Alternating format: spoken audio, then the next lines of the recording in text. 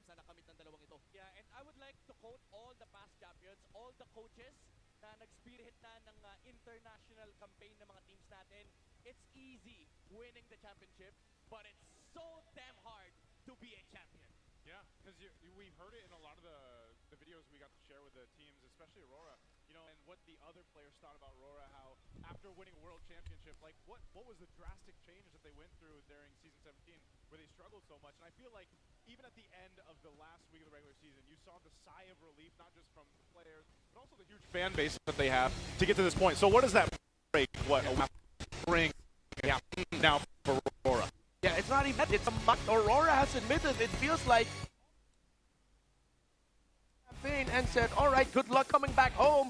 Thank you for winning another world championship for the Philippines, but you're not going to be able to win one here because we're going to make it tough for you. And I love how we're featuring these two. We talked about Severo, Dom and Kite. I'm excited to see how he's going to deliver against the pressure. I am guilty for being one of those naysayers. Madalas ko nababanggit sa videos ko kasi nga nababanggit naman sa community. Hot takes, they say, Dom and Kite can't carry. But today, maybe he can, maybe he should. Because after this, makalampas ng play-ins, 2 lives in the playoffs. At sobrang importante nun for Aurora and both Onyx. Honestly, dahil ito rin ang pinakaunang season ni Severo dito sa MPL Philippines. The first active import na makikita natin bilang gold laner na malaki din ang role na pinalitan. Again, this was the replacement for Kelra, the gold standard. And now, between these two gold laners, ay makikita natin mamaya kung sino nga ba yung mas makakabuhat dahil isang chance lang ang meron sila. Bisitahin natin itong hot take ni Midnight. Mag-prepare ka na ng depensa mo. Picture ko na naman! Kamusta pare? Sabi mo dito sa dalawang Filipino World Champions na ito, ang best performance ay galing sa isang Indonesian. Yes. Actually, galing to sa isang mabuting kaibigan natin. Itatawag ko siya sa pangalan sa Bossing M. Ayan. Bossing M.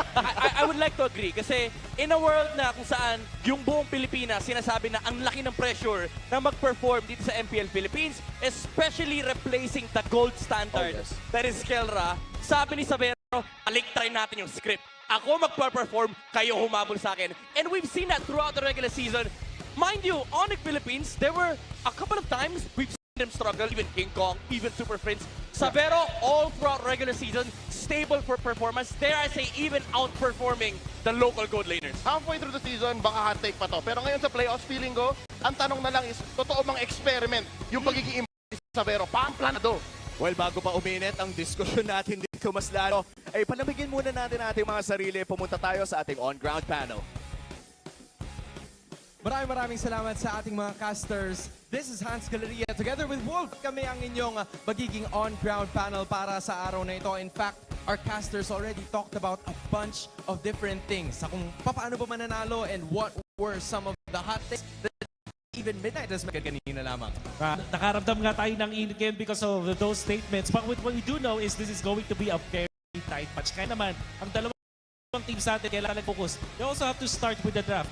Isa sa mga na-notice ko, Hans, na dalawang teams na tayo, kapag nagkamali sila sa mga priority heroes sa kanilang draft pattern, biglang hirapan ang hanapan ng mga additional na panalo dun sa mismong game. Parang dun sila nalulugi, hindi dun sa draft mismo, dun sa order of picks na meron sila. And also, when you're looking at Onyx, Philippines naman, nung gawin up against sa team Aurora, ang kailangan nila gawin ay manage yung mapa. At ipuwersa nila maging greedy yung side laners ng Aurora. Kasi naman, pag ang Aurora ay masyadong greedy, parang nawawalan sila ng control sa mapa. And with Onyx Philippines, lalo na yung pag may mga Harley sila kay King Kong, nagagawa nilang i-punish yung mga greedy lineups ng kanilang kalaban at mas nananalo sila doon sa mapa. And lastly, dito para sa Aurora, kailangan nilang kontrahin yung King Kong's Gambit. It's not the King's Gambit anymore. It's not the Orange Gambit anymore. King Kong's Gambit. Yung early game ang kailangan bantayan ng Aurora. Their jungle has to be secure. But nako po, Onyx Philippines can take over. I mean, dude, these are some very important games that we have to talk about. Maraming salamat para sa iyong real cooling tactics brought to us by Infinix Wolf. Maya-maya lamang, because in just a bit, we're actually going to be looking at one of our super fans na nandito kasama natin. VIP access together with everybody else. Hello guys, good afternoon. And of course, one of our super fans actually volunteered to be here with us today. So pakilala ka naman para sa ating MPL super fans. My name is Patrick Rebato. Right, Patrick, you've talked And kita naman sa uniform mo na supporter ka talaga ng Onyx Philippines and they're walking right behind you sa panahong ito. Malaki ang tiwala mo para sa kupunang ito. Ano bang pinagkaiba ng Onyx PH this season compared to the last? Ang pinagkaiba na last season is mas maganda yung chemistry nila ngayon kaysa dati. Siguro, nung regular season lang is nahihirapan sila dahil sa import nila kay Sabero. Pero habang tumatagal, nakakasabay na sa laro. And hey, you know, I completely understand what you said, Patrick. Kasi nung una, medyo maraming doubters si Sabero, di ba? But later on, he's starting to make doubters into believers and I hope you continue to enjoy. Makakaupo ka na, Patrick. And of course, to our VIP super fans na nandito mismo sa San Juan Arena. Tickets, I think, are still available. So if you guys would want to go for that, you can take it at the official website of MPL Philippines. Pero na-mention mo kanina, Wolf, something that is quite similar para manalo itong dalawang teams na to ay yung draft pattern. What are some of the things na pwede nating pagtuunan ng pansin before the start of the draft? Later na hindi pwedeng malugay. Pero parang nung dumaan yung mga coaches dito kanina, parang may na-feel ako kay iba. Parang gusto ko itapon sinabi sila kanina. Parang, iba eh. But what we do know is magkakaroon ng magandang draft battle dito when it starts. And I'm excited to see kung ano yung baon ng dalawang teams na to. Wolf, you've talked about baon. And in fact, it's 2 weeks na halos hindi natin nakita itong dalawang teams na ito. In fact, all 6 of them. First things first, Aurora versus Onyx. How essential are those 2 weeks? Magiging malaki ba talaga yung changes na makikita natin in your perspective as a coach? These two teams ay mga klase ng teams na hindi tatamad-tamad. Alam mo yan, Hans, parang willing sila na maglaro ng only games all throughout those 2 weeks. And I'm sure na yung mga coaches din nila ay sobrang naghanda for this one. Tingin ko nga, baka makita tayo ng mga kakaibang mga picks ng mga pocket strategies in this particular matchup, lalo na best of 5 na yun. Yup, and nabanggit din ng ating mga casters kani-kanina lamang that this is the M6 World Champions facing off against the M7 World Champions. Kaya siguro sa ngayon, isa na lang ang natitirang tanong na nasa aking isipan. San Juan Arena, handa na ba para sa unang laban ng araw na to? I think we're gonna have to split it out. Nasaan Super Sonics? I love the spirit. Nasa na namang it's Aurora Gaming Philippines against Philippines. It's been Wolf and teams. Time.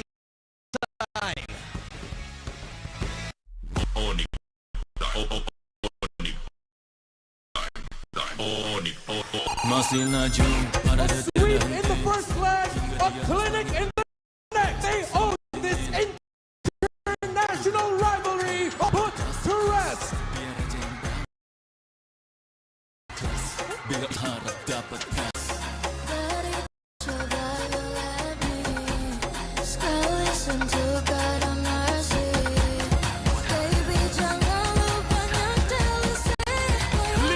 The super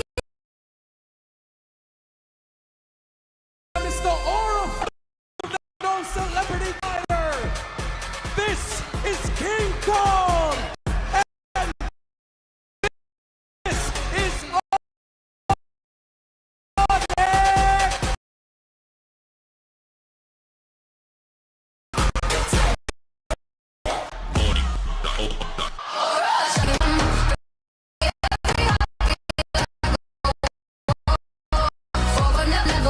Through the dark, and they found the lights within.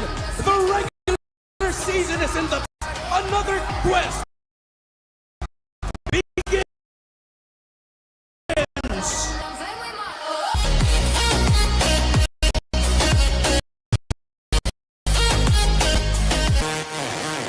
Anchoring the Northern Lights, the two-time world champion, three-time MPH Chess 12 playoff appearance, Roras. Make some noise for Edward and Aura Gaming Philippines. We move as one, unbroken in the fight. Raise the flag at the sky, remember. To ensure the integrity of the game, please welcome our Marsh, Miko, Chico, Josh, and Luis. The head referee is the job, Master Sen. Head coach on the stage. Okay, and only one will earn the right to face the Falcons. This is the ultimate international rivalry. San Juan Arena. San Juan Arena years ago. Both these teams have made history themselves, but only one can move forward. Let's start with Onyx Philippines. Answer the question, if whether or not bringing Savero in was an experiment, I'd say no. They had so much time and they really prepared for the pressure for Clayton to come in and to take care of business. I can't believe how much easier his season was compared to Dominic and Aurora. Yeah, on one side, you're going up against a player who called himself the Pressure. On the other side, they have the weight of the world, the crown on their shoulders. The reigning world champs of MLBB could be eliminated today in the very first day of the MPH S17 playoffs, which is why I'm looking forward to seeing how did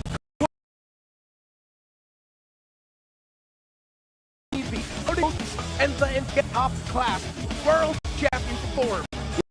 I don't need the stats. Yeah. Many a time in the interviews, Coach Dexter, Coach Master the Basics, they mentioned that we prepare, we play the same way. But maybe actually they gotta make it like Baku. I was saying, man, you know, bring out the teeth if you need to. Just like that. Let's listen in on a smashing test. Are they bringing out the teeth or not?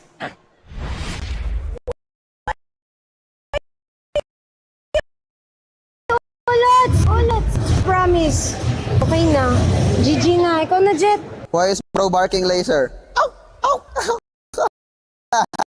Ano rep natin ngayon dito sa paparating na playoffs? Masasabi kong nasa full condition kami. Kailangan na lang galingan. Kailangan na lang lupitan.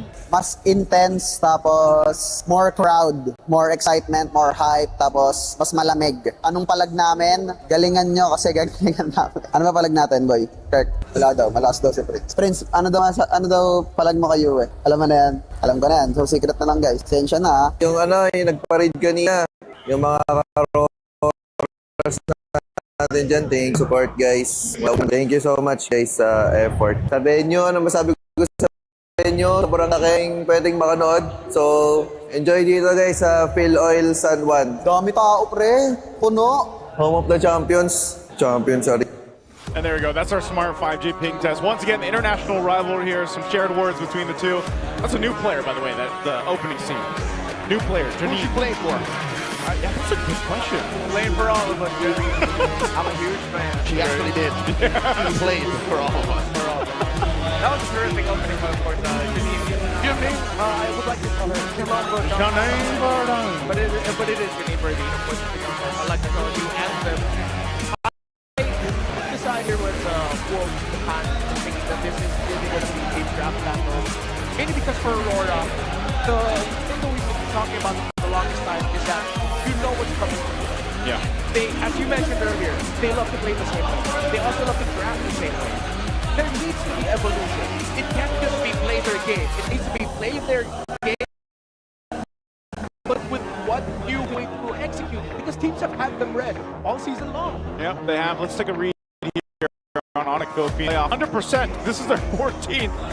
We've never gone to playoffs without the organization Onyx competing within it. And Savero's obviously first time in the MPL Philippines. What a route he's had to this point. I think he's been a big cornerstone of why they ended up here too, because things seemed a little shaky in the early weeks, but then again having a big question mark on how is Savero going to perform, the shoes that he wants to fill or make his own, and he's done it. They can continue on here against Aurora Gaming Philippines. Both teams actually have a very impressive playoff appearance record. And that's just, but on an individual level, you see some of them miss out. Light in his time with RSG and TNC, and for Dominkite, his time then Demonkite and Edward, of course. Well, Demonkite perfect on the attendance. You as well, if I'm not mistaken. Yep. Edward course. That one time. With MPL PH, he's played for 13. He's shown up in 12. So we're going to head into the draft. Broken Walls for the very first one.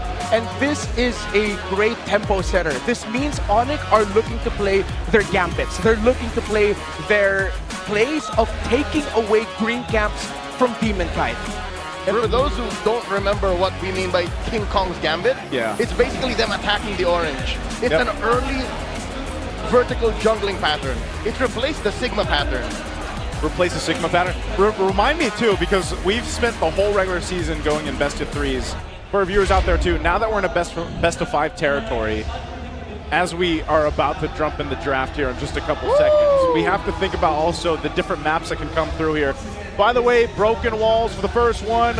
Boom! We've got some new effects. That looks pretty cool. Broken Walls. Can't wait to see all of them. But yeah, so how does it work in a best of 5 again? We got the side choice, random. What's left, and then I think it resets at the 5th. Yeah. Okay. The 5th is an open random pool. Yeah. All right. So choice, and then exactly what Leo said. Okay. All right. Well, jumping to this one, Ben's coming through already. We got Onyx on this blue. They're going to take out the Phobius, the Hilda. Over on the Aurora side, they'll take out Fanny. Freya. Yeah. Priorities. Are they actually going to ban out the Kalea? Wow. We're still thinking what, Harley, blue side priority? Dushin, Harley. I think more so Onyx would want to consider taking away the Juicing, because if Onyx want to funnel Aurora into a little bit more of a predictable draft, then that means they're thinking about Juicing, and they're hoping that Kimmy falls on the hands of Aurora. They're also okay with Yue getting the Valentina, not the most stellar record for him on that hero this season. But with the ban of the Phobius, Onyx might actually do something surprising. If it's not going to be a Harley rush, it could also be a Valentina rush out of nowhere. Considering that Aurora love to pick up heroes in the EXP and Rome that have a lot of big ticket ultimates. So if it's not going to be the typical Harley, it could be a surprise Valentina first, or they could just go for the Juice and Prio on the Super Fist 4-1 on that this season. They go for the Marcel, which is open, which is interesting. Not a lot of teams would want to pick up the Marcel with the Valentina open, but times have been somewhat shifting, and we've been seeing it as well in global MLBB. Rora might go ahead and pick up the Valentina here, but this almost 100% secures a Harith pickup for Onyx, and they're expecting that it's going to be Claude plus a jungler or Claude plus Valentina here at red 1 and 2. The Marcel coming through is interesting, but it's going to be Guinevere Val. This is not what we were expecting. Was the time away, the week and a half or almost 2 weeks, changing things this much for how you can read the draft for Aurora? This is what we talked about. A lot of teams have been watching them. Well, maybe this is the shakeup they needed in game 1. This was not in whatever draft prediction algorithm anyone has ever programmed. Given that Guinevere is more of a dangerous grass kind of map, or flying clouds kind of map hero, this showing up here, this shows that Aurora are proactive. This is definitely something that they conjured up in the past week and a half. Early on in the season, I think Onyx picked up a Harley up against his Guinevere and then just out-rotated it.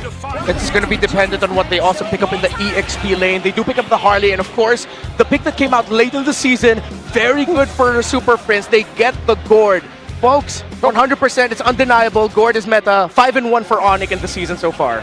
Okay, I like it. I'm glad, I've been pretty vocal that I'm just glad that he's been really like meta now, but it's also just paired up really well with the Harley, right? So you've got the Harley, got the Gourd. That's probably the most winningest combo they have. Do you bum rush the Sora? Because that's what ruined the Gourd lineup. Yeah, you might want to take it now. Before it gets banned out. It's good. It can be proactive. But they go ahead and pick up the Khalid. They want a wider pool for the EXP. They can still set up an Arlot for the Guinevere later. Okay. They have choices. So they got a Khalid. First phase is done. We've got to pick some brains over there of Hans and Wolf. What do you guys think about this? Maraming salamat sa ating mga casters. As of the moment, we're looking at something quite different, Wolf. Kasi yung Suyu, or maybe even the Harley is there pero hindi siya picked up as much. May nagbago ba over these 2 weeks? I don't think so. Parang nakafeel ko lang dito para sa Aurora. Mas na-feel nila yung strike nila with semi-fighter na junglers. Parang hindi na full assassins para kay DK.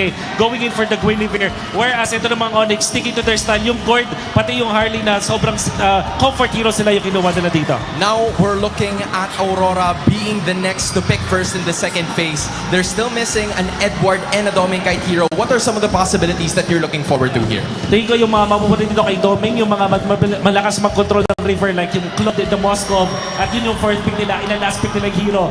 Coming out from Edward, maybe even a Benedetta eventually makita natin or a Lapu-Lapu. Sa Onyx naman, nararamdaman ko dito yung classic setup heroes ni Brusco, yung mga Cho. I think we will see that and then the Clint naman para kay Savero.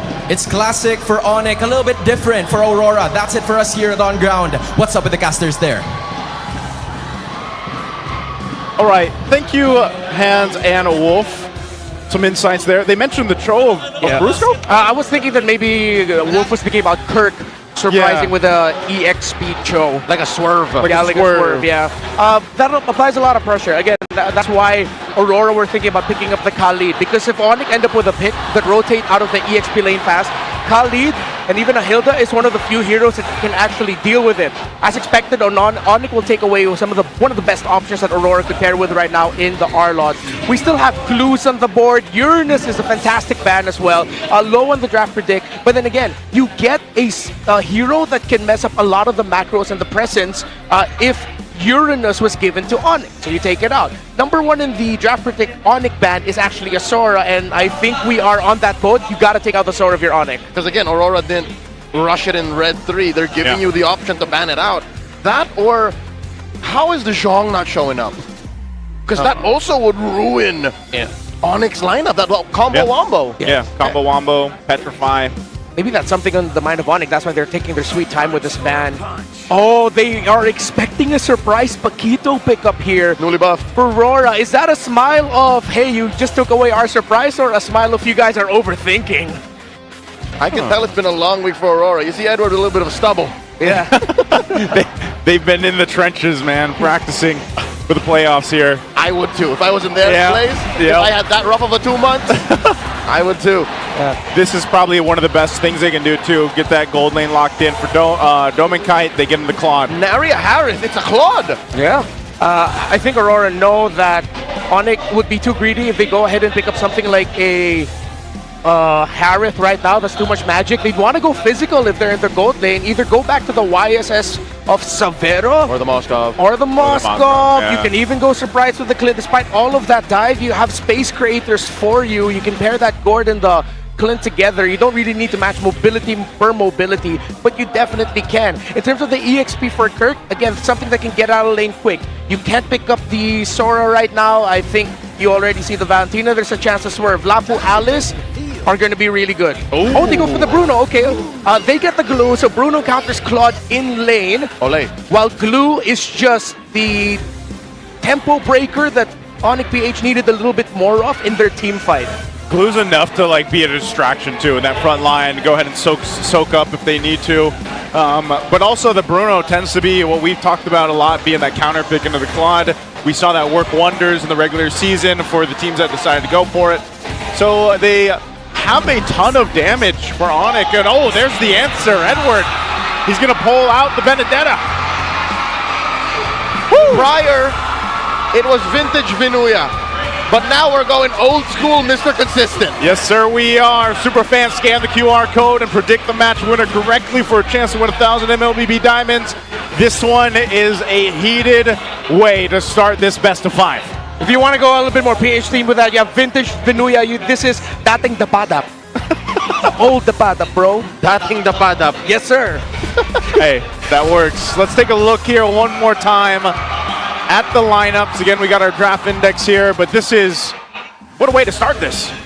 You know what, just to throw out to our global community, I spent the past weekend casting MSL Thailand. Yep. Aurora's draft looks very much like a KOG draft. A KOG draft. MSL newly crowned champions. Yes, sir.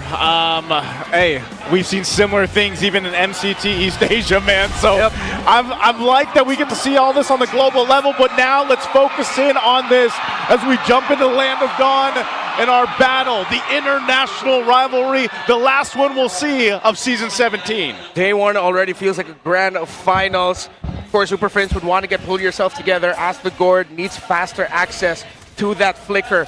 Aggressive trades in the mid as expected. The Khalid and Valentina together. Mid prio gonna determine a lot of the early wins. River control, very important for these two. Now with Glue going to Onyx, they have a slightly slower lineup. That's when Aurora's invading. Oh, forcing a flicker out of Brusco. And Onyx Philippines are on the receiving end of an orange gambit themselves. That projectile saved a life right there. That little stun kept them alive, but good thing. But they're showing aggression here in the early game already. Who is this team? What a jump by Light and Demon Kite. They draw first blood. He just paid for it. A lot of growth by Aurora here. They know their Benedetta is faster than this Glue. Again, that's why they invaded Orange, and they continue to invade. Brusco running through 3, stopping the invasion, but Demon Kite wants it. He's hungry. Do you want it? Do you want it? And he gets it. And they jump him. King Kong punishes the celebrity, and Light eats up one. Oh, fair enough. King Kong actually secured without a retribution. Yeah, he secured his own purple buff. He went in there with the space escape. Demon Kite falls. So Onyx get to defend the aggression of Aurora early. They lost their orange, but in the long run, Onyx actually won that long sequence. Yeah, it's Aurora doing things differently. It's not how you start, it's how you end. Yes. And that early sequence, as Remar said, goes to the Super Fam. First turtle, though. Who's going to take it? First turtle being up here. Both teams have some crucial level 4s. That was Yue taking the Mystic Gush, so he's got that for this fight. They're going to go ahead and start this turtle up, but Brusco will hold it here. Onyx can't rush it right now. Brusco doesn't have Golden Hour. Light not yet level 4 just yet. Kirk does have his mount if he wants it. Get half health on the turtle. They're going to go for this. Holding it. They take Light down. Getting the mount and everything thrown at him. King Kong looking for that angle, but DK will secure. Turtle 1 goes to the Northern Lights. Worthy sacrifice by Light. I'm sure he just wanted to get vision, but with him going down and Onyx committing a lot of their abilities. Wait! Dominic Kite up top! He's feeling himself, forcing Savero back. Multiple times in the season, Savero has had Dominic Kite's number in the gold lane with their little duos, but with the very first big trade, it's Dominic Kite who goes out on top. But for longtime fans of Dominic Del Mundo, aka Dominic Kite, they know that the strength of this jungler is, rather this gold laner is in the laning phase. Yeah. So if there's any time Dominic Kite will win against Savero, it's in the first 5 minutes.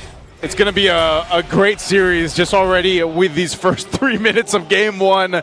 They have some time to go ahead and settle in, and now with a heck of a start for Aurora being on the more aggressive side, that could be enough to go ahead and start to set things in their favor. But one thing they do have to go ahead and take note of is, again, King Kong, despite all the pressure, it's pretty much fine. And that's going to be the case with a Harley like this. So I'm wondering, where do they find these little openings? Where do they find these little windows of opportunity for them? Also, because you have Brusco on the Marcel, so when you think you want to start with tempo, Marcel can be enough to kind of stop that from happening. Yeah, so Aurora have information that Savero is close to a minute away from getting his flicker back. He's at 50 and counting, less than. And so that's why Aurora would commit a rotation from Light to go Gold Crab so that Dominic Kite would be able to take it. Because they know that Savero cannot play risky and try to take it away. There's a cut by Demon Kite behind Savero. Does Savero know the pressure? Ill intent from the Northern Lights. 4 now. Dominic Kite with a big duet. And here comes the save. Golden Hour. Stolen. Gosh, where does it go? And it seems like they flubbed it. The jump, the flicker, the dive. Savero lives. Oh my God, Light! He's going to be the one to get punished. What a counterplay from Onyx. They went too deep. They went too deep. Brusco with the save. Aurora trying to take a page from Onyx's book with all this aggression, but it takes just a nice little platinum snap to snap Aurora out of their comfort. Oh man, that's exactly what I was saying. You want to set the tempo. Well, there's a Marcel across from you, and you saw how much value a perfectly timed golden hour can give to your team. And look at this, though. There is going to be a bit of a trade. Edward will grab some extra gold. Whoop. Off that bottom side. They want to do it again. Dominicite, BMI through. Brusco again to the rescue, forcing a defensive Rampaging Sandstorm. Oh my lord, the long con bionic. When everyone thought they were experimenting with an import, here they were using him as bait. Oh! Gosh, on the light, he might fall once more. Bulls in his face, Severo can't finish the job. Aurora will be able to get away, but Onyx, this is why they like the glue. It loses in the big overall rotations compared to the Benedetta, but when it comes to the fighting, it's kind of awkward for the Benedetta because of all that tempo breaking. And that's just the Marcel we've seen most of it. We haven't seen Kirk for a lot of these big sequences. When it gets to that, Aurora might have some difficulty. Yeah, they're already having a little bit of difficulty in trying to deal with focusing on Severo because Brusco's just been so well protecting him and staying on that side of the map if he has to, and that's one of the benefits of being able to travel fast as well. Again, that's just the Marcel. Oh, another one! Demon Kite barely gets away by the skin of his teeth. Okay, he stays alive. Surprised at how many beams we're seeing not convert into kills, but they are knocking down turrets. That's what they're going for. Hey, technical knockouts are still knockouts. Yeah, that's true. Leads to Demon Kite not being present. And the only real place that Rora can breathe is where Edward is. Yeah. He has to open up the map here. That allows a few more avenues for Aurora. But until Aurora gets the tower in mid, all the side lane pushes might not be that beneficial to them. Onyx handle the long lanes and far lanes very well. They have had fantastic macro this season, and they're willing to give it up if they know they get a big objective. If they know they get Turtle 3, if they know they get Lord 1. Yeah, this Turtle's going to be up. Last one of the game here, pulled through. Edward's going to join this one. It looks like after he clears mid. He's got a Blade of Hepsies too, so depending on where he puts his Petrify, like the final blow, he's going to be pumping out damage. And there they come. Golden Hour stopping the action. And a stolen one by Yue. The fight has broken out all the way back. And Bruce Defoe, Requiem by Demon Kite finding Kurt. And this has split up the Super Fam. And just like that, Rora gather back, and King Kong running away. Down goes King Kong.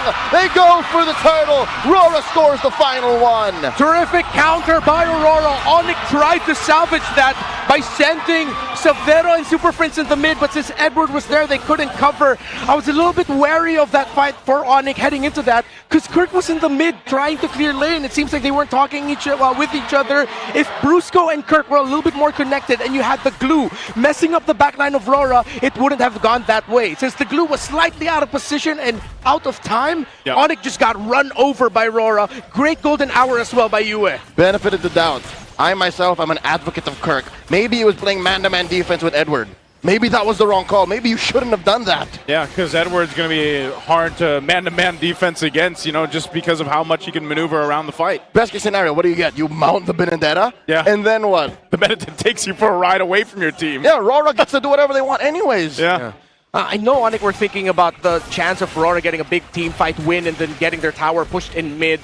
But at that point, with Super Prince and Severo able to get away from that, they were all right. Oh, look at the damage being burnt down onto Severo. Onyx, just like that, suddenly struggled to play proactively against Aurora. They're up 2,000 gold. Dominicite getting this push up top, and the map suddenly turns red. Oh, he got an easy push on that tier 2 top turret. Dominicite bringing that down, and you're thinking here for Onyx. Oh, Requiem, beautiful catch. This is defensive use of the Golden Hour. The answer as well, stopping them from pushing forward. Light, barely alive, gets taken down by a rogue projection coming from Prince. The Worldie came out in time as well. Super Prince's first initial Mystic Gush was actually diminished by Yue, but the Golden Hour by Brusco to follow up after Yue's Golden Hour is what put Aurora in a better spot for Onyx to at least get a kill onto Light. River control and mid control still for Onyx heading into Lord 1. Edward will push the side lanes while Onyx will have to manage that one up top. In terms of the gold, big lead for Dominicite compared to Severo. But Severo isn't that poor in terms of the resources. He's getting his items on the way to a Malefic gun. Yeah, he's got that. Not only that, but he's also got a situation where, you know, he's got his 2 items. They're going to have to fight for this Lord here. It's at half health on this point. It looks like they're blitzing it. Yeah, because Brusco has no golden hour. Super Fam, respond. Aurora jumping in. Yeah, Dominic guy with the blazing duet. And the golden hour stopping it all. And they do find the Lord. Demon Kai was working hard on it.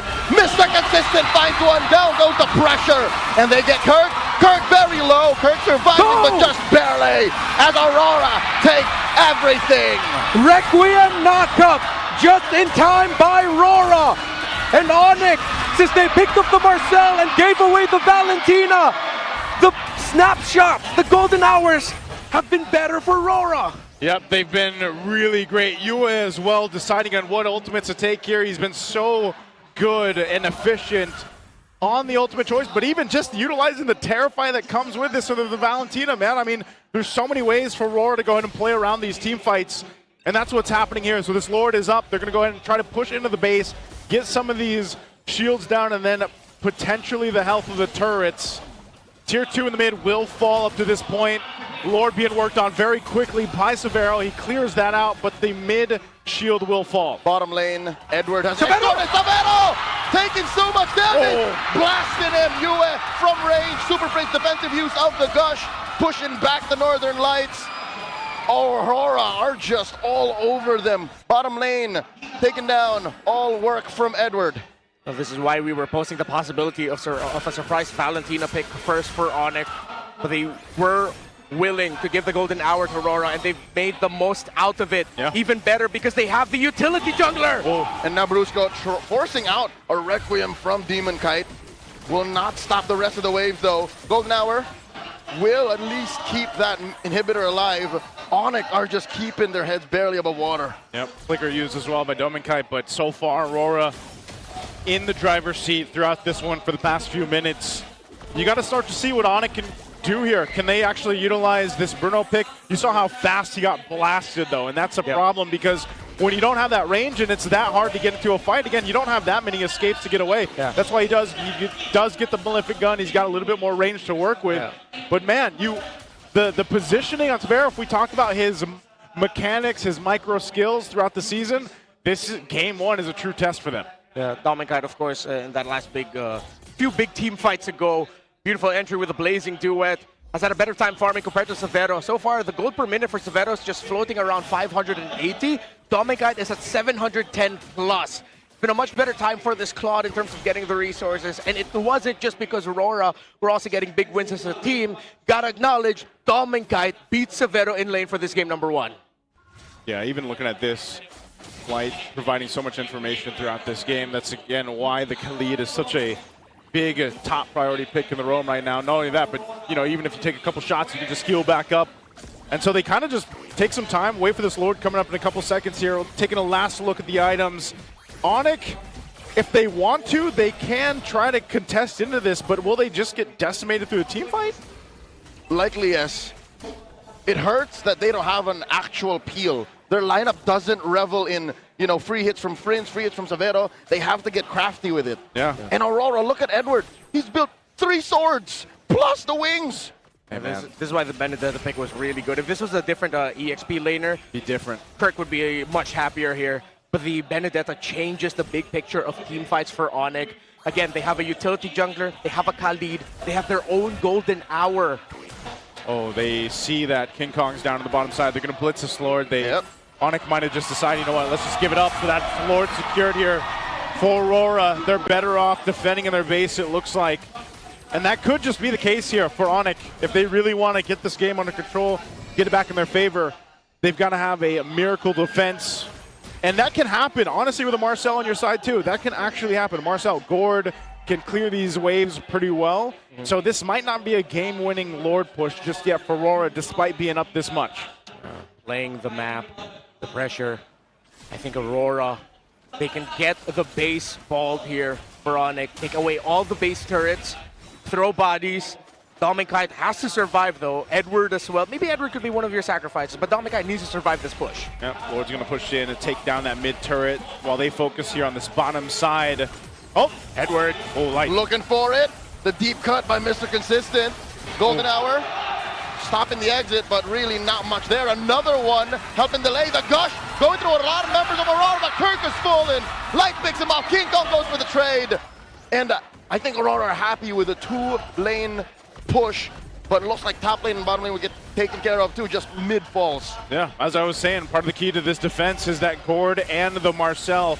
We'll see if they still hold on to the turrets. It looks like Aurora pulls the trigger, but I think they know that this is a little too fishy. Yeah. Well, that was actually a smart play by Dominic. I think his condition there was the moment he saw that deadly magic was used on the Valentina. That's why he decided to BMI in, because he knows he can afford to be a little bit aggressive and survive, because nothing's going to delete him instantly. He has his own way to lifesteal and spell vamp as well through the Claudes, the basic attacks, the blazing duets. So that was just a smart little decision and gave Aurora the space to actually get away from that. Yep, and looking at these dynamization here too, I think Kirk, big factor. Wait, conceal was used. Light's just pushing Brusco out, but I want to control this side of the map. Again, defensively, just needs a little bit more to be beefier. But even then, if Kirk has the items and he's like beefy enough to withstand a lot of that front-loaded damage, the problem is still keeping tabs on Edward, keeping tabs on what UA decides to do, and even Domenkite. So Onyx has so many boxes that they need to check to win ultimately a team fight that turns it around in their favor. You know that the Northern Lights are feeling it because they're starting to hunt. Yeah. They're looking for these brushes and flushing out rogue members of the Super Fam, which makes sense because look, they're protecting Savero like it's the first 2 minutes again. Yeah, they have to, man. He is the key here for them to eventually.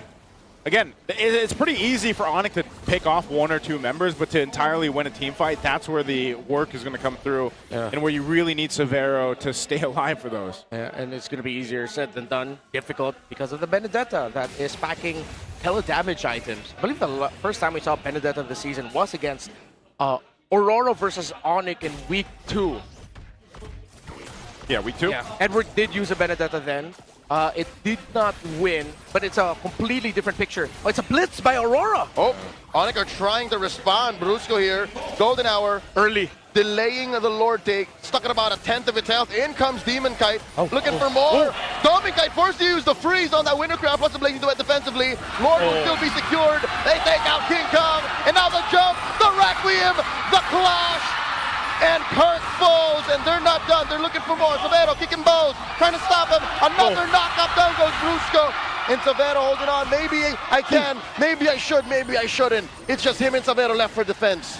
Early on the Golden Hour from Brusco. I think a little bit of a panic button. And then Aurora just decided to go for the jump. They saw King Kong first, found his hat. Brusco got taken down, or Kirk got taken down next, and then Brusco. Aurora looked to take game number 1. Yep, they're going to be pushing in with this Lord. A little projectile thrown up, but it's only 2 guys of Onyx left. And in comes the Electo final blow. That's it. They escort the Lord under the base. Aurora draw first blood in San Juan Arena. Early on, that's one doubt answered. They still have a long series to go, but Aurora looks so much better than they looked in the regular season. That was just game 1. A very different Aurora that we're seeing here. That week and a half, that 2 weeks, whatever it was, ended up paying off, at least here in the first draft, first game. And it leaves to wonder again, you know, in this case, down from the drafting, down from the execution, as we look at the highlights throughout this game, they started fast and they ended fast. I mean, it was a pressure game themselves that they put on against the Super Fam. I think in the long run, the glue ended up becoming a pick that hurt them more than it actually helped them. And of course, very easy as well to get AOT stacks for the Claude through the glue. After that, even if you get a mount, with how mobile the lineup of Aurora is, what are you trying to break? What tempo are you trying to break? There is no tempo to break. And you can't break Dominkite, who is the MVP of game number 1. He won that because of how he handled Savero in lane. He delayed the Bruno. And of course, his entry with a Blazing Duet during Lord 1 was beautiful. I kind of get now why people doubt his clutch gene. It's because he doesn't have to carry single-handedly. Yeah. He played very well from early, mid to late. And Again, when it matters, Domin Kite is there. He was proactive. He was just everywhere. Yeah, he played this to a T, and you gotta mind you too that just down in the lane, they put a lot of pressure on Severo to also allow Domin Kite, I feel like, to have a little bit better time to farm up. Not that he usually doesn't, it's just one of those things where if Severo's being pressured and they have a composition that should be getting off pickoffs because you have a Harley, you have a Gord to work in conjunction with a Marcel, they kind of had to shift their focus to keeping Severo alive. We saw that down to the very end where they were really trying to protect Severo. Well, Domin Kite, and the reason why this quad is such a priority, especially for teams like Aurora, is you already can be confident enough that Domin Kite's going to do his thing, right? This is his hero that he's able to go ahead and just kind of take autopilot and be very useful and efficient on a hero like Claude. I think Onyx need to put a lot more weight on this Valentina pick.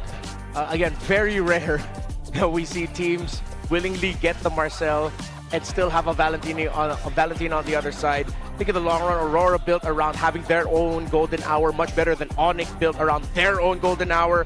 There were some times where Brusco's golden hour actually hurt the Mystic Gush of Super Friends, and a lot of times denied by US own golden hour.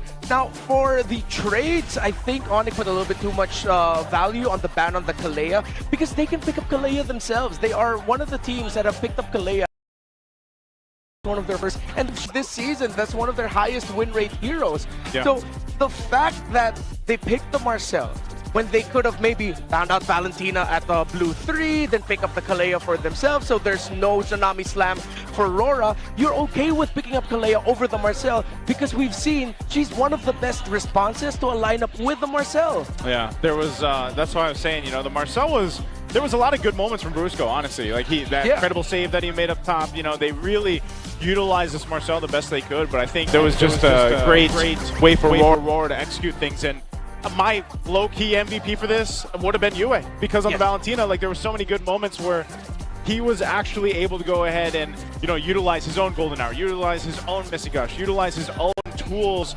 But then again, like I said, the damage that comes with Valentina plus the Terrify mechanic within her kit is just so good. And that's what we saw from Yue. That pressure alone is what left a lot of the time Severo thinking like, I can't push forward too much on this Bruno. I'm checked in my zone because of this Valentina. Which compromised the Onyx whole game plan. It's clear, even if they don't say it, they play for Severo. They do. We're going to give our players a little bit of rest here. We're going to be going on a quick break. We'll be back after this.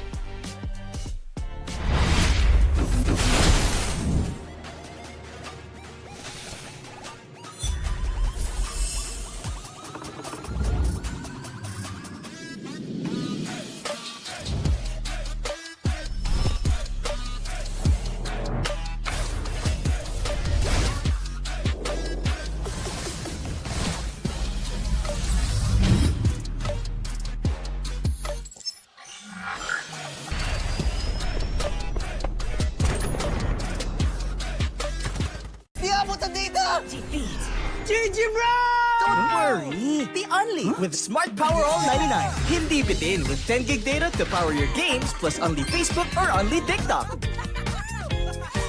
Load now! Wow! You know your scalp can get up to 5 times more dandruff? Get triple anti-dandruff power. Supercharge with Clear. Hey, you! Did you know men have 1.4 times weaker scalp? Get a shampoo that's 100% made for men. Supercharge with Clear. Enemy alert. Your scalp gets 1.5 times greasier, causing dandruff. Get triple anti-dandruff power. Supercharge with Clear. Stop and pull over. Your scalp gets 1.5 times sweatier. For cooling power, supercharge with Clear.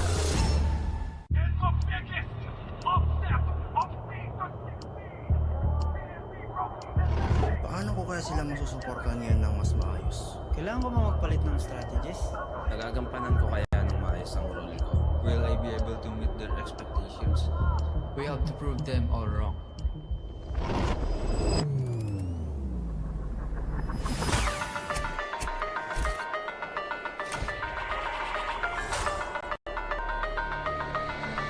Time to win.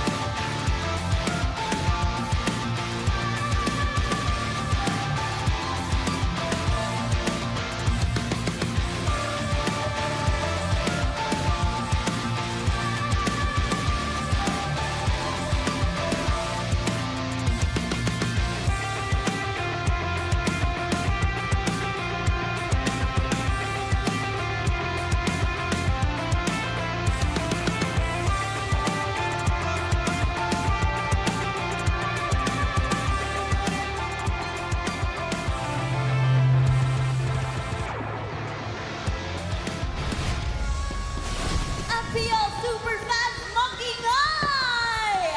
Ramdam na ramdam ng playoffs energy here at the San Juan Arena. And you know, Aurora took that first game and kita naman, intense ang ating matchups. At kanina, no, sinimulan natin ang first day ng playoffs with an intense performance by none other than this beautiful person. Nakatabi natin, Janine Berdin!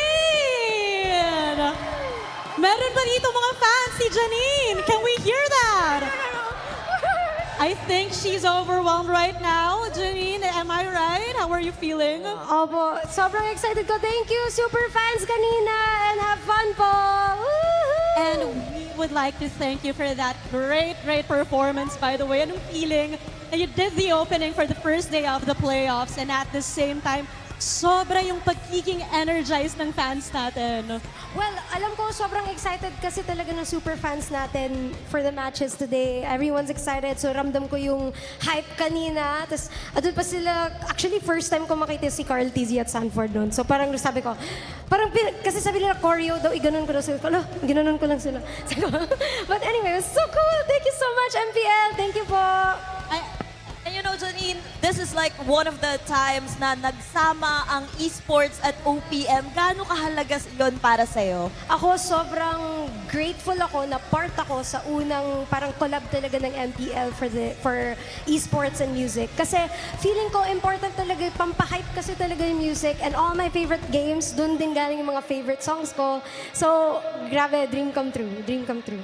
It's always a great time seeing, you know, different fields, music and esports colliding. And she's also a fan, diba? We've talked about this. Fan of Carl TZ and also a player of ML. And also, may pinapakita dito si Janine, a collaboration. If you guys can see, she has an exclusive photo card for MPL Season 17. You guys can see that? Okay, Janine, why don't you invite your fans, you know, they can get these photo cards later on. Yes po, sa lahat ng hindi pa nagsistream ng palag na to, meron din tayong photo cards. Stream nyo na! Woohoo! MPL! Palag na to. Streaming right now, if I'm not mistaken, that's 400 million. Yeah, and it's a perfect song to stream while you're playing kasi talagang andun ka sa mood na makipag-clash sa ML while listening to that song. But you know, Thea, also good music or song to stream right now. Janine's music. What if I missed you for the rest of my life? Yes Yes po. Let's talk about that because it's trending on TikTok. Ano bang kwento nito? Napaka-interesting ng kwento nito. Sobrang musical genius. Yes. Ay, interesting. Hindi ko alam. Kasi nasulat ko siya habang nasa CR ako. So, alam niyo yung naiwan ko yung cellphone ko. So, wala akong choice. Nag-isip na lang ako ng mga sad stuff. Na nakasulat ako ng kanta. Yay! And right now, it's all over TikTok, not just in the Philippines, but also internationally. Oh, thank you. Janine, well, since we've mentioned your new song, okay lang ba? We hear a bit of it. Okay lang ba mag-sample po ako, super fans? Sisigaw lang ako sorry, emo. Sige, 1, 2, 3.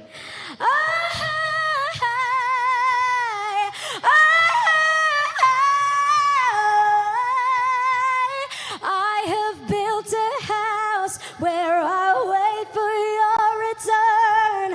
I only want you to be mine and not a lesson learned. And I will wait and wait and wait until this city burns. I will wait and wait and wait and live on what we were. Grabe! Denise, parang wala lang kay Janine. You know, while I was listening, aside from being in awe, I was like, paano mo maiisip yun habang nasa CR ka lang? Kasi naiwan ko nga yung cellphone ko. Grabe! Parang lagi kailangan iwanan mo na yung cellphone mo palagi. So you can bring more songs to Live Like Thank you Those. po. Supporting OPM. Thank you po. Support OPM. I can't stress this enough, a musical genius. At dahil we love your presence here. As you know, Janine, meron tayong Wall of Fame dito sa MPL where we want to honor Filipinos who are excelling in their fields, and we want to invite you to sign this as an All right, MPL fans, Janine Berdin officially signs at our Wall of Fame. Palakpakan naman natin si Janine Berdin. And right now, Janine, we would like to invite you, some of our fans and some of your fans here would love to have some of your photo cards. Is that okay? Mamigay tayo right now. Yes, okay lang po mamigay. We have, ilan ba to? 50 ata to? 50, paano marami. mamimigay? Mamimigay lang tayo some of the special fans here. So we'll be na going mapipili ni around. Janine. All right, raise your hands if you want a photo card. Hello po. Hello po. Paano po ba? Paano po ba? Hello po. Sorry. Hello po. Ayan. Ay, nahulog ko. Hello po. Pupunta po ako. Sorry po. Sorry. Hello po. Hello po. Hello po. Salamat po. Hello po. Sorry. Hello po. Thank you po. Ay, meron pa po isa. Thank you po. Ay, ito. Madami daw eh. Ito po. I'm sorry. Gusto niyo po ba? Sabi niya, ayaw ko. Char! Ay, sorry, Maite. Thank you po. Hello. Sorry po. Kulang. Sige. Sorry, isa lang po. Ano ba yan? Hindi kita. Nanay. Ang pangit ang sulat ko. Sorry. Bye-bye po. Thank you po. Alright, palakpakan naman natin, Janine Berdin! Oh my gosh, Janine, ramdam mo ba yun? The MPL super fans love you right here. Super fan din po ako, kaya thank you. Maraming salamat po. We love you so much. At ibabalik na natin sa bakbakan. In 3, 2, 1, we would like you to say our line for the season. Palag na to. Yeah. Alright, are you ready? In Yeah. 3, 2, 1, Palag na to! Thank you so much, Thea, Denise, and Janine Berdin, the singer, the creator of our current song right now, Palag na to. How you feeling, Redmar? Why did I not receive it? Yeah, he's... Redmar, you all right? Yeah. I'm good. I'm still salty. I didn't get a card. Hey, maybe we can get one of those special edition cards. Well, okay, if you guys missed game one, Rora won in about 18 minutes, if I recall correctly, in game one. And I don't know if people were expecting game one to go that way because Aurora looked different than they did all season long. Let's take a look at Prime Edward here. Finals MVP of MPL Philippines Season 7 and MPL Philippines Season 10. And these are the breakdowns of his stats. Renmar, can you take us through this Prime Edward time? Yeah, of course, this was highlighting his time with Blacklist International. I wouldn't like to, so far, yeah, it's probably his prime now, but of course, if he keeps on going on, then his prime gets even longer and longer. And he played a prime role in the previous game, of course. The call by Aurora for the surprise Benedetta pick to ruin a lot of what the Onyx composition wanted to do. But now we look at Season 17, Edward. At this point, he's the two-time world champion. He won his first one with the Blacklist International M3, of course, with Aurora in M7. And it's changed somewhat because the heroes, the meta have shifted. That a lot of his best heroes really just boil down, especially for the season, to the Lapu-Lapu. He's one of the few that still consistently would like to pick it up over anything else, which puts a bit of a mindset check on the staff of Aurora. They want Edward to be the guy who would sacrifice himself for a play, sacrifice himself for info, even more so than the team's roamer. Initiate a trade through that. That's always been playstyles of teams that have wanted to make Edward excel. But you can only get to so much with that point. You have to evolve. Funnily enough, his evolution is by showing an old trick from the past, still a really great Benedetta. Yeah, so I wonder what that means for going in the game too, you know, because since you mentioned, you know, Edward's such a cornerstone to making this work for Aurora, will he be more on one of those most used heroes that we've seen him previously throughout the season, or will it be another kind of curveball for him in the XP lane? We are going over to... was it Expanding Rivers? Yeah, Expanding Rivers. Do we have rivers flowing through here, man? Yep. Those were, okay, those... Everything was river. Yeah, everything was river. It was wet. River. Everything, yes. That's true. Covered in H2O. H2O. Let's go to the draft. Got Roar on the blue, Onyx here on the red. They will take out the Fanny, the Kalea right now. They go for Freya here. Jushin's probably going to be banned down too. Yeah. If there's any lessons to learn and take away from game one is the whole Marcel Valentina trade. Yep. Yeah. Just pin that down, and then we can turn a chapter in this best of 5. Yeah.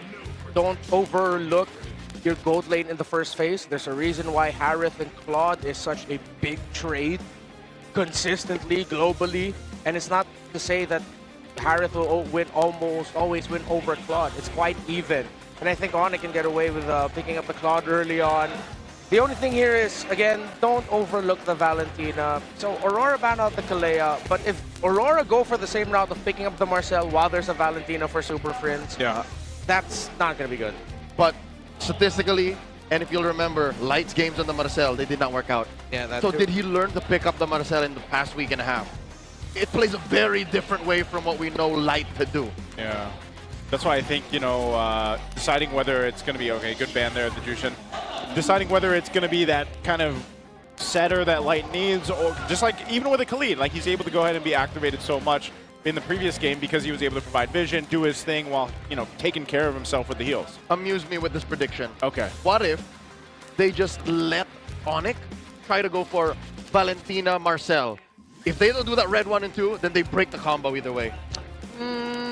That was in my head too, but then there's, with the presence of Phobius, Harith, there's a lot to trade for. And Claude. Yeah, and Claude.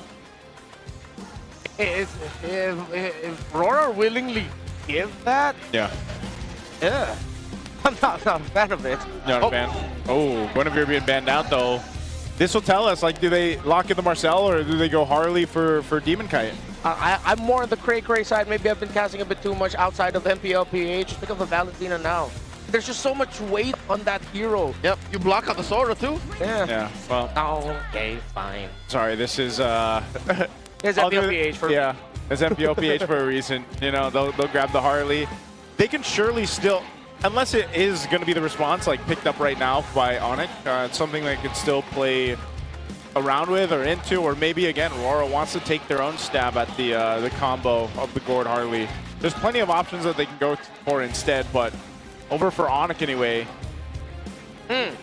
I think Onyx would be okay with picking up a surprise roamer pickup, like a Khalid Claude early on, that type of deal. Or Valentina Khalid. For Valentina Khalid also, just get your roaming duo already. Just win the early. Yeah, pick up your gold at red 3, then jungler second phase. So they go Phobius Claude instead. They're trying to turn off a Valentina pick potential from Rora. I think they're on the same mindset. It's like, there's no way Light plays Marcel. Yeah. I don't think it's...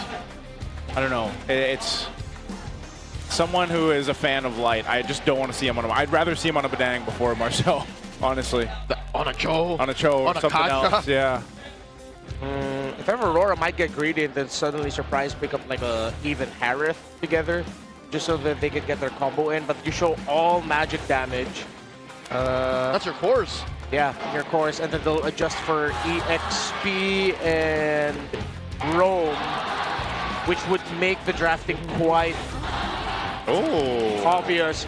So they get the Clint. This is one of the bans early in the first phase by Onyx. Take away the Hilda. And I think this is where we're going to see Light teeter around. Just trades between Hilda and Khalid. You really can't go wrong with just prioritizing those two heroes over and over again in this current metagame. So now the pressure's on Onyx. Do they pick up their jungler here? They do. And the Leomord. They'll take their Leomord. If this wasn't like Edward, for example, I'd say, you know, this Hilda could still be flexed. Technically, I just don't think we're going to be in a world where Edward plays the Hilda. But who knows? Aurora has changed over the week and a half or so.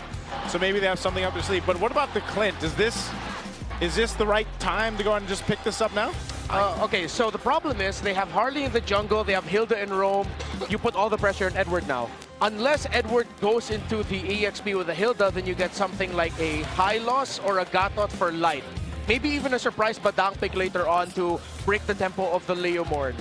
I think Onyx should not forget about the Sora here. If they give the Sora somehow to Edward, King Kong's gonna have a bad time during the turtle fights. Even Claude on the Claude, even Severo on the Claude, excuse me. Joseph, to tickle your brain on the whole Clint situation, why it came up so early. Remember in the early days of Season 17, Rora brought out the Leslie? Yeah. Clint does a better impression of that kind of damage profile against the Claude. It on-demand burst that the Claude can't deal with. That's true. And it's safer than a Leslie. So there's more range. I guess it also kind of helps, like, for example, we saw how tough it was if you don't have the range, like on a Bruno. Well, Clint, at least he can still do damage from afar, you know? So, I've only ever casted elsewhere last weekend, and that time I saw Thailand. So that's where I saw it. Yeah. It's a Clint versus a Claude. Did it usually end up winning then in that matchup? Or was it more so just kind of a 50-50 tie, depending on who, you know, who's playing it? I need to revisit my stats. Okay. I think the tough thing here now for the second phase is Lilia is going to be... Okay, never mind. Onyx read the Lilia perfectly. Thinking if Bro are crazy enough to pack something like a Valier onto Yue with all of the dive, a well-timed Searing Torrent ruins the team fight of Onyx, and the pokes as well, which might alleviate pressure from the EXP and the Roam to hold down long enough. Aurora also needs some really sure stun. I know they have the power of wildness, but I think Hylos or the Badang is just really good for their lineup right now. All that tempo breaking. Yeah. With the Marcel open, tough because you still have a Marcel Valentina trade also still active. It's looking like... Oh, wait. No, they forgot the Sora. They're willing to give the Sora? Oh, okay. I guess they are going to give the potential for a Sora to come through. And they're pressuring Onyx like, go ahead. Pick up the Marcel. I think Onyx would want to consider something like a Leomord now. They take out the Khalid. You're gonna be slower in terms of the map, but as long as you can get fast clear, they took away the concussive blast roamers, unless they settle for either Gatot or Hylos. Oh, Aurora and Onyx heads right now, man. Yeah, this is sort of one of the things that you look to see in the draft throughout the playoffs and how it differs from the regular season, and some of these patterns definitely are different. Yeah, I think crazy enough to pick up a Cho if you're Onyx later on. They take the Valentina, good, but they lack a reach. They are all gonna be dive here, and Rora can change that with a great pickup in the mid. I got it. The Clint did win against the Claude. It was Bacon Time versus ACT. And Guns on Bacon Time just ran roughshod on that Claude. So yeah, it does work. It's a better impression on what Rora did early in the season, which they lost, by the way. Yeah. This is long-term storytelling. Long-term. And it's nice that it comes through, because I think in this case you'll get to have that picture painted too, how well that Clint does, because he's slowly popped up towards the end of the regular season more and more. Lacking. Oh, it's a high chance this Hilda might actually go into HP, but there still could be a swerve. Got the catch as expected, and they get the gourd. That's what I thought, man. Yeah, good closeout, good range, good balance. It's just so balanced right now for Aurora, while Onyx are just full in your face that if they don't win Turtle 2 or Turtle 3 with significant kills for the Leomord, maybe even the Phobius, Aurora can win this in the long run. The only way Onyx can actually get to the gourd is through the Claude, weirdly enough. Yeah. For now. Yeah. And that's a little too dangerous. It's expected. It's what was left on the board. Yeah, that's why they needed to pick up the Cho. They picked up the Valentina for safety, but you knew the Cho was coming out because of the Clint there.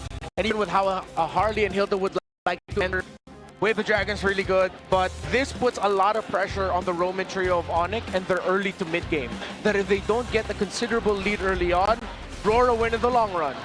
Yeah, this is quite the interesting draft to go through for Game 2. Some similar concepts, but just kind of flipping over onto the other side.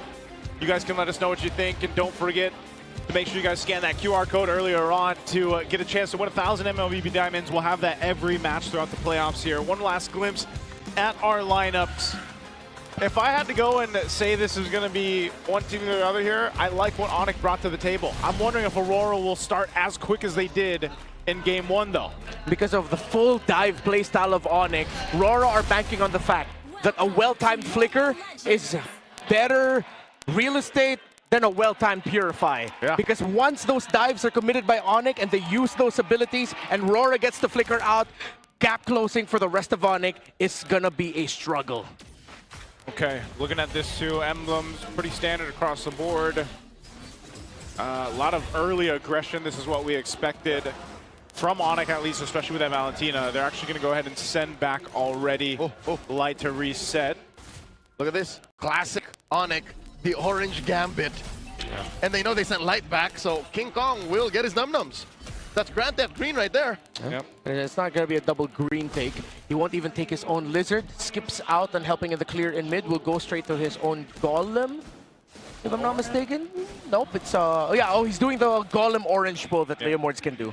Yeah, going no, he's just getting orange, it looks like. Oh, mid lane. Brusco running through two. That's just what you can do with a Cho.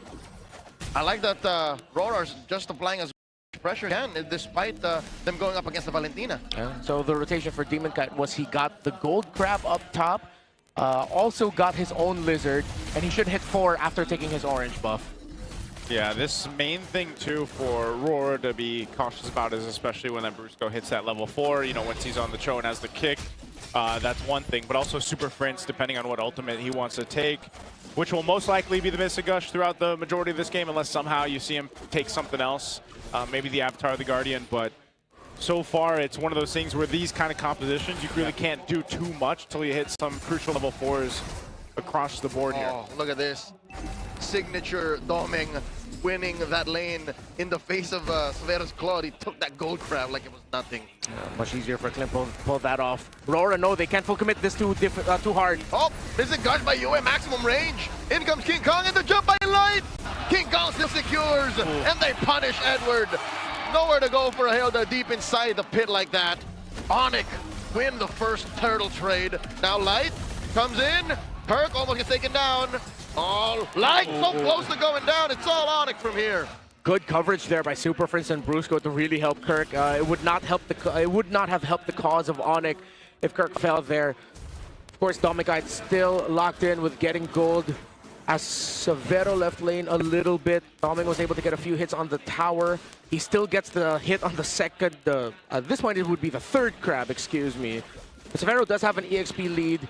He's gonna go for the double lane 3 minutes in.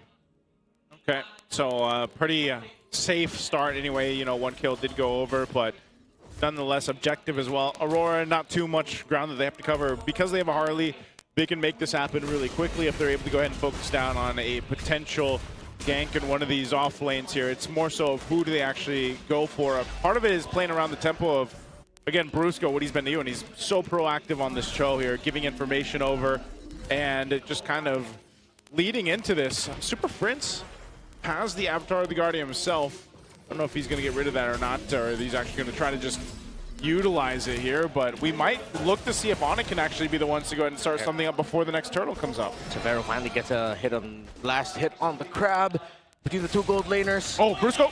Brusco looking for that kick, finds it off angle. He does catch a deadly magic, plus the combo, the gourd throws out that gosh, and the ALG closes off the exit. Now Super Prince does not save Brusco, and in comes Edward, wailing away, looking for targets. King Kong can't fight. Now there's the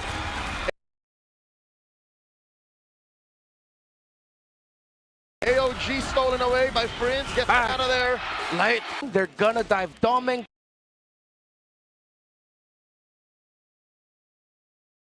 Kite, and then first tower breaks up top. Onyx are looking to see if they can expedite that process.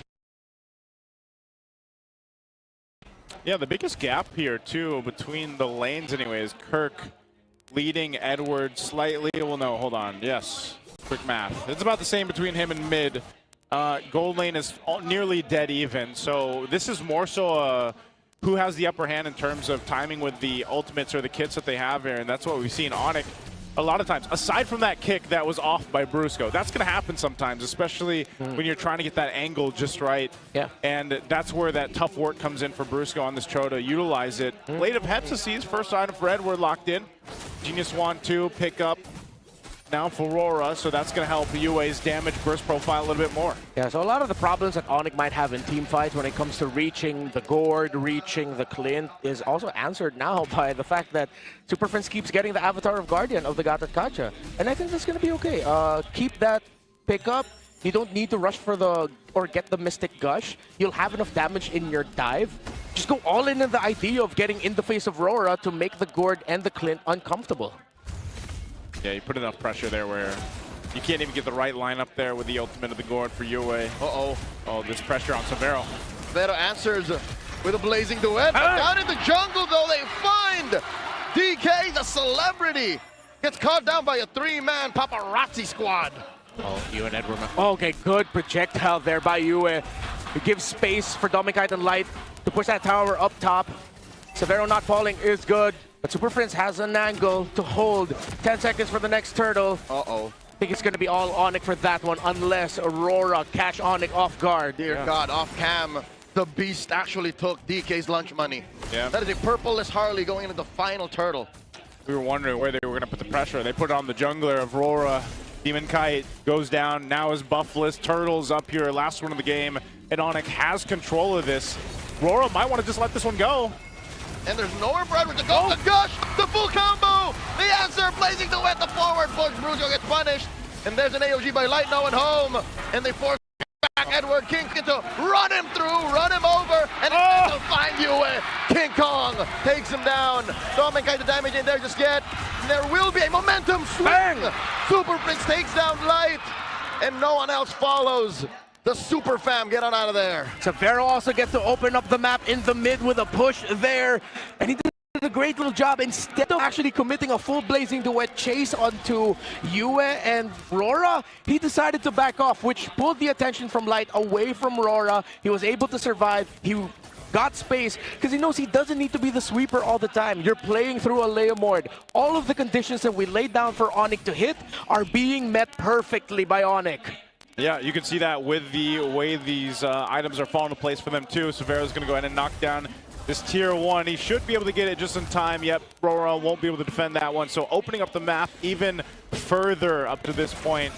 Onyx has control of it, and I think even to an extent they'll continue to at least give information and put pressure on the purple buff of Demon Kite as Brusco and Kirk are both around here. But since King Kong doesn't really have to worry about this, actually he's going to rotate for this too. I guess they just want to fight it out, knowing that these tier 1s are down in the mid, but it will be secured by Demon Kite. Demon Kite now picks up the Malefic Gun. So the hope here is that he's had enough time to farm up to where he needs to make this Clint now shine, as he's got the range to duel with. I think your main point, though, is the problem you pointed out earlier, Renmar. It's, you know, for the most part, Super Prince taking the Avatar of the Guardian. It's so efficient on making Aurora kind of scrambled in a way on what to do. And because I mentioned this earlier in the draft too, Edward being on a Hilda, it's a little, it's so honest the way that he approaches the fight. So it's not like Edward can swing around to the backside or try to cut some off, or replicate that pressure against Onyx. And that's the thing. When he does try to swing for the backside, that's all he does. Yeah. Because just the same, Rora can flicker out of the way from Onyx dive. Onyx can do the same to Edward, pick him off, and then go again. I think Edward needs to stay with the back line so that he can power off Wildness the entry of the Claude. Onyx are going for the blitz on the Lord. Lord now at a 10th of its health, a 12th, a 16th, and the super fam secure with very little resistance. Let's go! Light catches a lot. Look at the back line. He gets the kick on a Demon Kite, and Severo finishes the job. How did the Bruiser do that? And they find the next target, Edward. No bush nearby, forcing you in to get that gush through and a flicker. Onyx are just calling all the shots. Brusco made up for the one-off that he missed the angle. Now he finds the mark in Demon Kite. They're going to take down this tier 2 in the mid as well. Brusco is on a hot streak. He's got educated feet, man. Like, sure, he missed one, but whatever else followed just keeps Aurora honest. Yeah, that was a conceal from mid 2. Lord marching down bottom. Onyx looks like they could get more towers. Everything has gone well for the Super Fam, but they still cannot get greedy. You're up against a Gordon, a Clint.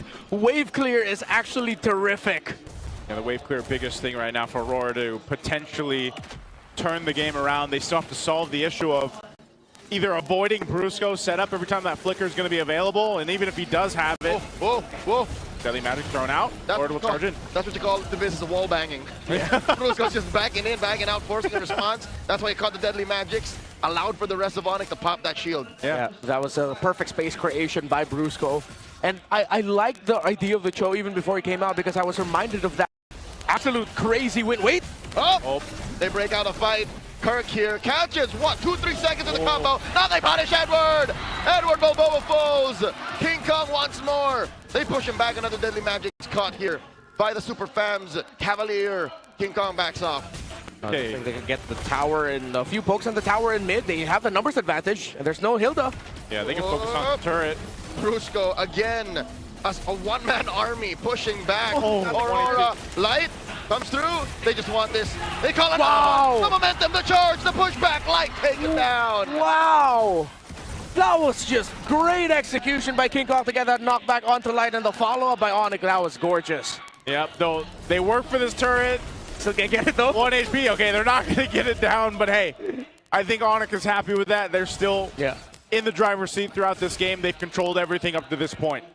As the great Mr. Chow said, but did the turret die? So it's worth it. It's worth it. For now. For now. It's 1 HP away. I think, then again, it's something that this lineup can do is just buy enough time to go ahead and clear these waves out. I think part of it, though, is Aurora is struggling to figure out how to approach these team fights. Yep. Because if they do if Light jumps too forward, then who's going to peel for Dominkite? If it's Edward, again, Edward can only really run in one direction, right? That's the biggest problem with this Hilda XP lane. I feel like overthinks in the draft are very active. Though I understand the Atlas ban. Maybe I'm just a little bit biased towards the Atlas. The Valentina ended up with Onyx, but so the fact that Edward's on something like a Hilda, I think should have been a different pick. Well, right now, fighting for this Lord, Aurora shows even down at 8,000 gold that they're willing to get in range for it, but maybe this is just a feint. Deadly Magic's thrown out. They should get out of here. Lord here gets secured easy by the Super Fam. They're looking to punish Light, but Light skedaddles. AOG stolen Super Prince. He flickers back. All of that just to steal the orange away. Let's see how many towers Aurora are gonna lose here. Is their wave clear good enough? The gourd is only up to a glowing wand. Hold up. Even on the fadeaway, Demon Kite still got his orange. Yeah. And he grabbed it. Has his core items, but right now Onyx can take a lot of that. I mean, as long as Severo isn't the guy taking it. Oh, but he has a Winter Crown also. Oh, this could be it. Even Kirk could take like 3 seconds of the full combo. Yeah. We saw that just a little bit ago. And still re-engage. Yeah. Radiant Armor, Athena Shield is pretty much all Kirk really needed to withstand that. Plus the top boots. But yeah, plus the tough dudes. Yeah, that's part of it too. Turret finally falls in the bottom lane. Lord is there. Onyx, do they try to punch this one in with a win? They don't have a wave pushing in. That's the unfortunate thing off this Lord. They don't really have further waves other than the mid.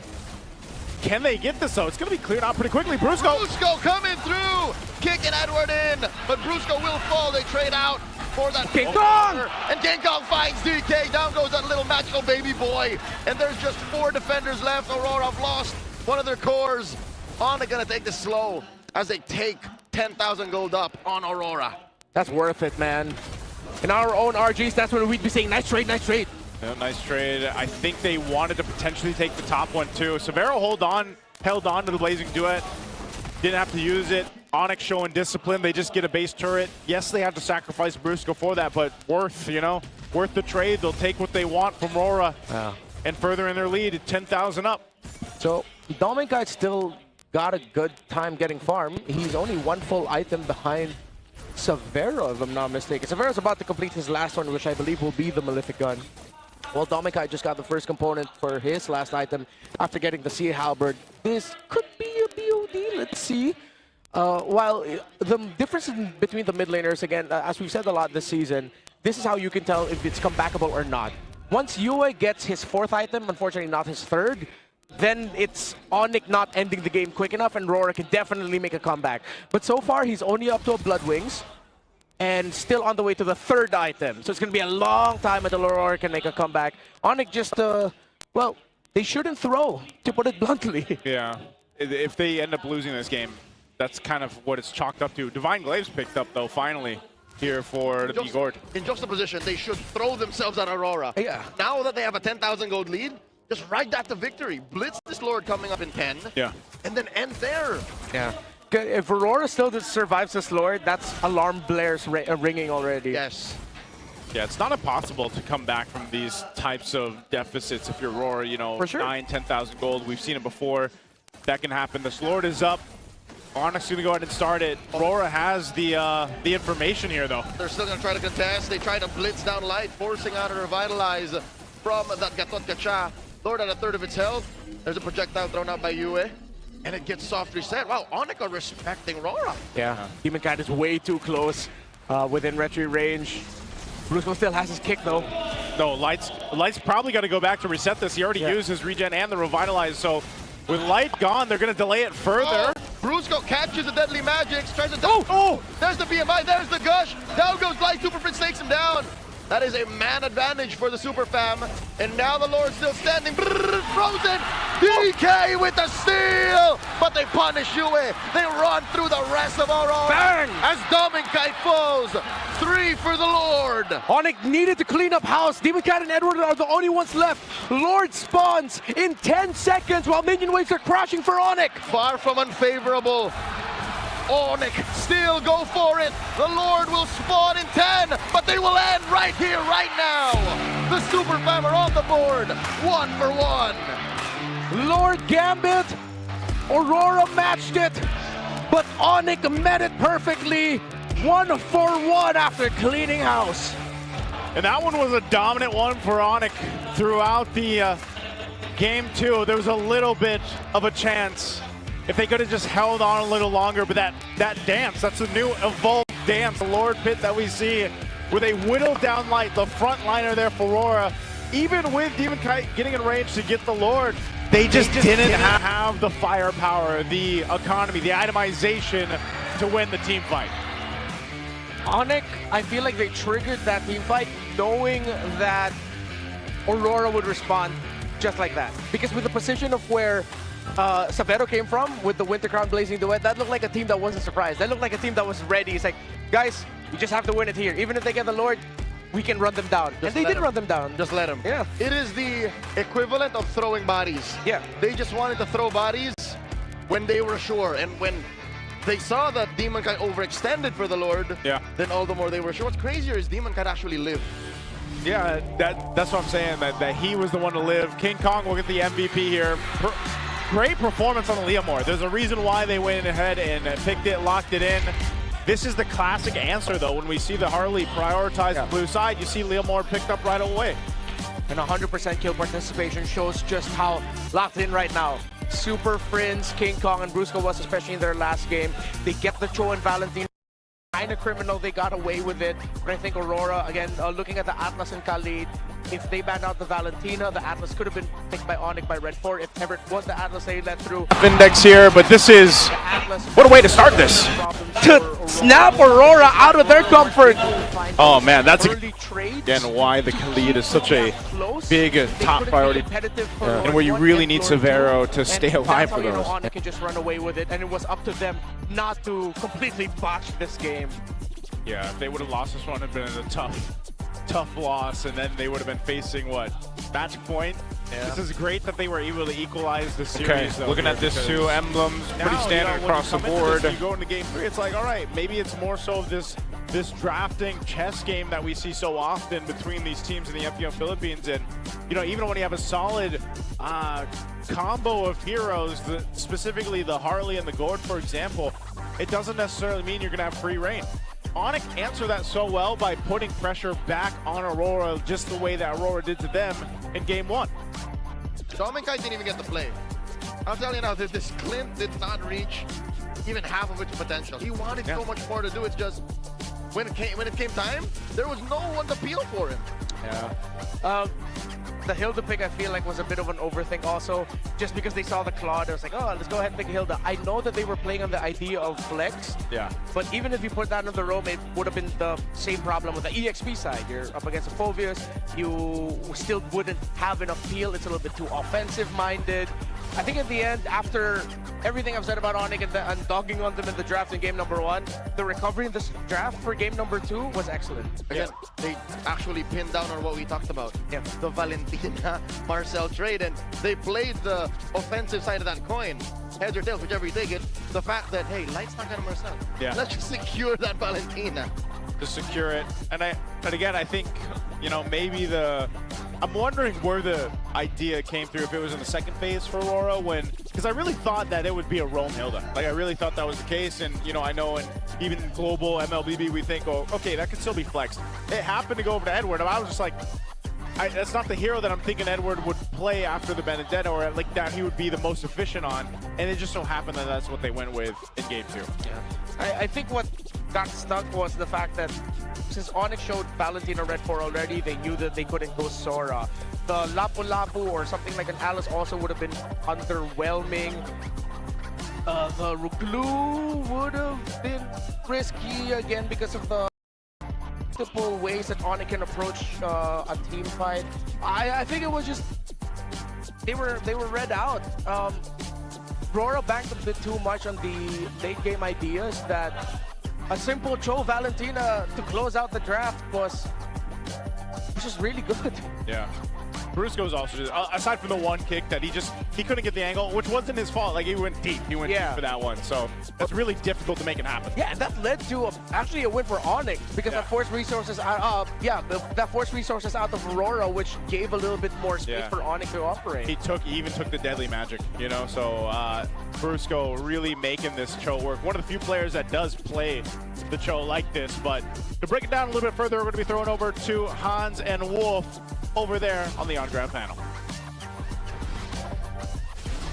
Maraming salamat sa ating casters. It is now 1-1 after Onyx Philippines have equalized the situation matapos ng magandang laro na ginawa din kanina ng Aurora. But let's focus on this game number 2. We saw King Kong play exceptionally well. Kaya nga siya ang MVP ng laban na to. But I think you have something else that you would want to cover for this game. Yeah, I think the reason bakit naging MVP si King Kong is dun sa pag-retry niya. Pero hindi niya magagawa kung hindi dahil dun sa Cho kabila from Brusco. At tingin ko rin yung hero pick na yung mismong pagkakadraft ng hero, the last pick Cho, was really interesting. You wouldn't think na pipili pa rin yan kasi may gatot catcher na dun sa kabila and meron ng Hilda.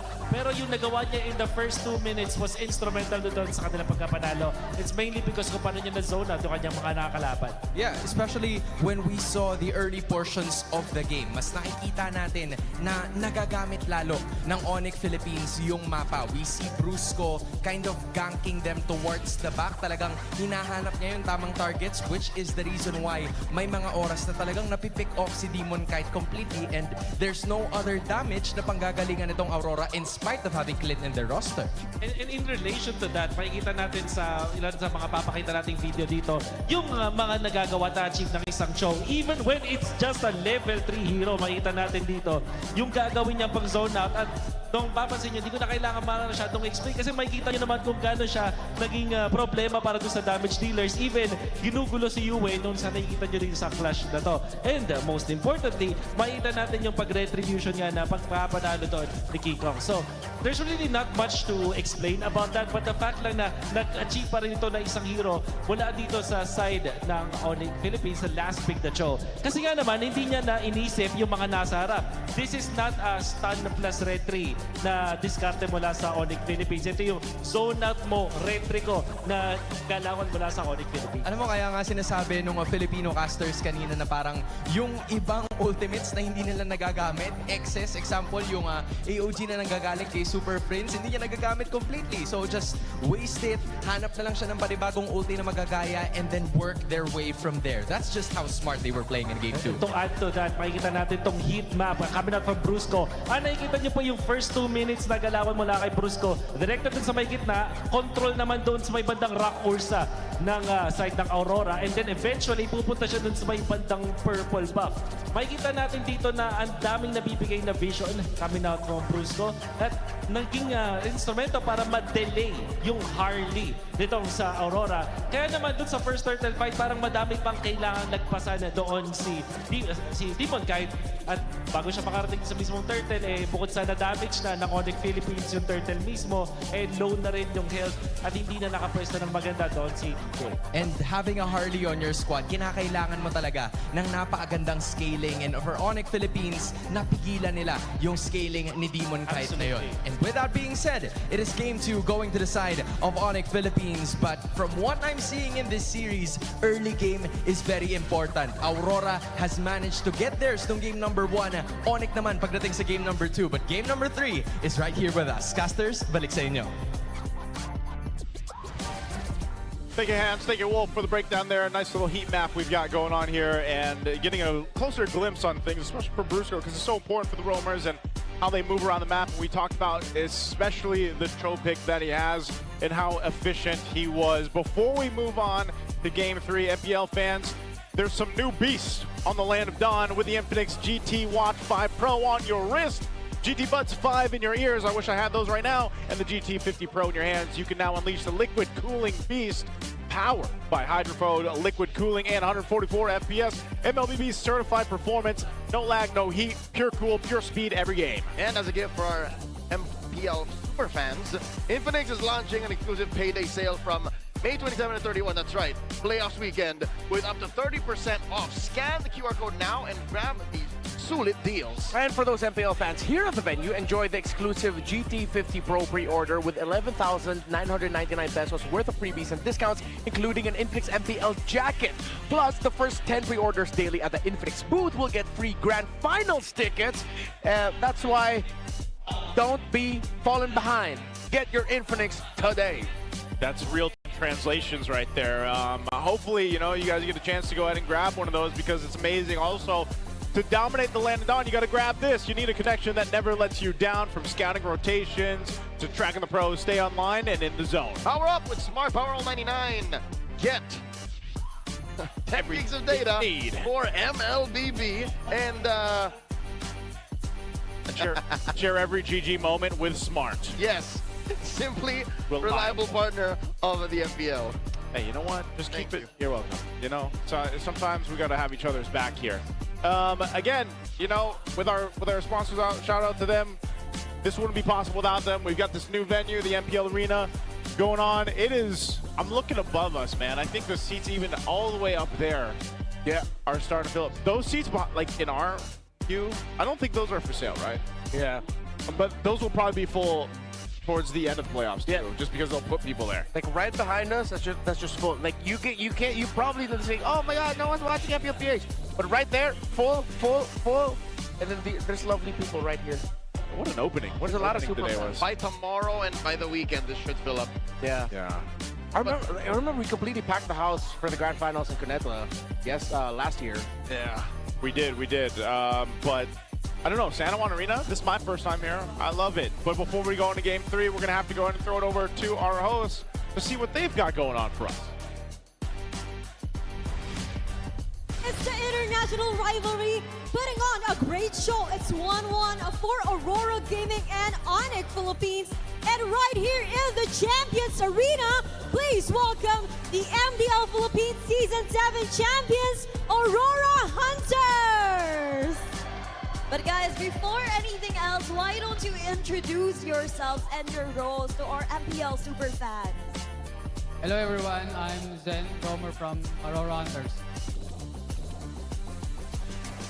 Hello po, ako si X6 man ng Aurora Hunters. I'm Dave, head coach of Aurora Hunters. I'm Vlad X Belay. Kapo mid lane. Jungler Dangero.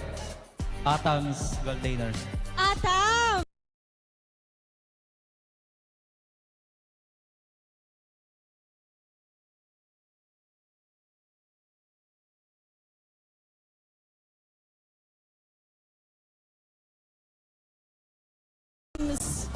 Nung season 5 kung babalikan natin, you were almost there, being called the champion. Oh, then yung performance na yun, napaka-unforgettable and talagang pinakabang lahat ng nanonood because you guys were able to come back from a 1-3 game deficit.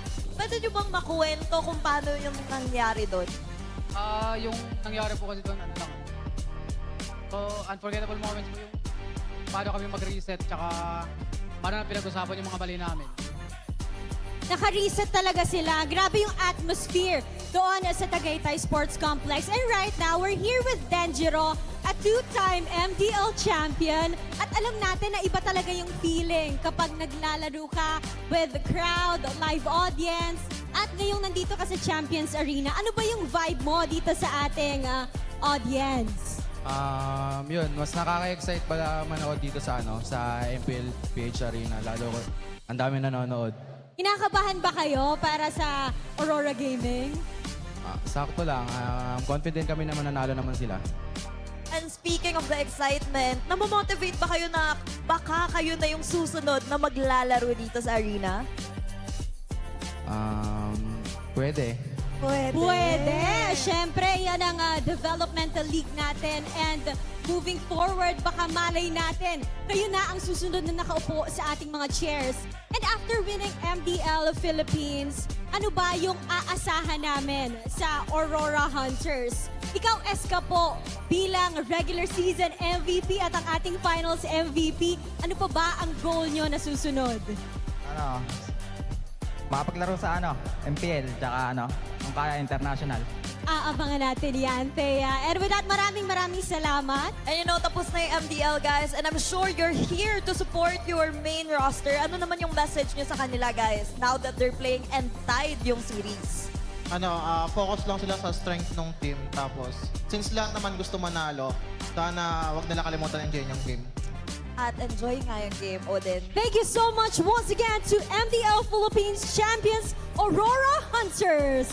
At ngayon, balik muna tayo sa ating international rivalry para ituloy ang bakbakan sa loob ng Land of Dawn. Casters, palag na to.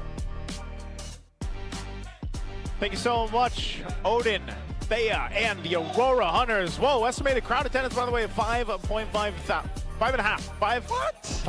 thousand people. 5 bands of worth of people here? 5 bands. If you ask each and everyone here for 50 Philippine pesos each, we'd be loaded. That's a lot of money. I wouldn't mind walking away with 1 Philippine peso each. Yeah. That's a pretty good amount of money. Hey, I would treat all of y'all. You would treat a meal. Oh, okay. I would. What would I get off that? Yeah, I'd treat you too. I would treat you back. Or you'd buy yourself protein. Yeah, I would. 5-pounder. That's about 5 pounds. You still owe me some protein. Do I? Yeah. Oh yeah, that's right. What did I take of yours? He gave you his meat? No. Oh. No. He has to because he took my... I have to, yeah. Okay. What did I take again? He took my protein shake the other day. Oh yeah, his scoop of protein. Well, you know who else takes protein? King Kong. King Kong. Yeah, well, he takes protein, you know? He did take mine. I know. Well, how about Prime King Kong? King Kong, let's look at his... This is his season 14, his stats across the board here. Sigma jungling patterns. Yeah, that was his season. That was a point where you could still play these heroes. Nolan definitely is still a surprise pick that could show up. We did see Ling show up from time to time in MPL ID, even just like last weekend. During their last week, it showed up. Roger, I don't miss him, honestly.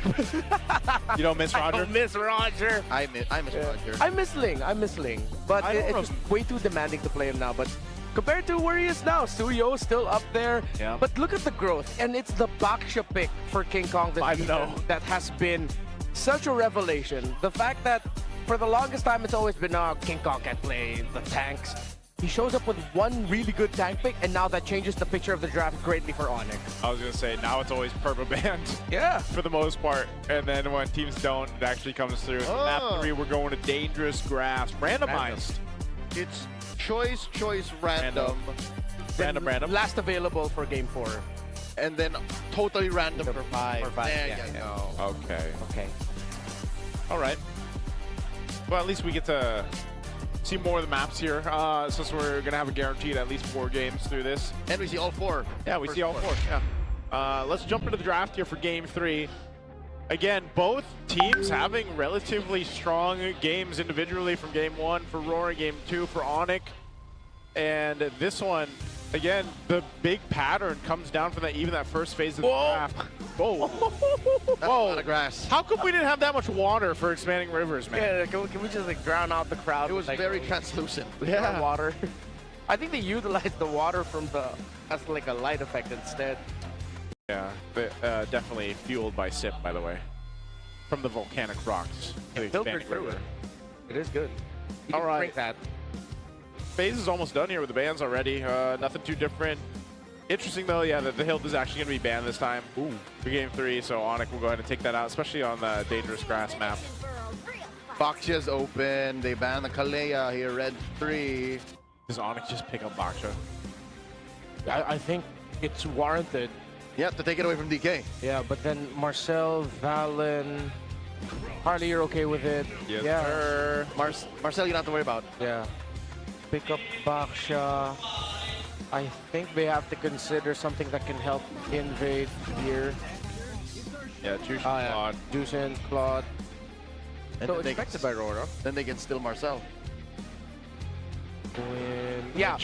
Which is so much more possible because there's no Valentina on the other side. Yeah, and there's a stat line here that Harith and Marcel together actually have a really good win rate. I took a screenshot of it, I can't find it. But Harith and Marcel? Yeah, it's like around a 60 or 70% win rate together and with a pretty good amount of games. I think there you can get away with a Harith Marcel here.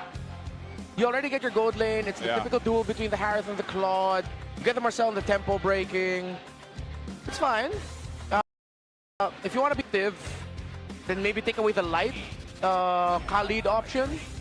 Oh, what a surprise! Debut pick Paquito. And in the first phase too. In the first phase, going to Kirk. That's how important it is to get the Paquito now. So this was banned in game 1. Yeah. Ignored in game 2. Now it comes through in game 3. What happened with Paquito? Huge buffs, by the way. Yeah, like specifically just damage throughput. Yep. It hurts, smoother to play. Yep. A little bit less awkward. We don't get that kind of XP laner anymore. Yeah. There's just no XP laner in the past year that does what Paquito does. Which is why I'm glad, at least towards the regular season and then now, you know, we have some damage coming back into the XP lane that isn't just kind of like these bulwarks. They can be very threatening because just like the Benedetta can, Paquito as well. Like you always have to worry about your back line. Where is this Paquito going to come from? The space is created too because you have a Baksha in the jungle. Harith, nothing new there. Harith, Claude is what it is and has been for the past, you know, seasons and years. I think Aurora might have to consider either picking out the Alice. Glue most likely will get banned out. Alice and the leaves, the lesser sexier option in the Uranus. I think their XPs need to revolve around that. Instead of trying to meet the Paquito duel for duel, you need a really solid body. Onyx will take out the Turizla. They leave the option up to Aurora. But in the draft predictions, it seems like Sora is still an option that Aurora could go for. I'm thinking about the Sora. Should actually be okay. There's a Paquito. I don't think the Paquito's going to the jungle. That's for sure going to the EXP. But they have to consider a Valentina might get picked up by Prince and Onyx if ever they do end up picking up the Sora later. So if they do, Sora is interesting just because, again, it's been one of those picks that either comes through or not. And it's so dependent on also, is there a Valentina or not? We're going to have to see if the... Behind us, what do they have going through here? We got the OG supporters out here for the Super Fan, by the way. Been making it through here throughout all the regular season. All right. No more picks are coming through, right? Yeah, okay, wait, no, the bans are. Sorry, the bans are, though. There's a Kaja ban. And there's one last ban still for Onyx. Is that a combo that happens in scrims? There's only there are very few reasons why you would ban the Kaja here in this very slot for Aurora. Is there a Paquito Kaja combo that we don't know about? Oh, there might be. Oh! Yeah, there was I think I saw that in MCTEA where they wanted to pair that together. They didn't have the right prick off burst for it, so the burst came from the Paquito. It didn't work out though. But it's like that kind of idea. You play a pick off and then your burst comes out of the Paquito, which is doable. Our capacity crowd approaching 6,000 is just so hype. I wonder if that is going to break by the time we get to the finals, man. Because the noise intensity here live is insane. Like, what a showing for the first day of the playoffs here for Season 17. This is what you expected, though, when two teams, you know, champions, world champions in their own right. And now one of them, after this series, only one goes forward. We got a couple people playing some ML, looks like, too, while they wait. Bothered. That is such a super fan thing. Yeah. Like, we've always talked about how like Onyx are just really clearly obsessed with the game, and even their fans are. They're playing while watching. While waiting. Oh, it's also good to see Brusco's fiance here, Ayu. And Daddy King Kong. And Daddy King Kong, Mommy King Kong too. They never miss a game. Yeah. Perfect attendance. Big shout out to the VIP ticket. I believe that's VIP tickets too, the people up in front. The couches. This is the mythic. couches. This is mythic, but then you see the little couches when we get a glimpse of it. That's the VIP tickets. Oh, 7. Oh my god, a little bit scuba. Follow the brain rot. Is it counted as brain rot? Ooh. Oh man. That's not Nick. What happened to mewing? Is mewing still a thing? Oh, with all the looks maxers? Well, kind of. Is that how you get a jawline or something? Yeah. I don't keep up with the trends, man. Mewing. Everybody's showing their jawline. They're mogging. Oh, it's a mog off. The mog off. Mog off. Oh. I think this guy wins, man. Oh, it is actually a mog off. It's size versus definition. Oh. Majority of people. Hey, this guy's got extra camera work. Yeah, that's true. He's got the extra camera work. He needed the help. Oh no! That's the winner right there. That's the winner. That's the winner right there. Is that our baby, the baby cub? Yeah, that's the baby cub. That's the baby cub. That's the fourth bear, bro, by the way. Bear number 4. Sorry, Ray Ash. Yeah. Oh. Oh, wow. Oh, yeah, there we go. Oh. I was this cute when I was a baby. I could see that. Right? There's very little effort. He's just like, he knows. Yeah. I think they, so yeah, it looks like they're getting things situated over. Is that Coach Justin? Did he come home early? Coach who? Coach Justin of KOG, is he home early? Was it him? He was in Jersey and everything. Oh, wow. That makes sense, though. I mean, Guangzhou Gaming's done. It has been a few days. Yeah, I was going to say, it's been some amount of days. Oh, and Bingwin is playing later, so he might have come here with CY. What are they showing us here? Are those baby friends? Yeah. Oh, yeah. So for people wondering what's going on the Onyx side, seems like there was a bit of a mishap during the draft. We're not sure of the issue, but the Marshals, including our Chop Mass Percent, are talking to Coach Bluffsy and Coach Hayes. So they're making sure that everything's settled. On the Aurora side, looks good. Hey, is that former Liquid member GM? Where? was on cam earlier. Leo, you're really good with faces, man. Yeah, no, I mean, it's lore. And those also know there was a time where KOLs and influencers were actually part of the lineup. Yeah. Yeah.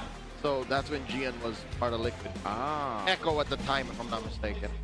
Right. Wait, was that I was thinking Gian- Liquid, but when you said Echo, I was like, okay. Yeah, that's not Gian Sanity, is it? Wait, who am I thinking? What's That's a different sport, sir. Oh, that's a different sport. Very different sport. GN with a J. Ah, okay, okay. It's crazy how this arena looks just on match number 1. Hey, hopefully we got the mines and the Brung guy show up later too. You know what's crazy? Last season we opened up with M4 and M5 with Falcons and Liquid. Yeah. Now we open for M6 and M7. Yeah. We know AP Brand are the champions of M5, but I'm talking about the rosters here, yada yada yada. It's them. It's them. Taking a look at the head-to-head here for Severo and Kite. This is what we were talking about coming into the series. You know, both of them locked in. It's also kind of crazy to see just how much focus goes into attacking the gold laners in the series, you know? Yep. That's how Aurora won game 1. Yeah. They denied the whole Severo-centric playstyle. I think also as long as Onyx doesn't get too greedy with very specific concepts, where in game number 1, clearly they really wanted Marcel Harley Gord. Yeah. And then Aurora just adjusted. I was surprised with the Gwyn, but then as it was going on, and then as we saw it in action, it was just a perfect foil alongside the Valentina, then the surprise of Benedetta in the end. Game number 2, Onyx, I think, were a little bit more low to the ground. They pick Phoveus as one of their first 2 picks, and they make sure they secure the Claude. Aurora, knowing that Harith into Phoveus is very risky, they went with a Clint instead. That was a bit of a checkmate. Then now here in game number 3, they get the Harith and Phoveus as Aurora decided to go for the Juice and Claude. Not to say there's a clear winner there, but for Onyx specifically, it seems like they've changed their priorities to be a little bit more low on the ground and getting out of the big concepts, big ideas that they think they could use to dominate. Yep. Smiles across the faces here of Aurora because they're getting things settled in on the Onyx side. It's been a while since we've actually seen the devilish smile of Demon Kite. Yeah. I like how, after everything that's happened in the regular season, it seems like they've reset well enough. It's a new start in the playoffs. Yeah, which is a good sign for them. Again, they won game number 1. But there was a point where I think it was like 2 or 3 games before they ended it with like 2 wins, wherein they would win game number 1 and then would get reverse swept. Yeah. Yeah. I mean, through history too, this is what we look at through our seeding history. 3rd versus 6th seed in the MPL Philippine playoffs. This is how things evolve and come play. TL is the only 3rd seeded team to win the championship. That was just last season. I forgot that they were 3rd seeded, man. Yeah, that's why it was Falcons versus them in the first round. Yeah. Yeah, 3 and 6. 2 out of the 8 times that the 6th seed won versus the 3rd seed in the MPL playoffs was in Season 9 and the Season 14 play-ins. Of course, the surprising result of Omega shattering the run of the then Echo Super Team, and of course, Blacklist versus Omega. And then it was that barangay that went the farthest any 6-seed team has gone in the history of our league. They went to the finals. They actually tried to defend their MSC title in Malaysia later that year after going to the grand finals. Against then RSG Philippines. That was the win when we still had like Naps, Eman. Light was there. Light was there. Demon Kite was there. Yeah. Oh yeah. Those the boys. Them boys. Them boys, the Raiders. You know? Gosh, that was Season 9. That was Joseph's first grand finals. That was my first grand final. Yeah. Oh yeah, and that was a season where they would like swap out Aqua Exort in mid. Yeah. Win that little trade. That's crazy though. 6th seed has never won the championship either. Now taking a look at this, Kelra and Severo, the stats here through MPL ID Season 17 and of course MPL Philippines Season 17. How close are they? The KDA of Kelra obviously higher here, but a different environment I feel like also. Not much of a scientist, but it looks like it's very close. Yeah. Top 3 for almost everything Severo. And of course, this is what you expect to see when you throw Kelra into MPL ID. Yeah, and this isn't really a point of comparison. This is really more of just to show like the journeys between the two, just to see the parallels of how they're doing. It's crazy how a 5.9 KDA in the Philippines is 3rd highest, while an 8.55 KDA in Indonesia is 2nd. That's a big leap. The fact that it's almost like complete, like 3 whole numbers means just how much more kills and assists Kelra's getting in ID right now. GPM quite close, pretty much average in terms of these numbers. That or just how many kills are expected out of players in MPL ID? Yeah. Yeah. Just in general, not just Kelra. Yeah. That's what I'm saying, the environment there. Violent environment. I also think it's, you know, even if you're just looking at KDA or here, it's like Severo brought some of that flavor to the MPL Philippines, and that's why I remember those first weeks we saw him play. What was it, the Moscow, when he was just the showing off the mechanics, you know, in the 1v1s, the 1v2s. Was the YSS that put him? Oh yeah, the back YSS here, as well. Yeah, the YSS. Which, by the way, I have to correct myself. I did mention during Wolf and Midnight's podcasting was that it had 1 loss. No, it's still undefeated. Oh, the YSS? YSS is still undefeated. His YSS. Yeah, his YSS. Okay. Severos. So it's 6-0?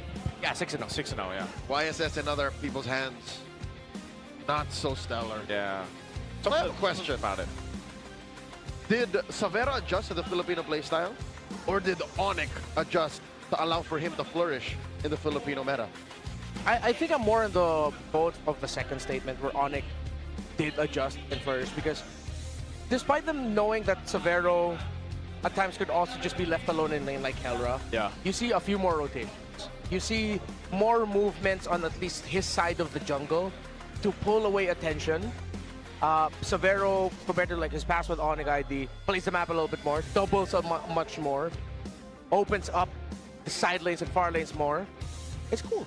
Yeah, I think there was a time too, like in the first couple of weeks, where you see Severo, you know, showing off his mechanics and everything else, but there was a time where it took him some time to cook, you know, and then I feel like the playstyle of Onyx themselves as a team kind of changed a bit. But you could also hear that if you had listened in on the Infinix the mic checks.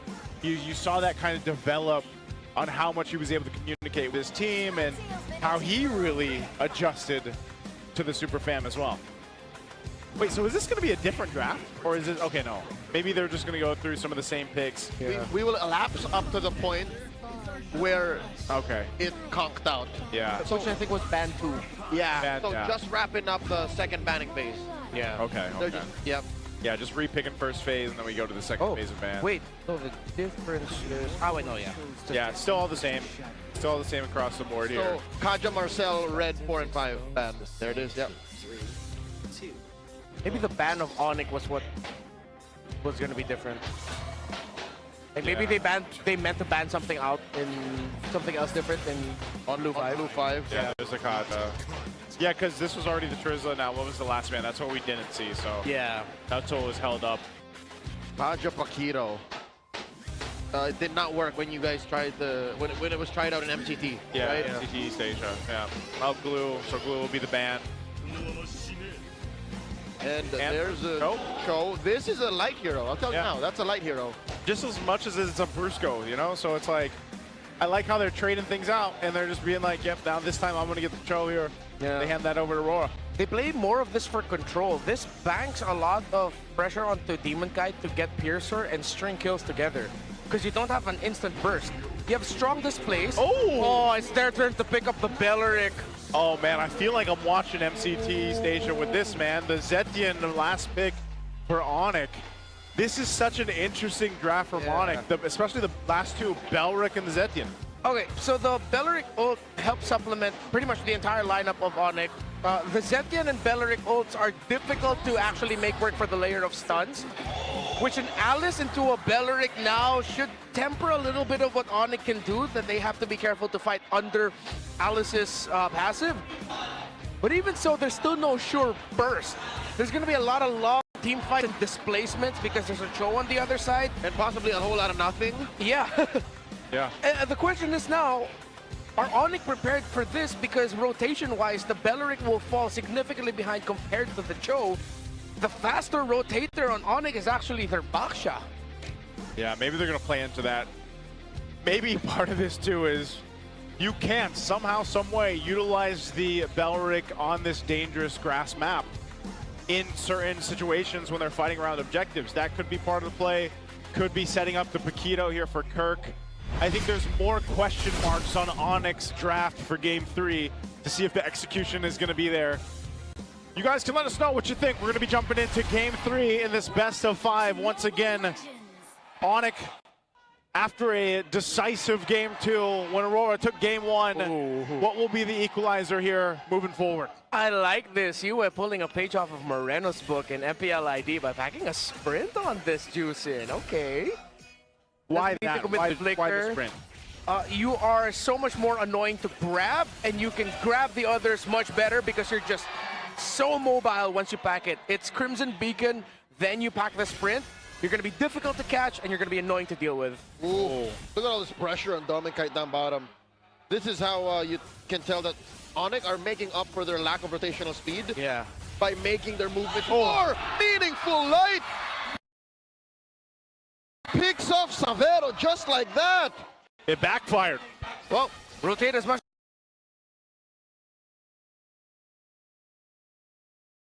as you want. You can't just counter sheer mechanical brilliance by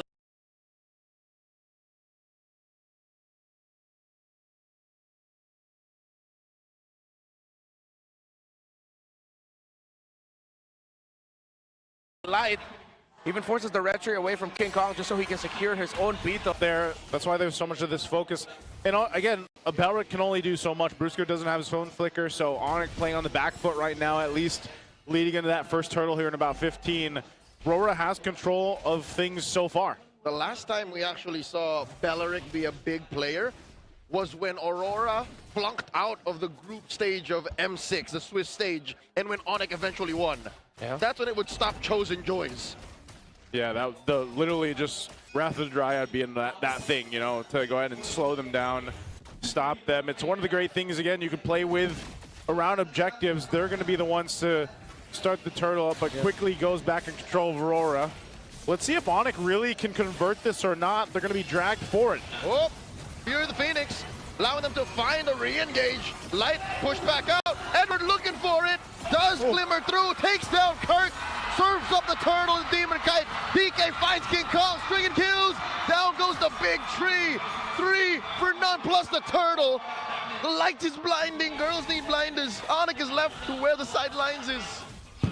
Really awkward team fighting there by Onyx. Why are they full committing this early on? That's my question. The Alice and Juicin alone, you know, are going to be a problem for you. There's a 2.5k gold lead. It's 4-0. Massive swing. Yeah, it's a Paquito into an Alice. You don't need to full fight that. Your initial rotation was already messed up. Brusco already suffered 1 death. You don't have Wrath of Dry. Why? Yeah, that's why I asked. Like, is this the first turtle you want to fight for? But then Aurora takes everything from them and builds themselves this kind of lead. I mean, we haven't seen this strong of a lead in a while throughout these games, even at the end of the regular season for this. So this is a great start to go ahead and play into when you have this kind of composition. Oh man. Another pop on the passive. Demon Kite with the charge sever there. Close call. Yeah, Brusco can't hold the bushes because there's a huge risk of him just getting lifted. The combos of Kirk, Edward doesn't give a damn about it. He's an Alice. It is miserable for Prince now, dude. 3.5 minutes in, and he's popped both flickers and passives. Yeah. For nothing. Dom and Kite is beating Savero in lane. Oh, entry though. King Kong jumps on the Dom and Kite. Dom and Kite does survive. Light is back up too. Man-to-man blocking Brusco. Okay, Brusco, he's at level 4 now. Maybe this will change things for the next turtle, but I'd almost like to see them maybe even let that one go, man. They're losing everywhere across the map. Unless this ends up being a different case where, you know, Kirk can potentially help out with this Paquito here. Looking at the gold, look at the difference even in the gold lane, man. 800 gold between the gold laners right now. Savero, that early death really slowed him down here. Oh, mid. Nice combo. Laying that through, and they find Yue. The kick here, displacing Brusco. And now Edward comes in with a massive Throne of Ruin. Demon Kite looking to take down Frinks. Frinks goes. Double for DK. Making a triple as he pops the rocks on King Kong. And Kirk barely survives. Another 3 for Aurora. You saw the desperation there by Onyx, especially Kirk. They knew they had to get that Suyo, but that will be the Sky Piercer holder for the team. And they are just allowing Aurora to take their early conditions. I don't get it. They go in for this. Yes, it's a pickoff. But then with Rora and the lead that they have, they just come in and slam down towards Onyx, and they got control of this. Not only that, Sky Piercer picked up. Yes, he had 3 kills already, but gets a stack off that triple kill for Demon Kite, and now he's just in full momentum on the Suyo. Because of the lack of control of the center, Severo has had a difficult game. Crimson Beacon forced on a Brusco here. No follow through. It was all in an effort to actually get this push in by Dom and Kite. Onyx overcooked in this draft. Yeah, a little bit too much, man. Yeah, a little bit too much. Maybe just the Paquito, a different roam, or vice versa. But more than that, I appreciate how Aurora are punishing that, how do you say, exotic approach to the draft. Which is, say what you will, they have no burst, yes? Yeah. And they win the macro, yes, but they're so willing to fight. So early on, they get 3 stacks on DK. Like, that's, I think, the difference maker. And the reason why Aurora's Belleric worked against AP Brand in the final series of the season was because Aurora were patient with it. AP Brand then were playing a full dive comp, and they just needed Light to get 1 big Wrath of Gyro in the team fight to ruin AP Brand. They did it to mess them up, and then Aurora ended up winning. While Onyx are just go initiation when it works out better for you in this kind of setup if you wait. If you're just a little bit more reactive. Oh, Light here could have gone for the kick, but they said not just yet. King Kong does pop the puissance. He was ready for it. Yeah, he was ready. Make an attempt there. Last Turtle's gonna be up just a second. Onyx is down 5,000 gold. You look at the itemization. Dominkai will take down a tier 1 up top. And this is, I mean, there's 1 item on XP, 1 on gold. Starlium Scythe there for Severo. You're just not in fighting form, so they gotta give this turtle up. Yeah. It looks like they're gonna go that course of action and just try to get prepped up for the First Lord. But the way that things have been going and the way that Roar has been executing that, even the First Lord is gonna be tough to deal with. Yeah, I have to give a lot of respect here for Dom and Kite. During the regular season, Severo had his in the laning phase. He's beating Severo. He beat Severo in game number 1 in lane, now in game number 3. Just a huge point of improvement for Dom and Kite. And of course, Aurora and the entire team. Not a lot of people expected that he'd put up a fight like this, but they're also punishing Onyx crazy ideas. Has UA even had to use Sprint yet? Like, I feel like I haven't even used it. Yeah. I was gonna say I haven't even seen it because he doesn't really need to catch anyone. It's Onyx choosing to be in range of his Jushin here. Joseph, that's how short-range Onyx draft is. Yeah. That he's just like, no, I'm just gonna kite you guys away. I don't feel any threat here. It definitely feels that way. Taking again a glimpse at the items here. Look at the difference between the jungle, man. That's just how good of a game Demon Kite has right now. 3,000 above King Kong and the Baksha. This is, you know, kind of scary to deal with because even when you're the Baksha, you're playing this utility. You're down, what, 4 levels up to this point, 3,000 gold. It's really hard to even contest into that Lord take. Even though you're supposed to be the tanky one here, even this Paquito really hasn't been able to do anything just because of there's no entry point for Kirk to deal with here. So they're desperately trying to hold on to this side of the jungle, but Rora takes whatever they want at this point as a tier 2 up top will fall. Dominkite knocked down the turret. King Kong? King Kong, deep behind enemy lines. That Throne of Ruin will stop him. I think that was just a little bit overkill as he gets picked off easy. Overcooked with this one. Too slow, didn't respect the Alice. Dominic messing up Kirk. AOT plus the BMI back. Nice push down bottom by Severo. But that seemingly feels like a consolation prize for everything that Aurora's taking now. Yeah, it really looks like we're going into Aurora, going into match point with a 2-1 lead.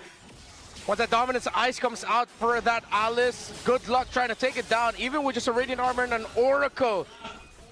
Edward's already way too difficult. They don't have the right damage profile. Burst base, perplexing to me as why you would want to play a Paquito with Uranus and Alice still open. It would be greedy. Were they thinking about Claude? Were they thinking about Masuyo? Still, you have to look at the big picture of it all. It seems like a lot of Onyx Overcooked picks are looking into very specific things without looking at the big picture of drafts. Yeah, this is one of those situations again where you are almost thinking that this can end on this first push just because of the nature of the composition that Onyx brought. Yes, there's still the shields. They could still work around that. In one way or another, I guess the Wrath of the Dryad ultimate from Brusco could stop Rora in its tracks, but even if you stop them, you might just die. Joseph, you can also open a coconut with a plastic spoon. That's true. But do you want to do that? You know, if I was thirsty enough, maybe. Maybe Onyx is in that position where they're thirsty enough, man. It's going to take a while. Yeah, it's going to take a while here. As it is, they're 10 down. There's a Lord Mark. Oh, Kirk. Oh! They can't even clear that fast. They pick off the Paquito. They pop the Holy Shield in mid. And there's another chubby wave up top. That is exactly how it feels right now watching this one for Game 3. Rora could potentially just go ahead and get to the point where they are ending the game as quick as possible through this as Onyx desperately tries to hold on to their base turrets. Oh. They will pop the shield. And there's a wave in mid. Oh, Light can just put the shoe on the other foot. Now Brusco knows what it's like to have the wall banged on you. Light has a flicker as well. He can make a play. And there is Brusco. the combo coming through. Whoa! Active. Wrath of the Dryad keeps Light down, but Dominicai does take out Brusco. Dominicai will get taken down here. Oh, it's Demon with the fall. Then we're two. The punish 3 for 3. Yua gets found out, but he does back off. 4 for 3 now. Savero might be able to defend. There's still minion waves coming in. He still has towers to work with. 10 seconds until Brusco gets back. 10! Oh, Dominicai is ruining turrets. Top lane cracks. Mid lane goes. There's a duo of minions here as the Yue tries to hit him with the Crimson Beacon. Zaman forced through. Dominicai firing off. Here comes the rest of the Super Fam. It is over till it's over. Dominicai here with a blade. Oh! The shutdown by Brusco.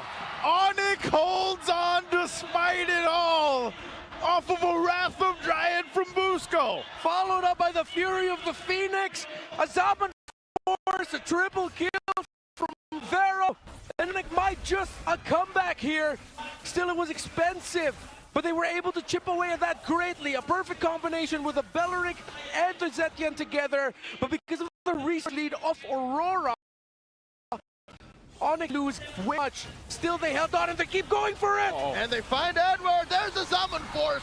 Finally, Edward cracks, and they force Light back. Onyx are an awakened beast. It's Onyx time. It's Onyx time. The lead in half. That was a fumble by Rora, man. Fighting into the turret, even with that lead, you still got to respect the Wrath of the Dryad. That's what I was saying. Under the turret. That's what they did. So now it's Onyx with this Lord. Again, Aurora still ahead of 5,000 gold. Yeah. They can still secure this Lord here. Onyx has been able to pull it off so far. Lights low. Can they continue it? Now you see the respect here on both sides for the positioning favor around the Lord. They have to go faster. They have to go faster. Minion wave scratch. Lord here on 8th of itself. There's a Zaman force. Crimson Beacon by Yue. Going back. Oh! Block. Demon Kite. Savannah does get shut down here. Demon Kite does get a kill on Brusco. And Onyx are backing off the Super Fam retreat. Turning tail. Happy with the Lord take. But here's 5 members of Aurora. They want to go. Fury the Phoenix. Down goes King Kong. Kirk clearing the waves. Lord spawns in 15 seconds. It's miraculous that Onyx were able to secure the Lord for themselves. It has to spawn here. Rora might be able to end it. Oh, they're going to push in with this wave. Kirk and Super Light with the flicker and the kick and the combo, serving up a kill to DK. And the Lord does come through. Brusco spawns. Savero in 2, but the base is in jeopardy. The Northern Lights are at match point. Onyx needed to take desperate measures, but it's a simple thing in the Philippines. Minion wave, far lane. Aurora made the most out of it. Aurora chased Onyx down, and they are 1 win away from advancing to the second round. That looked spicy towards the end. You got to give it to Onyx for trying, despite being down that massive deficit. Tried to turn it around, but Aurora held on and held strong. And I think at the very end there, I finally saw UA pop the sprint to make sure that King Kong didn't get away. And there you go, match point now for the current world champions to get closer to the grand final. That's the goal here. They've scrapped through this one. Again, they control the majority of this, and what a start for Demon Kite, what a start for them. You're noticing the hard focus on putting pressure in the early game, and that's what's happening here. I find it hard to pinpoint who the MVP is, but I think this is a award-winning performance by the celebrity. Yeah. I think he's got to be DK. It's got to be, man. ISKDA much more patient. And it was an easy down for him because he just needed to capitalize on Onyx's questionable aggression. There It is it the is. celebrity getting it. Oh, yeah. This is the Demon Kite. I don't know. There was something about the what do you say? The grimace he had, or the smile that he had. Yeah. Before the series, I know. He's a smiling demon again, dude. Smiling demon again. The damn smile. We did not see that smile for weeks. For weeks, man. 9-1-5, by the way, on the Suyo, and even run that marksman emblem. Man, he made this work. He got stacks early on, and you know the idea, by the way, between the Belric ultimate, the Wrath of Dryad with the Fury of the Phoenix. In theory, it's quite deadly, but if you fall behind and you just don't have the economy there, that's where it falls apart. Which is why Onyx knows their combo. What are you doing full fighting turtle #1 when you don't have that combo yet? Yeah. And the Belric already died early. Even Severo got taken out early. So what the heck are you doing full fighting that? A lot of the moves here in the draft and even in game from Onyx felt like there was just a lot of ego. Yeah. A lot of maybe overshooting and overestimating their own capabilities or what they have. But for Aurora, they really just stuck close to their guns. Their discipline of like, okay, we can just hold out here, sure, we keep going aggro. We have an Alice. We're happy with that. Your Belric doesn't have level 4 yet. Thank you. Why fight? But you see it here that despite this massive lead, Onyx were able to chip at it. And this was one of the few times in this game where Aurora got a little bit undisciplined. This is where I was thinking Onyx should have gone faster. The moment they saw Light get brought low, with the minion wave up top and with there being a clear push angle there, they should have just rushed the Lord. Even if they didn't get it, they'd be able to get away. What did they do? They hesitated, which allowed the minion wave to crash even closer to the lane, and Aurora just to use their battle spells to chase down the members of Onyx. Yeah, it was just one of those things where I feel like that's the way you can sum it up, Redmar, like you mentioned. You know, I think they just cooked a little bit too hard with this idea, this concept behind the draft for Onyx. And, you know, yes, you could see it in theory work throughout the game, but that's the thing. You fall behind the way they did. And again, maybe it would have been different if it didn't start off by, you know, such early pressure and an early first blood for Aurora, because they were already at, what, 2.5K lead at just around, like, the 3-minute mark. Like, that's massive to go ahead and deal with, and then you're scaling really, really well in this kind of lineup that Aurora brought to the table. So, I don't know. I just feel like, in a sense, too, maybe if it would have been different for Kirk, the Paquito still kind of a big question mark. Severo was honed in on. So it's like, where do you start to focus for Onyx going into the next game, facing this match point elimination from the playoffs? You know what? Now that we're talking about it, it feels like it's a double whammy for Onyx here. They overcooked, they overshot, and they lost track of who they were from the regular season. Again, the play style that they've been known for to finish strong in the regular season, to be third seed, is to play around Severo. They let their addict go. They let little Clayton fend for himself. Yeah. Him being first blood is a damn shame. Like, that should never happen. Yeah, which is why you also have to credit whether it was a call from the Light or the coaching staff right before they brought down their headsets to give order on, send that show to the gold lane and try to take that Harith out right away. That was a right call.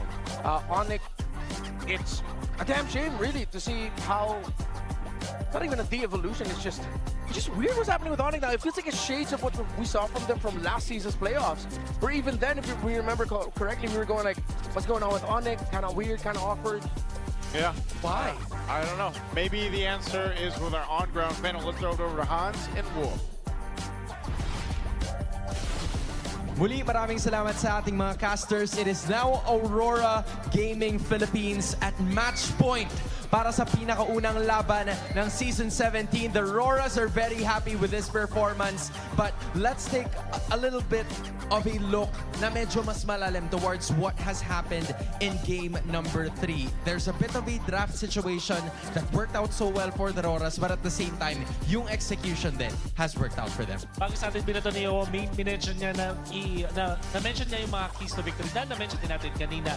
And isa sa mga nalagay natin doon is the Domec Double, which is in fairness, dun sa first 2 games, hindi masyadong hinayaan ng Onyx na mangyari. But in this game number 3, Domenkite was able to snowball. At importante dyan yung pagiging rich guy niya dito. Kasi ang una niyang ginawa doon sa first turtle, sumama agad siya dun sa teamfight. Imagine, this is a clone. At hindi rito expanding reverse kung saan doon natin usually mapapansin na nagdo-double lane siya. In this scenario, dahil dun sa maagang pagpasok ni Domenkite sa laban, nanalo ng first turtle ang side ng Aurora at mula doon nag-snowball na yung team nila. And to think na yung Onyx Philippines meron silang backshot to at least assist them in terms of having a really good first turtle siege. Hindi nagawa yon ng Onyx Philippines dahil full 5-man na kaagad ang kumaharap against them. Now, moving forward with Aurora Gaming's drafting composition, nakita natin Onyx picked up a Paquito, something that we don't see very often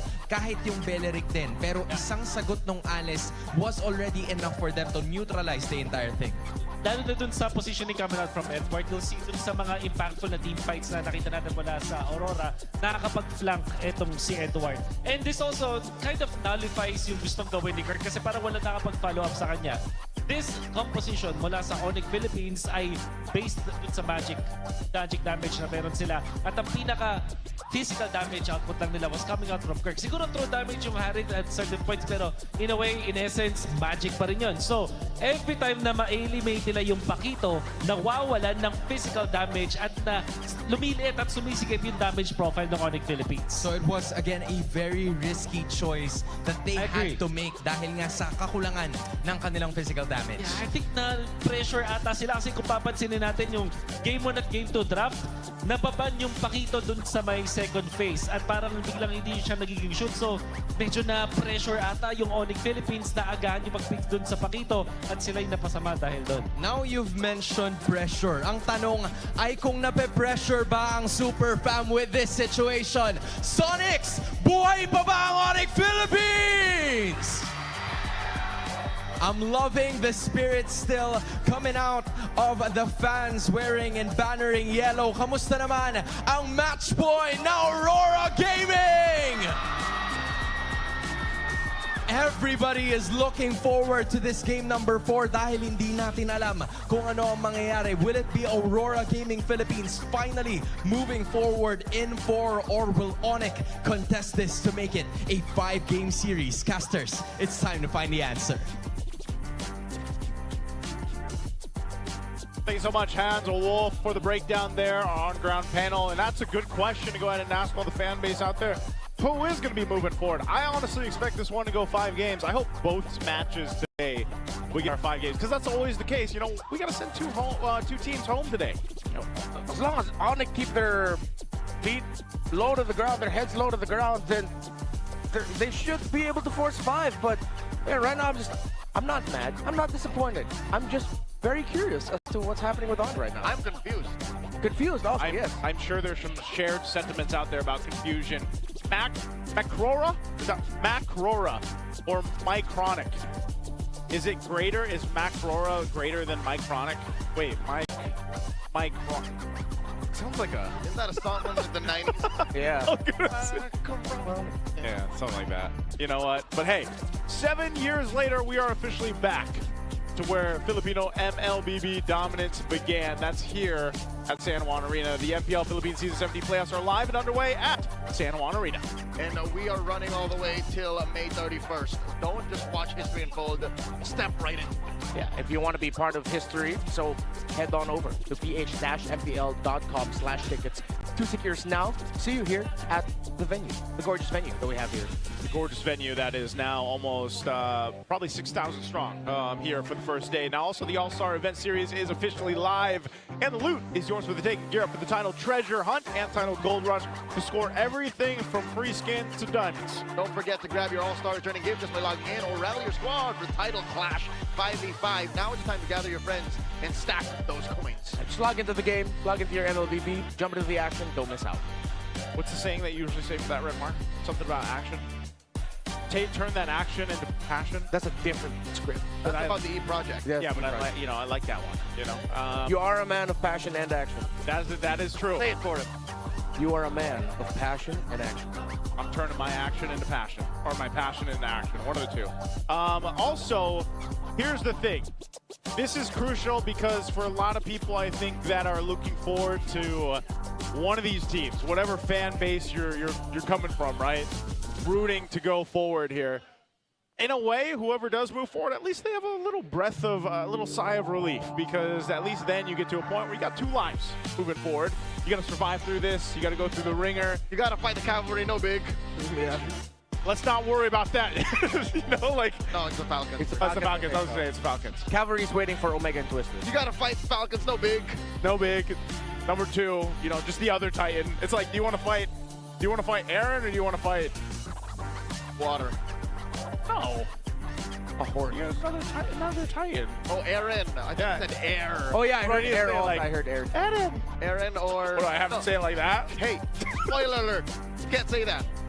Why? There are some people who just watched the first season of Attack on Titan, also known as Shingeki no Kyojin, and they don't know. Brother, it's been out for like how many years now? More than a decade. There's been a final part. So that's their fault. But before we jump over to game 4, let's go ahead and take a look at our little video here with King Kong. Aaron dies, right? Aaron.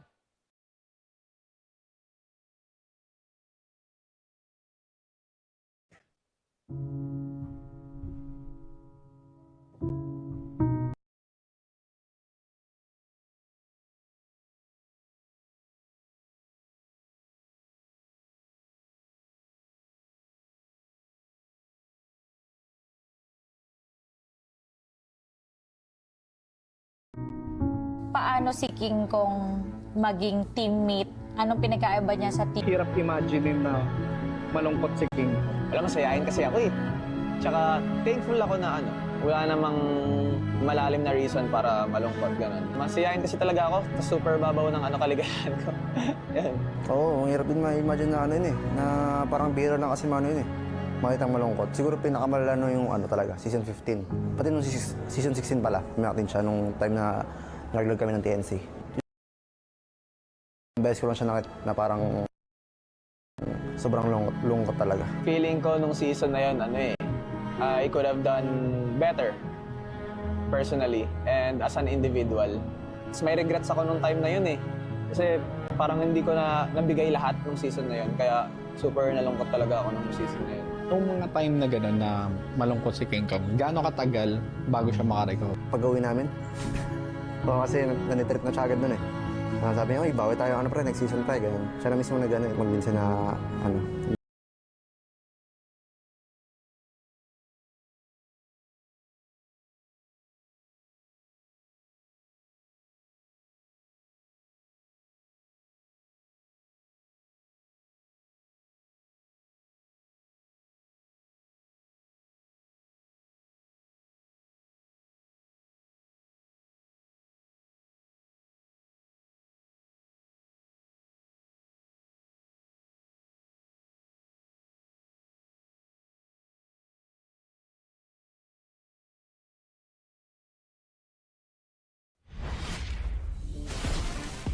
Really great video there with King Kong. Of course, Brusco there too, talking about just how happy of a guy King Kong is, and that's true. And yeah, I mean, even I remember that, seeing them. That was like one of the first times I saw King Kong just kind of devastated and sad and down when they didn't have the season they wanted to in season 16. And I like how he mentioned that one of the things that motivated him was Kelra leaving. Yeah. Because that's a sentiment he shares alongside Kirk. Their XP laner, Kirk Gutierrez. He mentioned in an early first pick episode, we want to prove this season that we can win without Kelra. Yeah. That is mid though for Onyx PH. I think King Kong definitely backed that up. Terrific season. Of all the players in Onyx PH, I think he's the one, alongside of course Tavera, you could really say that they showed up day in, day out, they got to do their jobs here.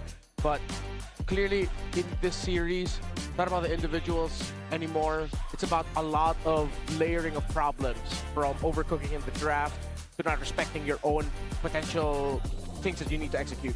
Yeah, I think even looking at this, you know, a team that really had problems was Aurora, and this is from Master the Basics. I think number one was the mindset of the players, because even if we were on a lose streak, it was all about hard work and the dedication from them. The goal, Yeah, the goal of each. Yeah. And Still just one goal. Yeah, they still have one goal, and they all wanted to make it to the playoffs here. When asked about how they stayed motivated even after the regular season struggles, and we saw this throughout some of the videos and interviews that we had with the players, and of course, Coach Master Basic. So this was asked in week 8, day 2. Yeah. And I think this was a question that was lingering all throughout their lose streak anyways. And I think it's good it came from the coach directly that it's a mindset thing. It's a mental thing. That maybe after winning the M7 World Championships, they all kind of went in different directions. Yeah. But I'm glad to hear as well that the hard work is still there, the commitment is still there, and here we're seeing the results of those. And, you know, not only that, too, when we see what map 4 we're going to be going to here, which is randomized as well. So the last remaining map, oh no, sorry, it's just the last remaining map. So Flying Clouds is also, you see how locked in Roar has been. Aside from the little glimpse of the smile that we saw from Demon Kite before the game 3, they came into this very serious, I feel like, very locked in. They want to continue to go ahead and ride on that momentum that they had qualifying for the playoffs, and it's showing within the way that they're executing in the game. I think that's one of the biggest things here too. Maybe after today, if they end up winning this next game and proceed to the next phase of the playoffs, we'll see them relax just slightly. Or maybe this is that World Championship mindset where they're just hard focused in all the way to the end. I know that in the twilight of the regular season, I said Aurora should not in any way be happy with what happened, even with them qualifying. Yeah. After this, I agree with you, Joseph. Maybe they can sigh a little sigh of relief. Maybe they can get on a little bit of a flying cloud and say, you know what, we deserve this. We got 2 lives. Yeah. But just the same, job's not done. Job's not done, man. One game at a time. We're going to jump into the draft here for game 4 again, Flying Clouds.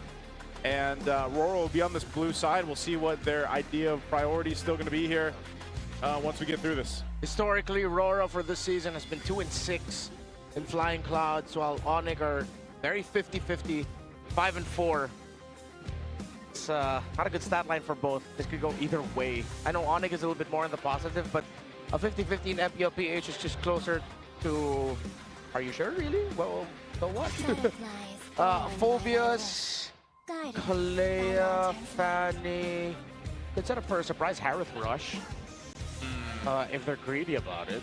But with the Juicing gone, Marcel's still active. Valentina, the full of they banned the Phobias. Valentina Rush doable also because he took out the Phobias. How about the Mars? Do you think they'll want to play the Marcel this time? That's why I'm saying. That's why I'm thinking Valentina first. Valentina. So you block out the Marcel and the Sora. Yeah. Oh. They get their Baksha. Oh yeah, they snuck that through again. They have been doing this throughout the series, gentlemen. They've been seeing Onyx pick a pick, and then they say, all right, let us go. Let us go on. Yeah. But I mean, this is a Aurora staple. For the longest time, since their inception as a team in MPL Philippines, Baksha has always been on their list of heroes you should not give them. Deeper than that, I think it's just a Demon Kite staple. Even as far back as before the actual establishment of utility junglers, DK has been like, just... Yeah. He's been that guy. This season, perfect record for the Baksha of Aurora, 5-0. 5-0. And then so King Kong got his first Baksha loss last game. Yeah. Even with their lose streak, he's 5-0. Yeah. That's actually kind of insane to think about it, how difficult it's been. The Leo Moore to the Claw to the answer from Onyx. Yeah. If there's one pick here that Aurora could show up as poison later, it would be a Uranus in the EXP. Use it to go invade King Kong's jungle, whatever the Uranus is closest to. Yeah. Take a resource away from that. You still have some great Yua picks available in their mid, but with that full dive, it would be tough to play something like a Eve. They might want to consider Lilia Khalid if they really just want mid lane domination and they want to play for their side lanes later. Pick up a Lilia Khalid together. But Light wants to continue the show, and Yua will get a Valentina instead. Of course, because the Lamords on the other side, there's a lot of value of taking away the Phantom Steed, and because they know that the Marcel would be going into the other side as well. Oh, man. Yeah, that's good. Not only that, but also, again, like you mentioned, the Sora, who really hasn't been picked out throughout the series at all, but you got a Valentina, so now that should kind of stop the issue of that coming up too. So really good first phase, I'd say. I mean, you could say the same thing. These are power picks for Onyx, but let's go ahead and get some insights here with our on-ground panel. We're going to be throwing it over to Hans and Wolf to share their ideas about this. Muli, maraming salamat sa ating mga casters. Kanina lamang, game number 3, Onyx did the same thing. Baksha Blue 1. But now, what do you think is going to be the difference moving forward para sa Aurora since parehas din yung ginawa nila? Yeah, I think kasi nakaw nila dito yung show na magiging crucial para dito sa Onyx Philippines. At the same time, hindi pa natin nakikita yung kanilang gold laner NXP. So madaling pang i-adjust yung side lanes dito. Trio mid ang inuna ng Aurora, kaya naman mas ma-adjust pa nila. I do like the adjustment mula sa Onyx Philippines. Ginawa nila dito yung Marcel. I think both teams have gotten the first 3 picks na maganda for both of them. Yeah, because when you're looking at the 3-level composition, it is Onyx Philippines na kahit papano meron ng damage-dealing heroes with the Claude and the Leomord. But if they can fortify or kung meron pang ilalakas yung lineup ng dalawang squads na ito, how would they finish it off?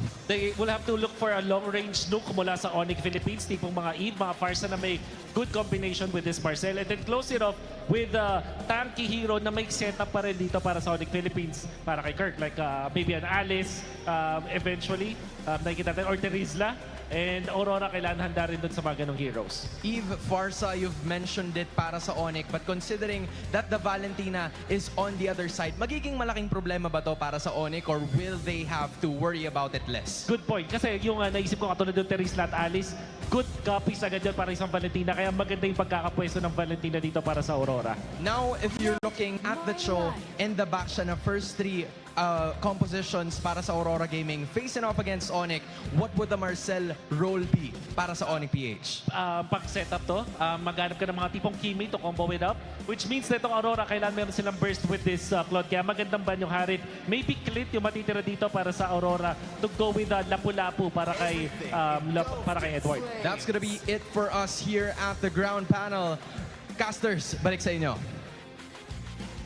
Thank you very much, Hans and Wolf, there for your insights, and for our international viewers out there that are tuning in, you know, and wondering everything they said. I know you probably heard some of the hero names thrown out, but yes, Wolf was also saying that, you know, in order to make this Marcel work, you need to tank your XP lane to go out and help him. Yep. Acknowledge it and also allow it to do its thing, and then at the same time, Aurora most likely picks up a Lapu-Lapu or a Clint to go ahead and highlight on what they already got the first draft phase, but also the Valentina is just so strong here for Aurora right now because it is also making Onyx consider, do we just overload the options of ultimates or do we really want to pick certain ones?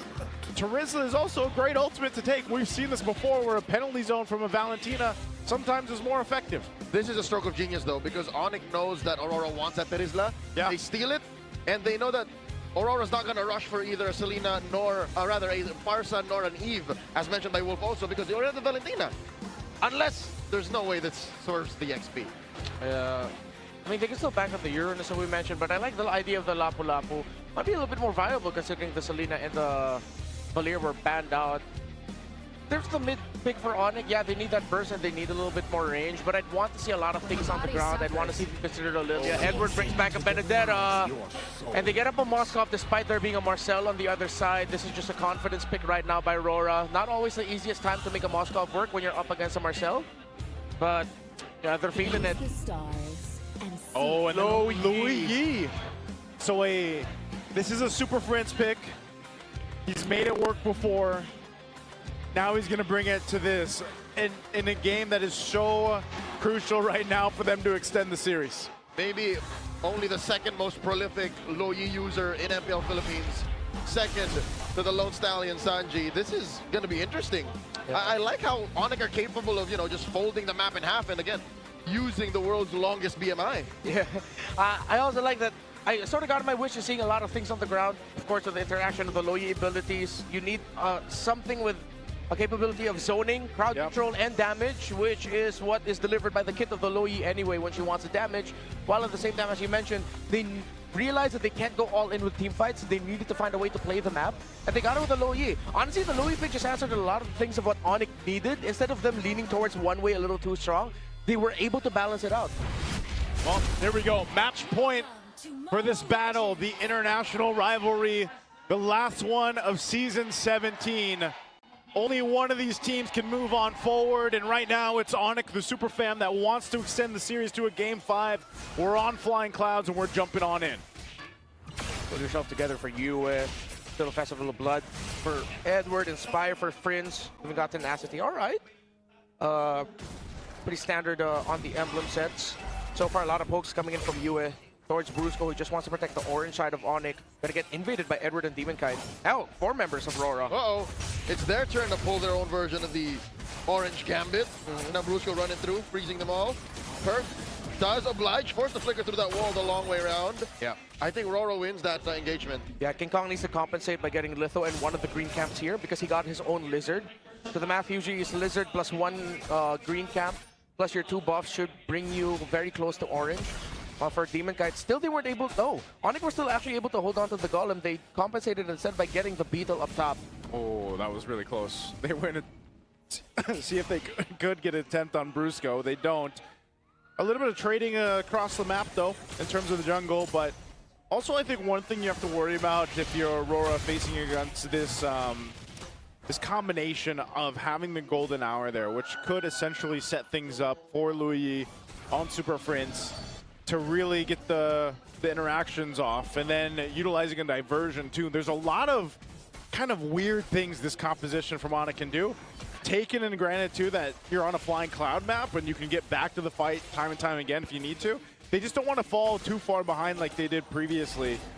And they have plenty of tools to play around with. I think that's one of the highlights here for Onyx lineup, as now the first turtle is up. Some of these level 4s still coming into play. Edward has his. The select the final blow, and even the Phantom Seed for UA could play a part. Diversion used up on the top side for Super Prince. Onyx have fully relocated. That is a 4-man coalition light. Force a response out of Super Prince. There's the real Leo Mord calling in his ult, and the penalty zone. Savano coming in. Blazing the wet, but Brusca survives. Not so fast as Yue, taking him down. Edward. King Kong finds a trade.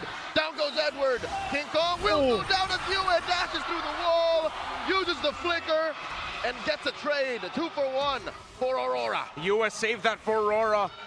And again, another pick you have to watch out for. If there's a Leomord on the other side, expect the Valentina to be one of the answers because of just how well Valentina shines with getting the Phantom Steed for cleanup, for aggression, for setup. It's a perfect toolkit for Valentina. Yeah, we see a little fight for the gold crab there. Severo's going to grab that one, but that's true. You know, a lot of times when you see the Valentina picked up across a Leomord, it's so deadly with its own Phantom Steed, and you can play around that, and that's what we see here now as they get re-situated here. Even though the first objective went over to Onyx, it's pretty much equilibrium across the board up to this point. I think Onyx need to... By the way, great rotation by Severo to get the Blazing Duet in. But the difference maker really was the fact that there was a Leomord cosplay for the side of Aurora. Still, could be anyone's game. I'm not seeing a lot of errors, not seeing a lot of pinpoints or pain points right now in terms of how things are getting executed. Whoa! There's a duel, Blazing Duet. An SOD by Dominkite as well. I'll call that a technical knockout. I think Savero really pulled the trigger, knowing well that he can send Dominkite home. Yeah, he's going to be able to get the gold crab, and Prince got the diversion to bring King Kong closer to mid. I think they were thinking that there were rotation-wise members of Aurora towards that side, or maybe Yue would overstep. The guy's going to be rolling up level 4 for Brusco, level 4 for Light. Edward's first item is locked in with a Heptaseas, while the glowing wand comes in for Yue. Yeah, Dominkite. He's not going to beat Edward, but Dominkite not doing too bad. Yes, he is down just a few hundred gold against Severo, but Severo on the Claude, he is going to be able to do this, and you know he's going to double lane and handle things, everything else. Now this turtle spawns, second one in the game up top. I think Dominkite is handling lane really well because he knows Severo is probably going to look to join in this fight if he gets a fast clear. Okay, Yue takes the Phantom Seed again. Fight for it. And there's it is, calling in by King Kong. Penalty zone coming through, look at the damage. Dropped in, SOD, will they press the button? Dominkite still not pressing it, down goes Kurt. Man down for Onyx. And just like that, Aurora have the advantage. Onyx will not force the issue. Good initiation, but with the Terizla down, Onyx will have to give this up. They know it. The SOD also landed right in time. Aurora get turtle, number 2. No dire straits, but that was just a perfect entry by Edward. Onyx were not ready for the Electro Final Blow Petrify combo to come from that angle. That had to be the very last second that he could follow through that SOD. Whoa, Edward. Forces the flicker out of Super Prince. Will he get punished? That's the question. And it seems like, yes, he just too deep. King Kong takes out Edward. Bot time because Severo's now getting pressure in bot. Severo, another blazing duet, pushing Demon Kite back. Does he know that Demon Kite and Lighter here? BMI back, here comes the backup. Super Prince and no Dominic. Brusco coming through. Defensive use of the SOD, the flicker back. Close call. Yeah, really good for Light to be there. Just good response on both sides. That was really a back and forth between both teams, but they keep their gold laners alive. Yeah, they know it's a really tense situation. Very fast to pull the trigger. And to see these two because Aurora team fights so far slightly better. Yep. They always have 1 or 2 options remaining after Onyx have blown out majority of their abilities. While for Onyx, they can play the map a bit more maybe, but it's tough with Moscow on the other side. Oh, Light. Okay. He's going to get out of there. He's got to be a little more cautious. He doesn't have a flicker available. There's 4 members of Onyx down here on this bottom side. They want to take this tier 1 out. Brusco will stall out Light from going back to the base. They want the turret. They get it. They'll take a diversion back to the mid lane. Oh! Thrown out by Kurt. There's the electric blow, plus the petrify by Edward. Severo with a blazing duet. SOD catches it. Oh no, King Kong calls in. Barbiel. Demon Kite gets taken down. Kurt situation. If that was me, if I'm Kirk, I'm just going all part of the plan, boys. No one saw that. Anyways. But we got the win. We got the win. Yep. They made it happen. Again, both the teams are doing a really good job at mirroring each other across the map to be there when they need to. But now it's 1-for-1 for the Turtles on both sides. This third Turtle in control of Onyx right now. Not sure if Aurora is going to contest it. They just give it up because Demon Kite just was spawned, so he'll go ahead and grab his purple instead as they get ready to prep for this Lord here. So majority of these fights too, it's been the 4 guys across from each other. Now we'll start to see the gold laners come into play a little bit more here. I'm wondering where things are falling into place item-wise. Golden Staff now for Severo. He's got to be close to the... Oh yeah, that was his second item, right? Yeah, still kind of far. Still kind of far. Uh-oh, Demon Kite. And the Golden Hour stops Demon Kite. Where are you going? Brusco puts a stack on that freeze on him. In comes King Kong running through. Charges through. Blazing to win, gets back. S17 does still hold on. Wow. They're happy with the pushback. Yeah, safe by Kite Brother. Diversion just to quickly reposition instead of walking. Good little peel there coming out from the team. Again, that's been the nature of this game already, the game 4. Aurora trying to peel for Demon Kite if he has to. And, you know, again, playing for Demon Kite on this Moscow. We've seen a couple close team fights, and a big play of that with this kind of composition is, again, these gold laners. DHS just picked up, so both have the 2 items locked in as they build into the third here. Severo has been pretty good at just being where he needs to be in Blazing Duet and relying on, if he's got to rely on the Louis for Super Prince to get out and out, he can. They can use it later on like we've seen before when the Lord is up and you can get that longest BMI positioning in favor of you utilizing the Louis. So this is all a great macro possibility for Onyx. Whoa, mid lane? Oh, they try to collapse on the Light, but he's just too elusive. Close call. Kirk. Now sending Demon Kite back. Oh, Kirk's in trouble. And Demon Kite finds the Boxing Knight on him. In comes Brusco. Golden Hour. The kick just right outside. In comes the rest of Onyx. The Super Fam thinking, should we? Shall we? They can turn. We will. In they go. Blazing to it. Plus penalty zone. Severo fight in Demon Kite's face as Kirk just survives, but barely. King Kong once more. King Kong running through Brusco. Very low. UA will not force the issue. That's a 1-for-none take, plus the turret. Yeah. Onyx are just pushing forward the tempo. Perfect tempo, and this is why this low Yi pick is so good for Onyx. They needed to be able to cover the map and cover the ground so much faster, while also have some great tools mid-team fight. Oh, this Lord is up. Onyx is going to go ahead and try to blitz it as fast as they can. It's already less than half health here. Is Aurora going to do anything or just give it up? I think they just should. Onyx are just playing hard to get, baiting them in. That's a Lord secured for the Super Fam. There you go.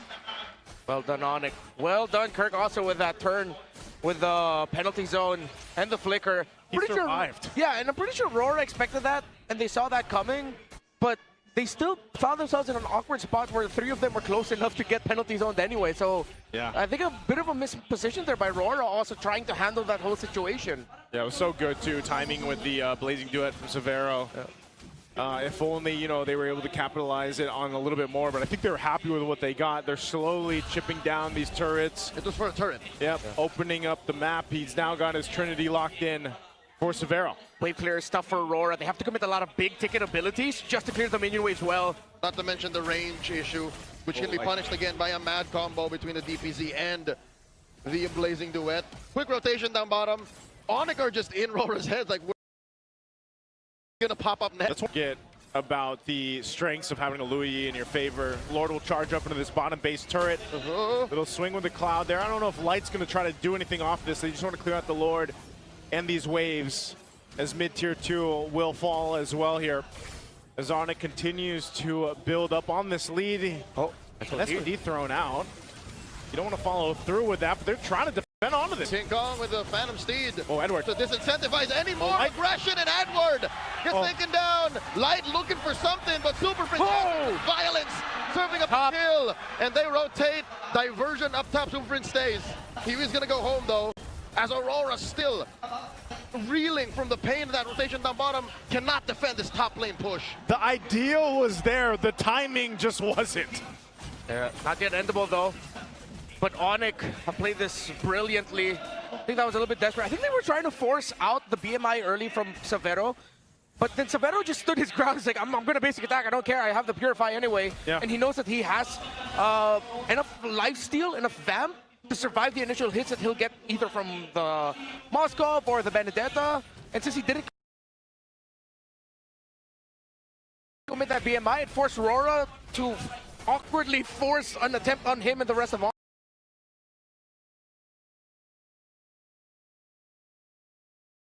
Onyx.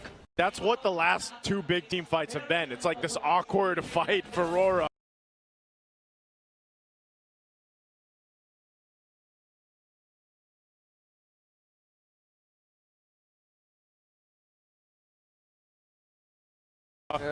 It's just not going to favor them here. Got a flicker available for Kirk. Yeah. If he decides to try to push into the base, but they'll most likely just wait for the Lord. It's up here in less than 10.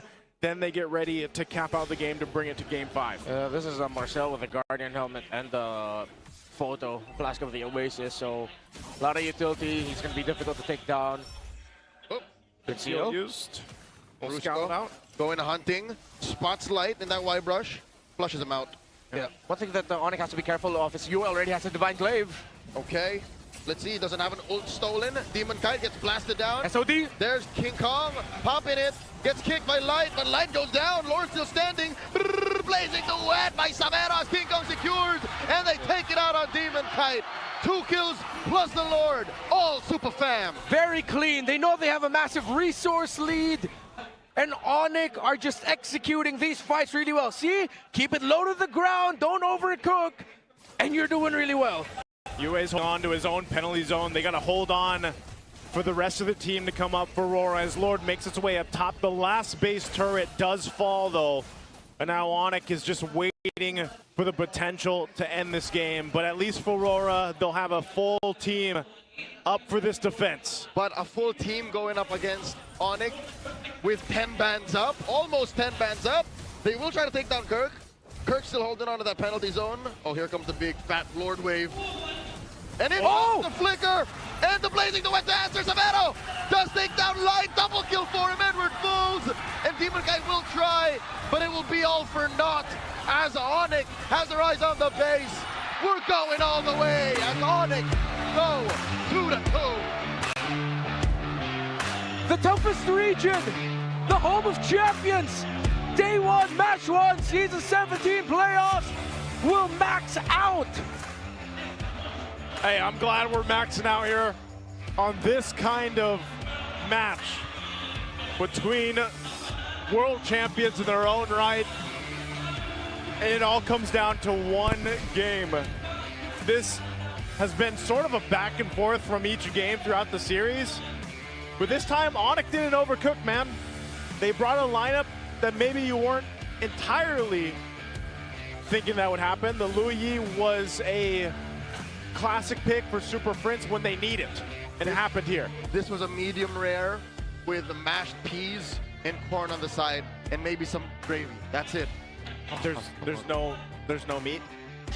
What? You just said medium rare. Oh, medium rare. Wait, oh yeah, medium rare steak? Yeah. Okay. Yes. Were you thinking he said medium rare corn? Yeah, that was medium rare What's corn. medium rare corn? You know, when it's still like a little bit, you know what I'm saying. I'll go into more. Brusco getting the MVP. Yep. So what part of the food plate was Brusco? Oh, he was the food blogger influencer taking the photo. Taking the photos. Of the well-made dish. And he had a photo, by the way, right? Flask of the Oasis there. 0, 2, and 10 on the Marcel. 100% kill participation. The two MVPs for Onyx in this series have had 100% KP. Which is why this really is a battle of who gets a much better picks, less cooking around the center of the map. The Loyi was just perfect, and it's actually turns out a really great combo with the Marcel as well. Because if ever the Marcel and the Loyi are caught together, Loyi generates shields for herself. Marcel could potentially give shields to Loyi as well, meaning it's a difficult combo to go against. We're reminded yet again, yes, there's this awkward relationship with Cho that there are some Chos that are so good that traditionally Marcel should beat it, but it doesn't. But this is a stark reminder of why Marcels usually do really well against Cho this season. Yep, this is just nature in order. Mechanically speaking, the Cho just really struggles against the Marcel, which now brings us to an interesting fork in the road. Yeah. A branching pathway, if you will. Now that we've kept it close down to the ground, both teams drafting excellently. Yep. Playing, to the best of their abilities. It was, pretty close up until the 6-minute mark. Yeah. Where does this leave the whole Marcel question? Does Aurora ban? I think it's clear. I don't think I'm blowing smoke up anyone's behind. Yeah. Light doesn't like the Marcel. Aurora just doesn't play Marcel. Yeah. So do they ban it? That opens up a whole slew of picks for Onyx. It might be worth the... I don't know. It might be worth it. Beat it with the Valentina. Yeah. It might be worth one of those moments where you just go for that ban on the Marcel in Game 5. Or was it the Cho into the Marcel? I think it might have been more so that. I think the Cho into the Marcel to me was kind of awkward, bro. Because the Cho came up in red, blue 3.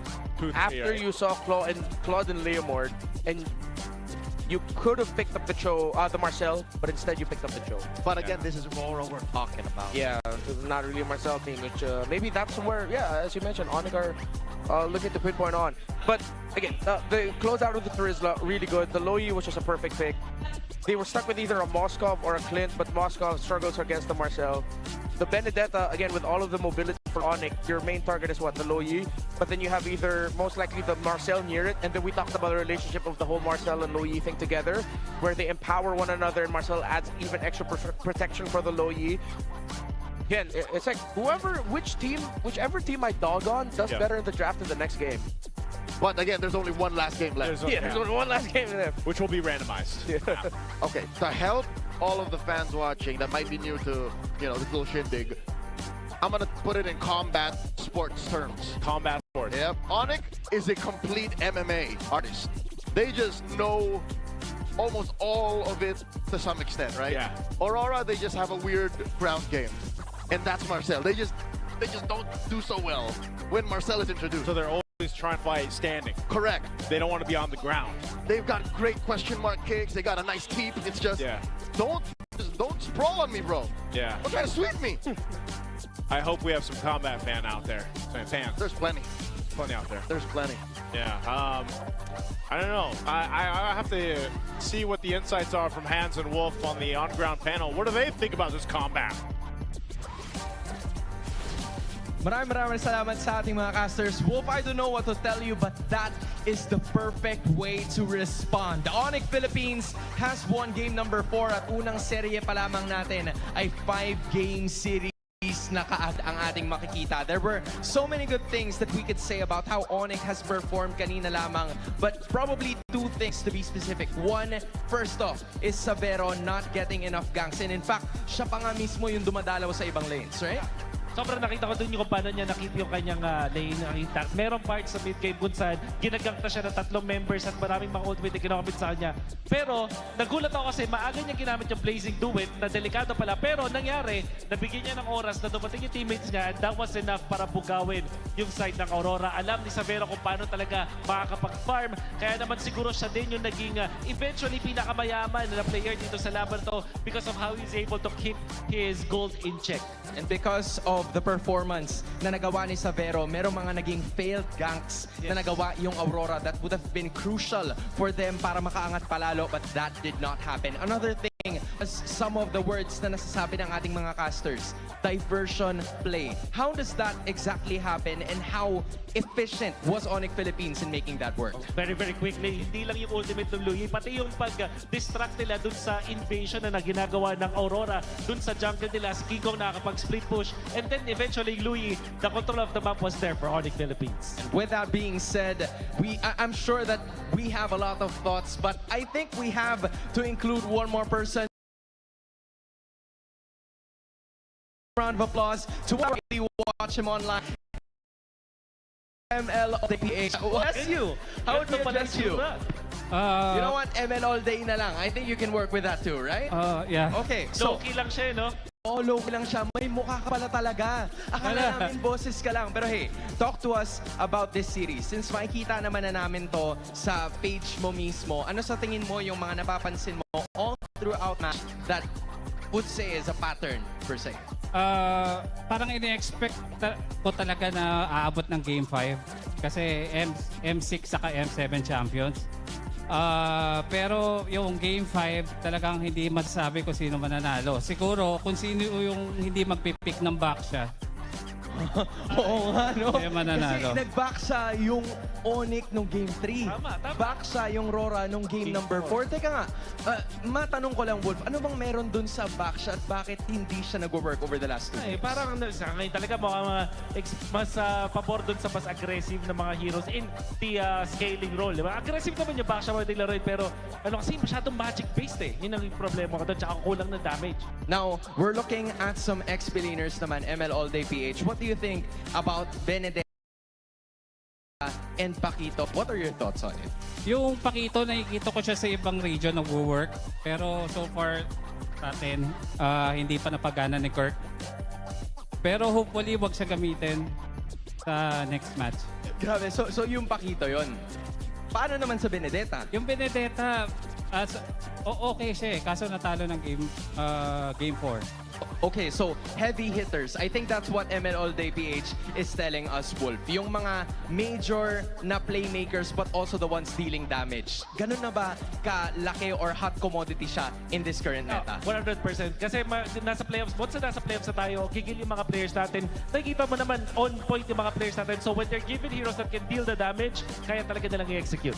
With that being said, we are moving forward to game number 5. San Juan Arena, they need all of your support. This might be the last game para sa isa sa kanila and only one is gonna be moving forward. Casters, balik sa inyo. Thank you so much. Great to have our on-ground panel there with ML Update. I've seen them before. ML All Day PH. ML All Day PH. Is it weird to say that he looks the way I imagine he would look? I mean, he had a face mask on, though. Well, because he's kind of anonymous, right? Like, you just... Yeah, not gonna lie, I thought he was AI. You thought he was AI? Yeah, I did not realize he was an actual person. It's not impossible that AI employed this random gentleman to attend on their behalf. I don't know. He had an idea, by the way. Yeah. The team that doesn't pick Baksha, but this is the team who picks Claude will win the series. How true is that? I'm a little bit more towards that idea. This one, I think Claude is... Because there was one pick earlier in the very first game that if Onyx got, would have changed the picture differently in the second phase for Aurora. That's the Claude. And the Claude was the MVP there for Aurora. And Onyx really didn't have the right damage profile for it. They got the matchup, the Bruno in the Claude in favor, but in the big picture, the Claude just works well better with the rest of the pieces of Aurora. So if I'm any of these two, if it's available, if you can go for it, pick the Claude up right away. It's not an overthink. It's not you overvaluing a pick also. There's a reason why Claude is one of the top picked heroes all over the world. Everywhere. It's for this one, though, I almost would have wondered if it would have been also Marcel. Like, we were just talking about that before we went to the on-ground panel. Marcel is a great supporting actor, but he's no Arnold. Claude is Arnold right now. Yeah. Claude is, yes, he's Rambo. Yeah. So, Claude is Marcel Mel is Gibson in the 90s. Something like Lundgren? that. Something like that. You know what? But let's go ahead and take a listen in and a watch with this. I think it's with Aurora Edward.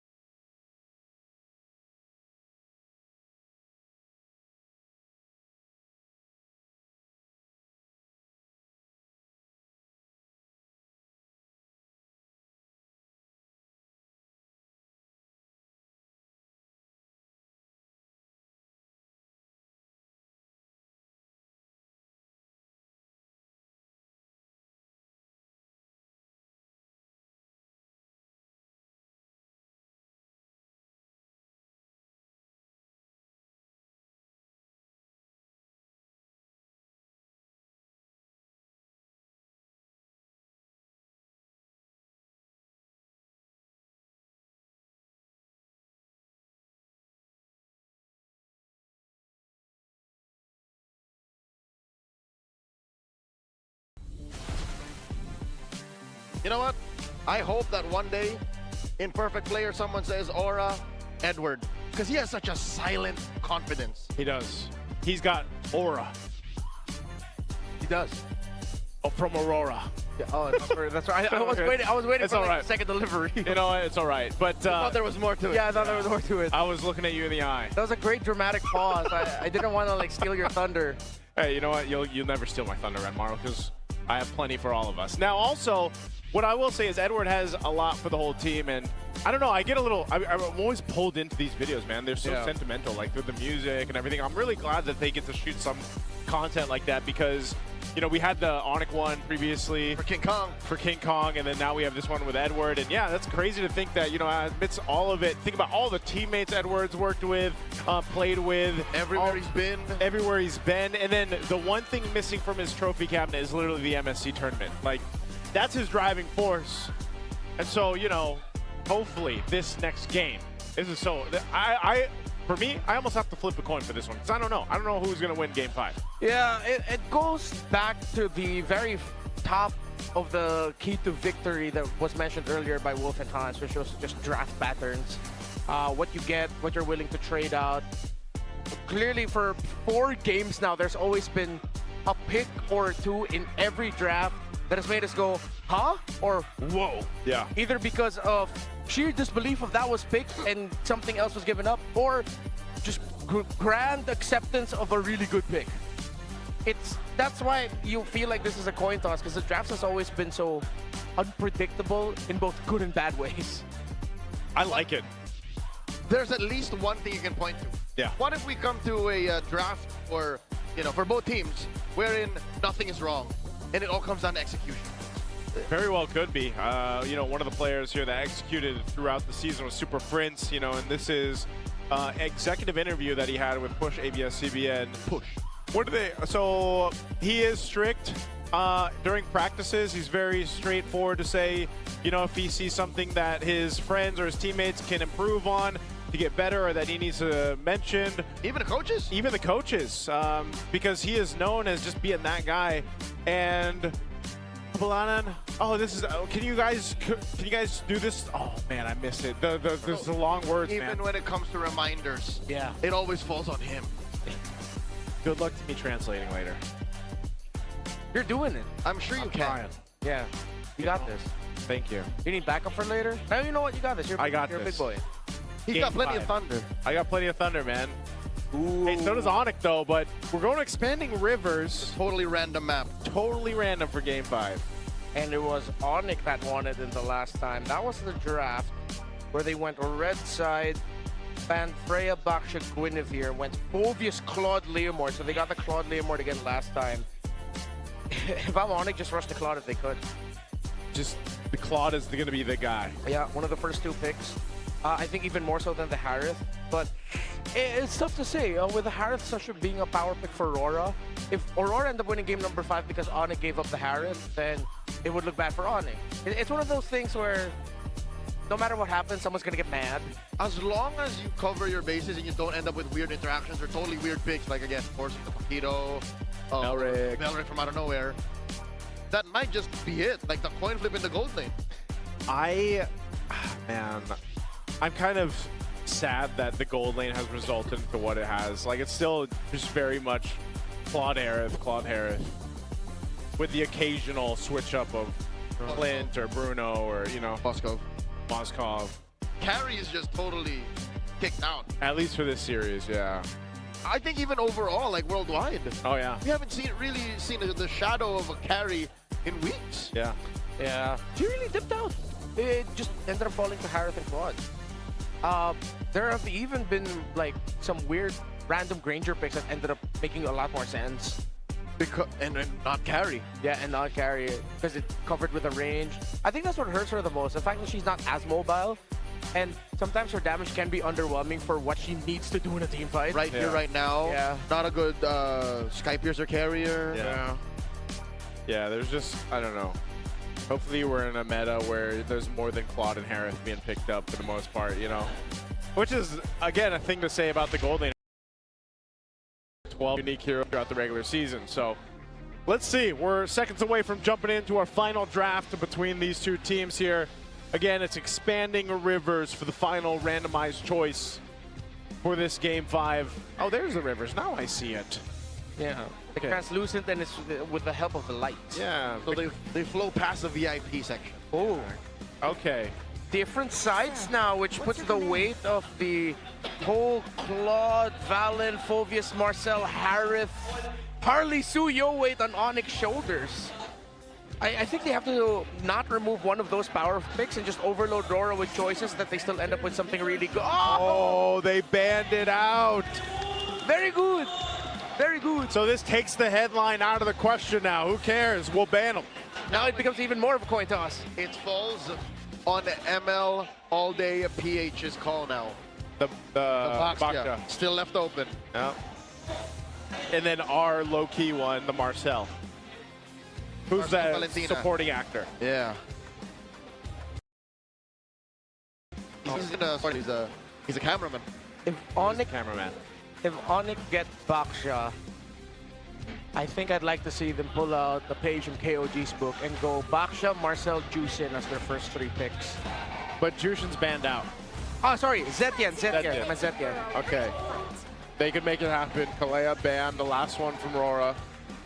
Priority, they go Baksha. Phovius still open. Did you go Phovius Harith for the swing? Or is that too greedy? I think they need something with more dive because Severo could either end up with a Moskov or even a YSS later, maybe even the Clint. That they need something that can dive. I think you save the EXP pick later. Even with Phovius out in the wild, this is a rare occurrence. Even with that way you can end up sending like Yuzong or Tapu later. Ken. But they might just bite the bullet and just go for, you know what, fine, we'll go Phovius, we'll go Harith, just so we don't have to worry about it. Oh, it's a utility matchup in the jungle. They go Fred Val. There's an Eve open. If Aurora... Oh, they take the Phovius too. If Aurora makes it through to the next stage, it's going to be off of Demon Kite's back on this Fredrin. There's the Phovius. Do they have any necessary rush to Harith here? No, they can even go Kimmy.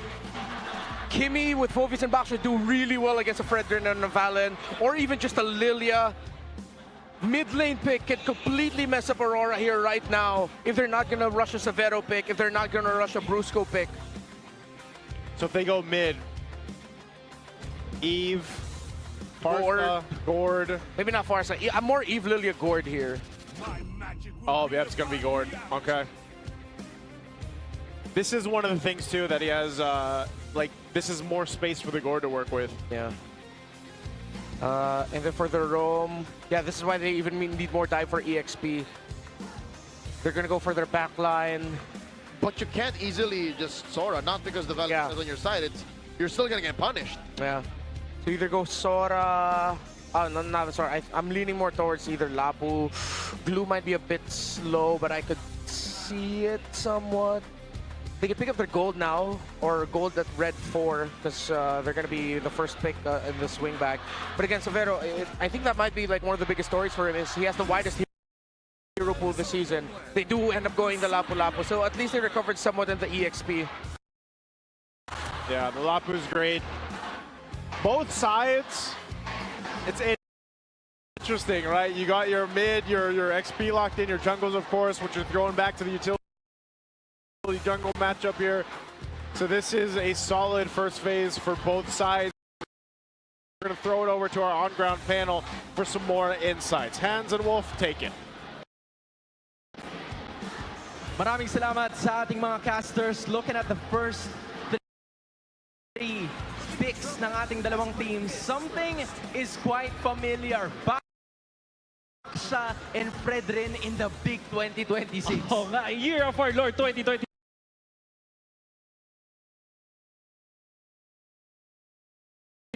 Makikita natin si King Kong laban kay Demon Kite na magpaprioritize ng Baksha versus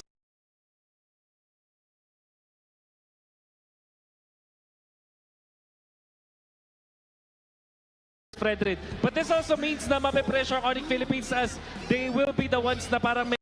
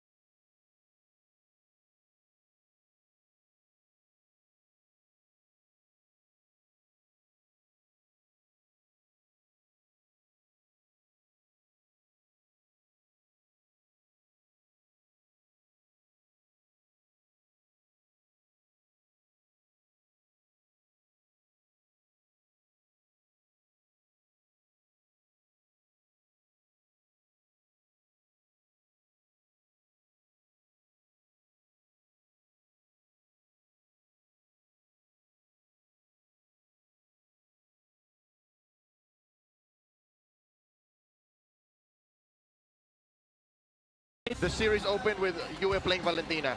He had one of the Valentina performances of all time earlier the regular season. Light on the Marcel, maybe we gotta give him a second chance.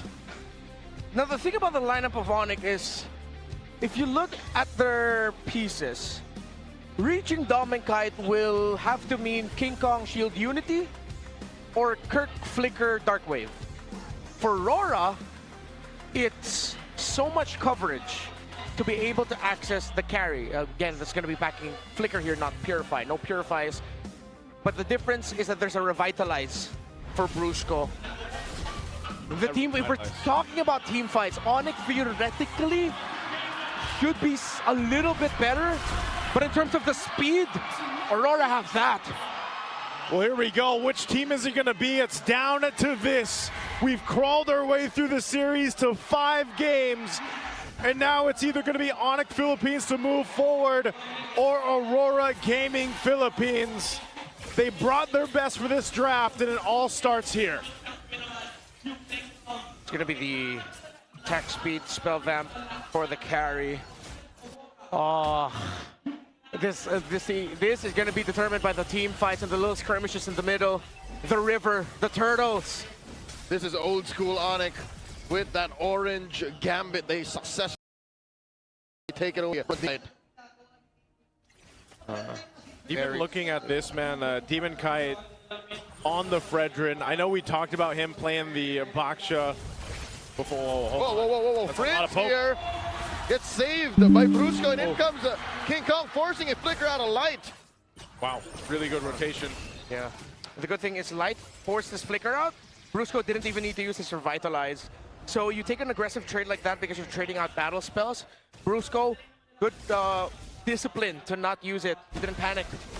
Yeah, I'm wondering how this matchup is going to go in the gold lane, just because both gold laners, you know, sometimes I wish we could have just a dedicated camera for them, and we know how spicy it can get in the gold lane between Dominkite and Severo, but him being on the carry here for Severo, this is what we were left wondering. How would this play out in team fights? Good little stun. Jumping forward from Demon Kite with the energy eruption. Turtle's going to be up. They have control of this side of the map right now. We'll see what Onyx does. Brusco goes for the reset. He's held on to the Revitalize, and now Kirk's going to go ahead and rotate forward this. Super Fritz not level 4 yet. Meanwhile, Yue has got his own Mystic Gush, so that's an advantage that Rora can play with for this first Turtle. Fritz is so delayed. Turtle now at less than half health. Massive Gush from Yue. And there is a Appraiser's Wrath putting down the members of Onyx, but they still hold their ground. King Kong with a Poisson, but Demon Kite yeets that turtle from underneath them. King Kong didn't even use his Retribution, and he was in range.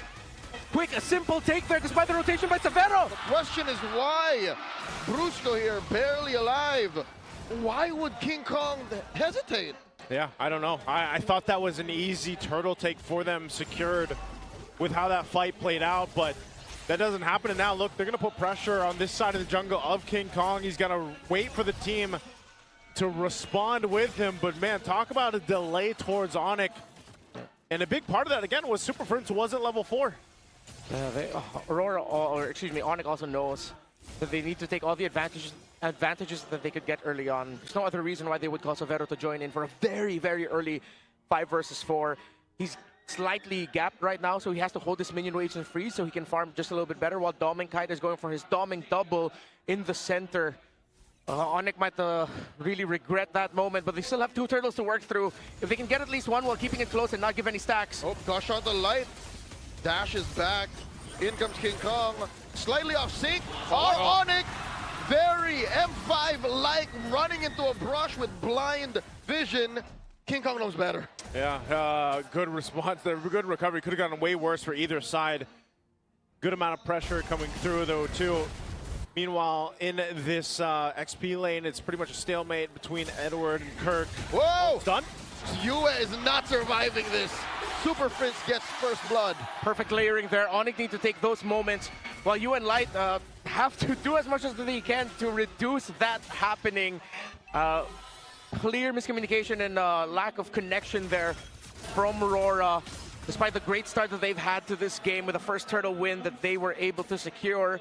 Slight lead here for the Fredrin over the Baksha in terms of gold. EXP-wise, though, also a slight lead for Demon Kite. Yep, Severo doing a good job there, freezing a lane. He's got control over it. This turtle's coming up here now, though, too. So Onyx off of that, grabbing the first blood just under the 4-minute mark. This turtle is up. He grabs a glowing wand. So first item locked in for Super Prince. Corrosive Scythe for Severo. There's a projectile stun on Edward. But he's going to be fine, Bravest Fighter, but they're just going to go for it. Glorious Pathway dropped in by Brusco. Puissance by King Kong, holding that front line.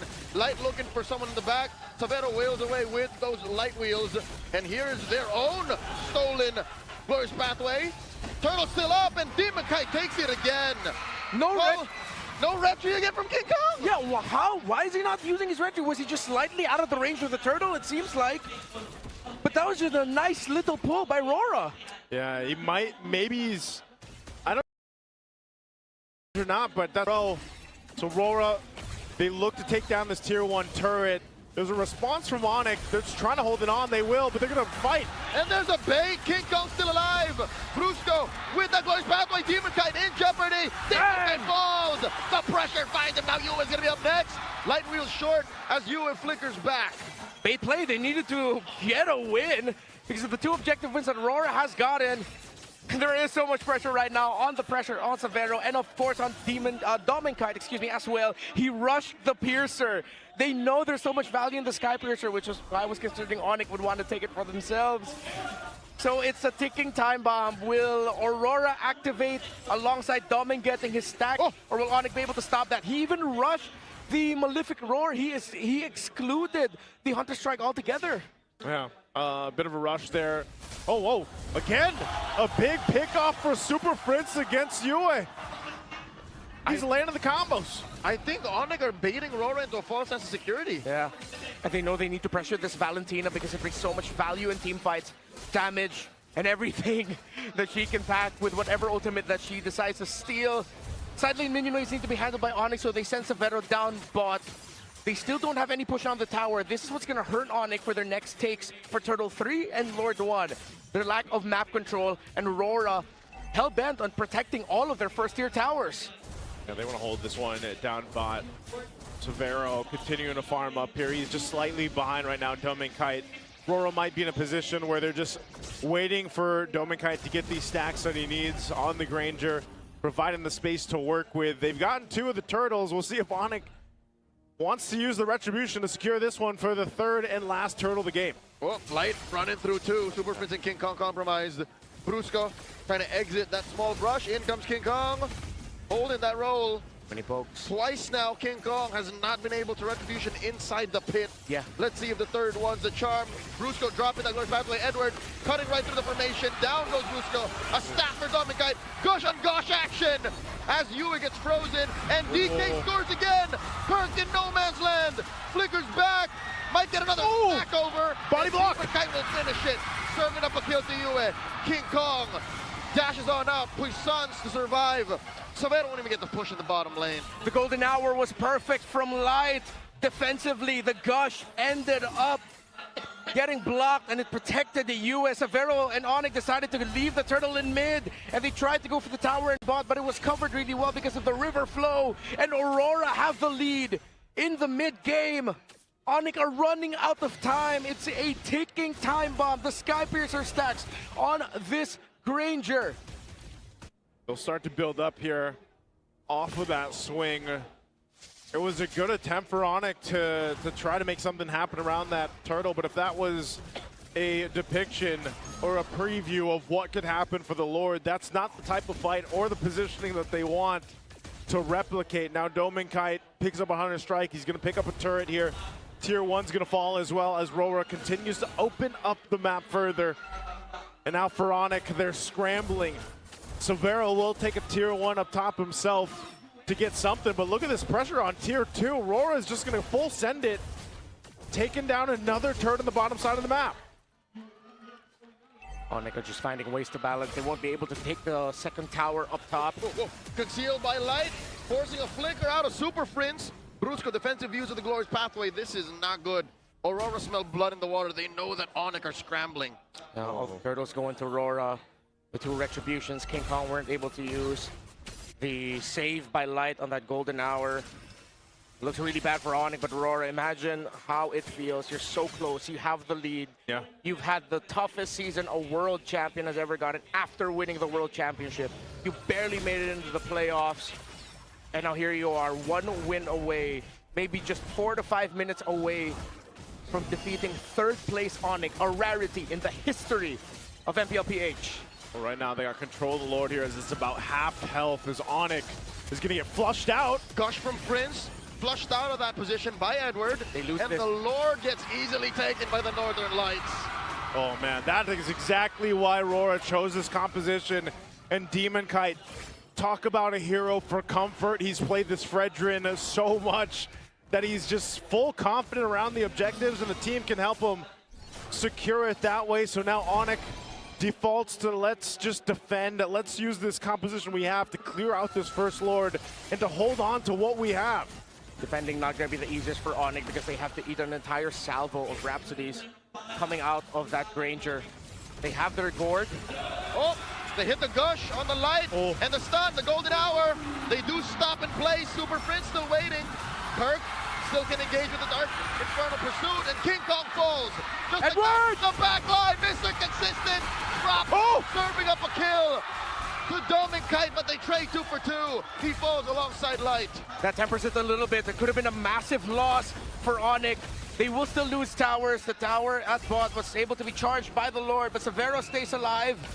Aurora still have a lead, but you see how difficult and awkward it is for Onyx to take these engagements. The golden hour stops a lot of the Mystic Gush. I think so far a lot of the better Mystic Gushes have been coming out of Yue. Yeah.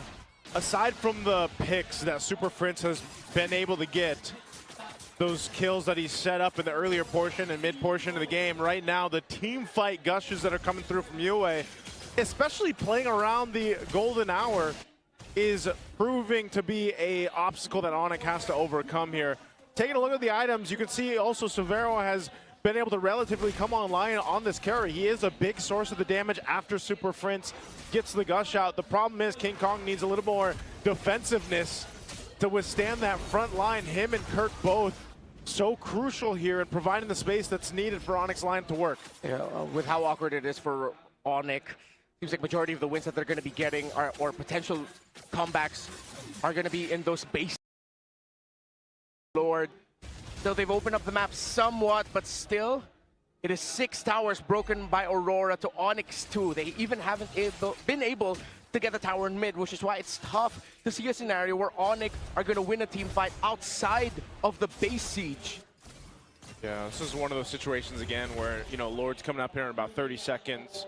Onyx was completely flushed out of that side of the jungle. Can they do things differently? Have they gotten themselves to a position where they can't easily get pushed out to contend for that Lord? It's crucial they're able to make that happen. A Malefic Gun for Severo, now a little more extra range for this carry. Could be a difference maker on this last item pickup, but also the threat that is Super Prince. He's got a little extra movement speed now. Still has a glowing wand. He's working on his 3rd item. But the Lord is up now. Onyx wants to get in position. King Kong's gotta come through. Maybe a drive-by with a retribution, or they spot something out. Light already giving the information over. Brusco, half health already, just off of a couple shots. King Kong waiting in position, but Aurora, they'll take their time with this one. So they see Super Prince down bottom. They know that he threw out a projectile. Light is just hiding. This is devious. This is That's signature Light play. It's the Light bush. Yep, Light's bush. The Light angle. The Light angle. He's waiting for this. He's providing the potential to just swoop on in. A quarter of the health of the Lord. At an 8 out of 10. Whoa! Find Edward. They blast him. Puissance off of King Kong. DK with a secure. Lord post take. Nothing from Onyx because Aurora just dealt the splits. The momentary stuns coming out of the Platinum Snap was just perfect from Light, despite Edward being brought low. If Onyx full committed that, it would have been worse. But Aurora will now be able to push the siege. Again, this is where we will see if Onyx can make a comeback or not. Through this defense, the only way that they can. They're zoned out in every objective fight. Dom and Kite on this Granger. If he remains unchecked, Onyx are going home. Good defensive item here picked up for King Kong. Gets the Guardian Helm. He's going to need it alongside Kirk, who's only got the 2 items locked in, the War Axe and the Anti-Cuirass. They're going to have to deal with this push coming through in the best way possible without going down. If they can get a pick, utilizing Super Prince, that's even better. But the best case scenario for them is just to stay in the base and defend as they want to go ahead, stay alive in the playoffs here. This crucial base defense is so important as the Lord pushes in to the bottom turret, knocking it down. They still maintain mid and top. Can Onyx withstand the push here as they clear out the Lord? Permanent damage to Onyx structures. Constantly bleeding is that long lane. And in comes Aurora. They're looking to collapse. Golden Hour stopping the damage from the turret. The gush from Yue. They take down Edward. Savero's damage is real. And here they come. The guy with an Appraiser Drum. He gets taken down too. Savero double kill. The pressure is online. Severo is playing out of his mind. He's doing everything he can to not get eliminated in the first round of his first ever MPL PH playoffs. But Dominic still proving to be elusive. The trades that Oni keep finding are just frontliners. Well, there's always going to be at least one more frontliner left to supplement Yue and Dominkite. Oh man, that was a base defense that Onyx needed. Mind you, being down almost 8,000 gold. This is more so, again, playing to their strengths, and right now with this composition, the strength is on the defense. It allows Severo to go ahead and continue to do what he's been doing. Yes, he's most likely got to wait to have this flicker back up, but they've got some time to go ahead and control this. A Divine Glaive for Super Prince. You've seen the amount of damage that he's able to do initially, and then Severo comes swooping in to capitalize on the kills. They got to clear out the bottom wave. King Kong uses Retribution to steal the purple buff away from Demonkite as Super Prince got Onyx side of the map's purple buff. So it's a purple buff-less Fredrin. He is going to be able to secure his orange though, unless they already gave that to Dominkite. Getting very close to the point where the items barely matter anymore. Fully locked in are the 2 gold laners. Both have rose gold meteors instead of immortalities. We might be seeing some crazy buy and sells during team fights. And I think it might be warranted for one of the frontliners for either team to commit a Winter Crown just to force resources out, survive through that, and then go ahead and fight. But the thing is, the economy is so tight right now, especially for Onyx. Well, let's see this one. Lord up once again, 3rd one of the game. Rora has had total control of objective space throughout the past ones. What does Onyx want to do here? Onyx has no map. They have to pull a gambit of a lifetime. Lord here at 1/3 of its health, held on by Aurora. This is a dance for the ages. Light flushes out Brusco. Brusco holding on to that brush, as well as the Glorious Pathway. Lord here at the 16th of its health. King Kong for the first time might actually get in range. And here comes their own Glorious Pathway. Edward steals it. How did that happen? Savannah does my back line. Turn around. And he's wailing away off Edward. And now he finds Edward. Kirk. Super Prince gets the kill. Kirk's still alive. Oh, Praiser grabs with the flicker to re-engage. Post what? Is where Onyx lives as they take 3 for free. Oh my God! Onyx still get bodies, but Edward miraculously got the last hit on the Lord after both junglers used their retributions. The map still looks terrible for Onyx, but they will march through mid. How are they gonna handle this? Oh, Dominkite is looking to escort the Lord. Onyx will run through mid. Yue with a stolen Glorious Battle. It is to slow down the waves. Light's gonna be up. They can defend. They can't afford to pressure the mid Dominkite. much. They have to buy Dominkite, massive rage. Gush the answer. Dominkite, RGM triggered. Oh, just like that. Onyx have to go back on the defense. Well, man, talk about close. Talk about a clenched fist on both sides, breaking out into a fight. Edward, yes, somehow securing that Lord. We have to take a look at the replay on this one. Again, so close here. Edward's right by that Lord. Both junglers using the Retribution. It's the second swing of his Raging Slash. Yeah. The Retribution both fell, but it was the second swing from the ultimate of the Lapu Lapu that actually secured it. But the commitment of Onyx to chase for this, crazy, and the right call. Rora also couldn't have handled that any better. We thought the ticking time bomb was a Skypiercer stacks, but Dominkite, with how long this game got on and how Onyx were able to minimize their kills, they can barely get stacks on it. So it's a kid named Clayton who flew many kilometers from home to replace a man that we call the gold standard in Onyx Philippines, who is stepping up to the plate in his first season as the first import for the Philippines. This is a legacy-defining game for Severo. Again, if you ever wondered the effect of an import in the MPL Philippines, you're seeing it right here. Now, can they end it by turning this game completely over as they've done throughout the minutes up to this point? Getting rid of about 8,000 gold that was built up by Aurora and has essentially led them to an even Lord take. This is the smallest gold lead Aurora has had this entire game, save for maybe the first 5 minutes. Yeah. So Onyx now, I guess this is the best time in Game 5 to say it's Onyx time. This Lord coming up next, as long as they take care of that long lane, is contestable. And no longer is it just a coin flip. Yeah. I think Onyx have a solid response to it, a solid engage, since all of their battle spells are off cooldown too. That Gourd is up to a Divine Glaive, has the magic.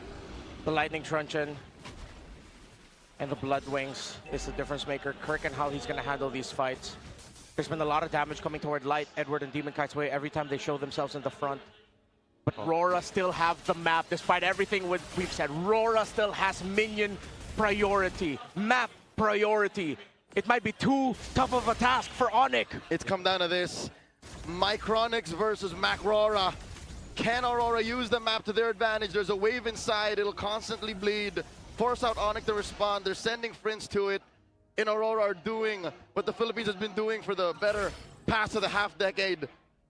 The dance. This is a throwback to the dance between these two heroes, the Fredrin and the Baksha. Onyx has clawed themselves back up to actually be able to contest against this Lord, and it's the evolved one that they're going to have to fight against. Lord, Light again. Did they see him? They saw him. Light Bush. Prince looking for his teammates. Light running through. And the gush! The golden hour is still standing. Lord gets reset. And they get a lot of damage on him. Super Prince takes him out. The Puissance and the Glorious Pathway. Severo gets jumped on by Kark. Yu is down. Demon Kite 2.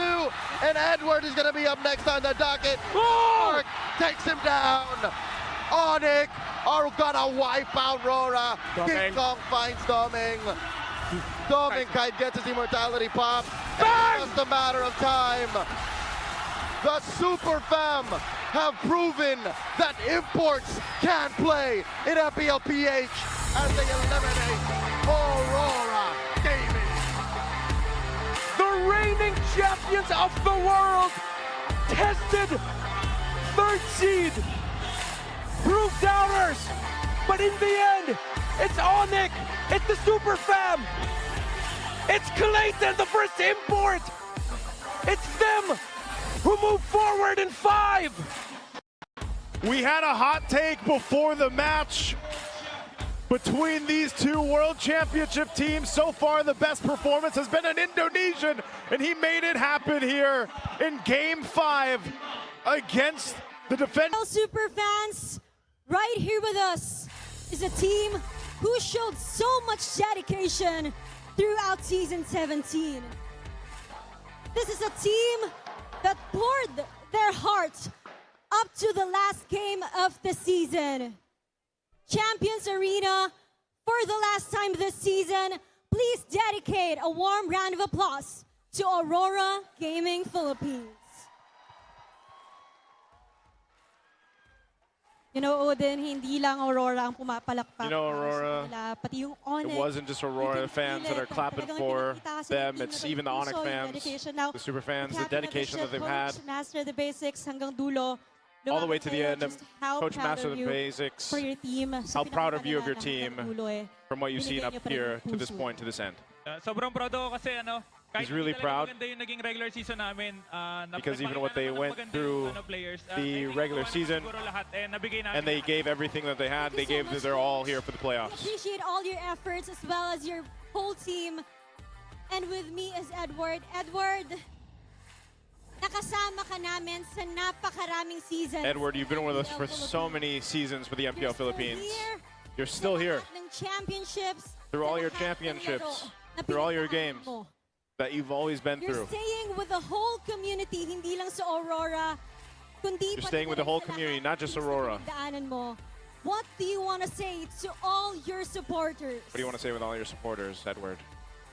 Ayun.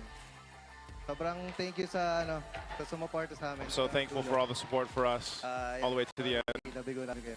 all the way to this point. Team and Kai, do you want to say something? Maraming salamat sa mga sumusuporta sa Aurora. Thank you to everyone who really supported all of us in Aurora.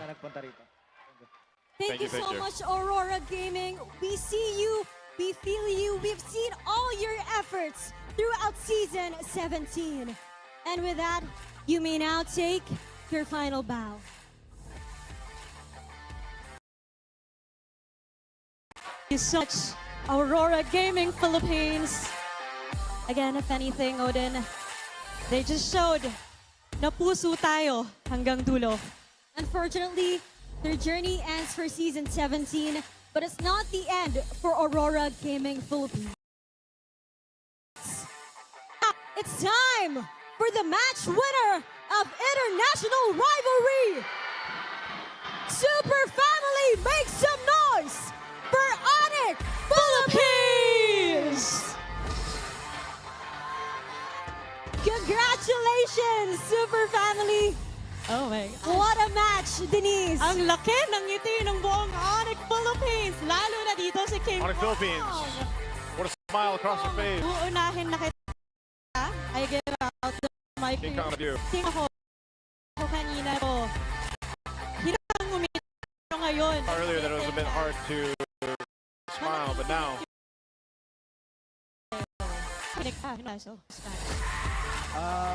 Nakahinga na ulit kami kasi may may second life. We're happy again because we have a second life in the playoffs. Second life. And now I wanna ask, nakakahabol pa kayo? Marami pa kayong ipapakita. What You exactly? guys showed so much. Bang sa inyo?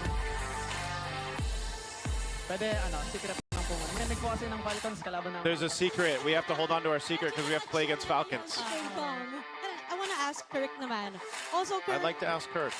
I'm sure umabot tayo ng 5 games dito and it has really tested the whole team and props talaga sa pinakita rin ng Aurora. Pero nung Props to what Aurora showed us, but Kurt.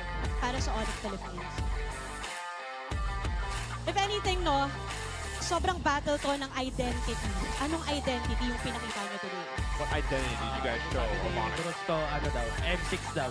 We showed our M6 form. Ngayon naman, gusto kong tanungin si Super Friends. Super Friends! Now I'd like to talk to Super Friends. Super Friends. Sa huling 2 games nyo against Aurora Gaming, na-pick mo yung 2 mong signature heroes. That's Louie. You picked your and, signature that's heroes, Gord. Louie and Gord. Pinakita mo doon. And alam natin na kahit pa 6th seed yung Aurora coming into the playoffs. And we know even though Aurora 6th in the playoffs, Dahil sila ay currently world champions. they are a threat because they're the current world champions. What was your mindset coming into the matchup against Aurora? Complacent against them. To not be complacent against them. Naging mindset namin papasok dito sa match na to, parang i-treat pa rin namin sila na We came to this matchup kahit na nasa and we treated them as world champs. may kita World class. Talagang pinaghandaan nyo ng Super Friends. And ano naman yung nararamdaman nyo na kanina tigi-tigisa kayo ng points. At pagdating ng Game 5, it's the last Well, I got to the Game 5. take against them. What This is the was last one you could going take. through your mind or ano ba yung What was going through your mind at that point? Siguro nung nag-game 5 parang nag-ano na lang kami all in na lang kami sa We were all in for Game 5 kasi do or die tsaka because it was a do or die for us, so we had to win. Last question for you, Super Friends. Last question for you, Super Biggest Friends. takeaway mo dito sa match nyo? What's your biggest takeaway against your match against Aurora Gaming?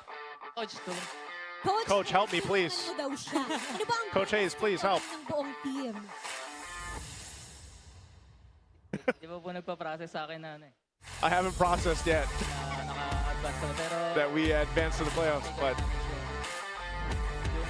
hindi pa enough yung na-practice namin. it's not what we practice, so we have more to work on. There's more things we need to work on. Yan bukas sa laro muli. And they'll be playing against Philippines. the Falcons. Once again for your match winner, Onyx Philippines. You may now take your walk of victory. Odin, with what coach said, I can't wait for their matchup tomorrow. Absolutely. Alam natin na meron pa silang ibubuga sa kanilang mga susunod na laro. For the meantime, alamin natin, what are the thought of our casters? Casters, palag na to.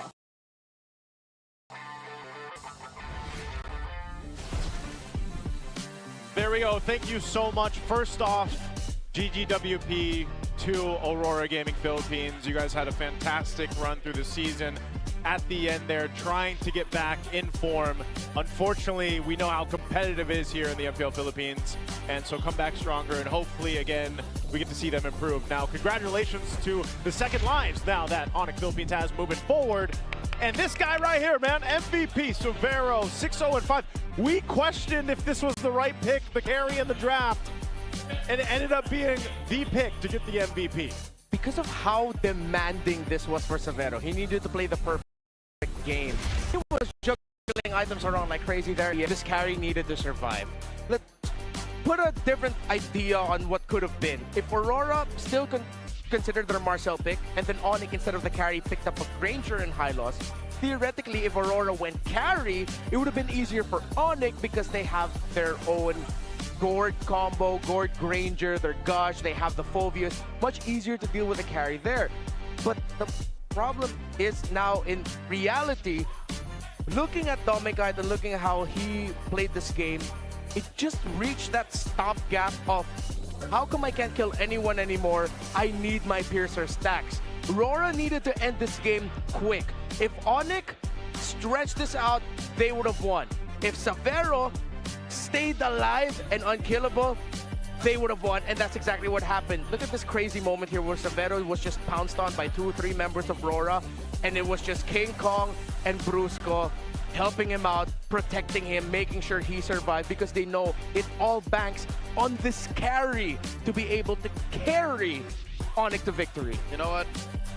I think it's this unorthodox choice that actually led to Aurora playing out of their element in the parts of this game. It'd be the fact that, yeah, Severo grew up in a different environment, played different kinds of heroes, fought different kinds of teams that make him such a lethal gold laner in FLPH. Yeah, definitely so. Not just down to his unique hero pool that he brought out, but even to make something like the carry work in this type of composition.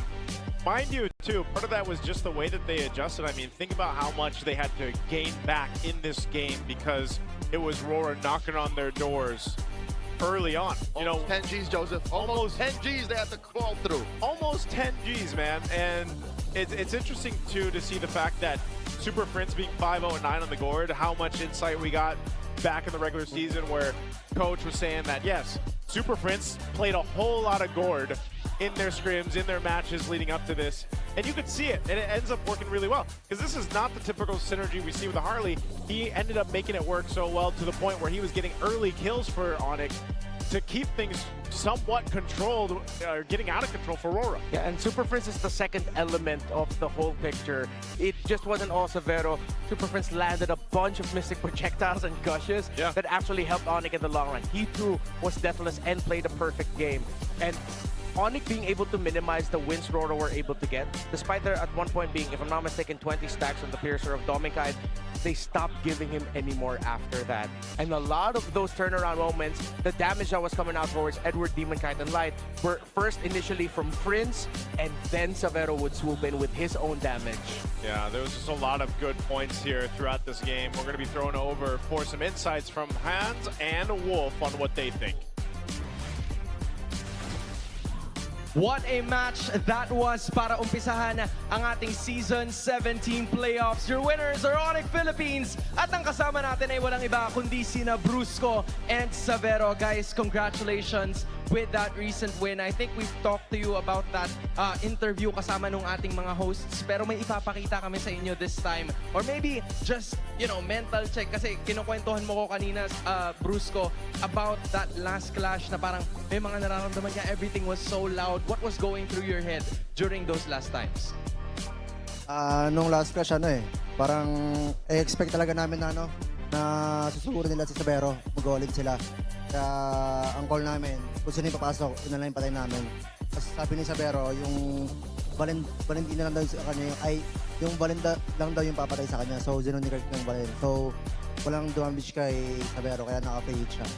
That was, again, really crucial when you think about it, right? Napaka-solid yung sinabi ni Bruce Kogat. Actually, play natin itong clip. I will play the clip for you. Can you tell us what you were thinking during these moments and how did you command your team to eventually win this? Gua cuma minta di heal sama Valen. Cuma Valen yang bunuh gua. Jadi get Valen bisa. So, nag-threat sa kanya. Tapos, wala lang pala yung kaya patay. Did you feel that the best goal laner during these clutches?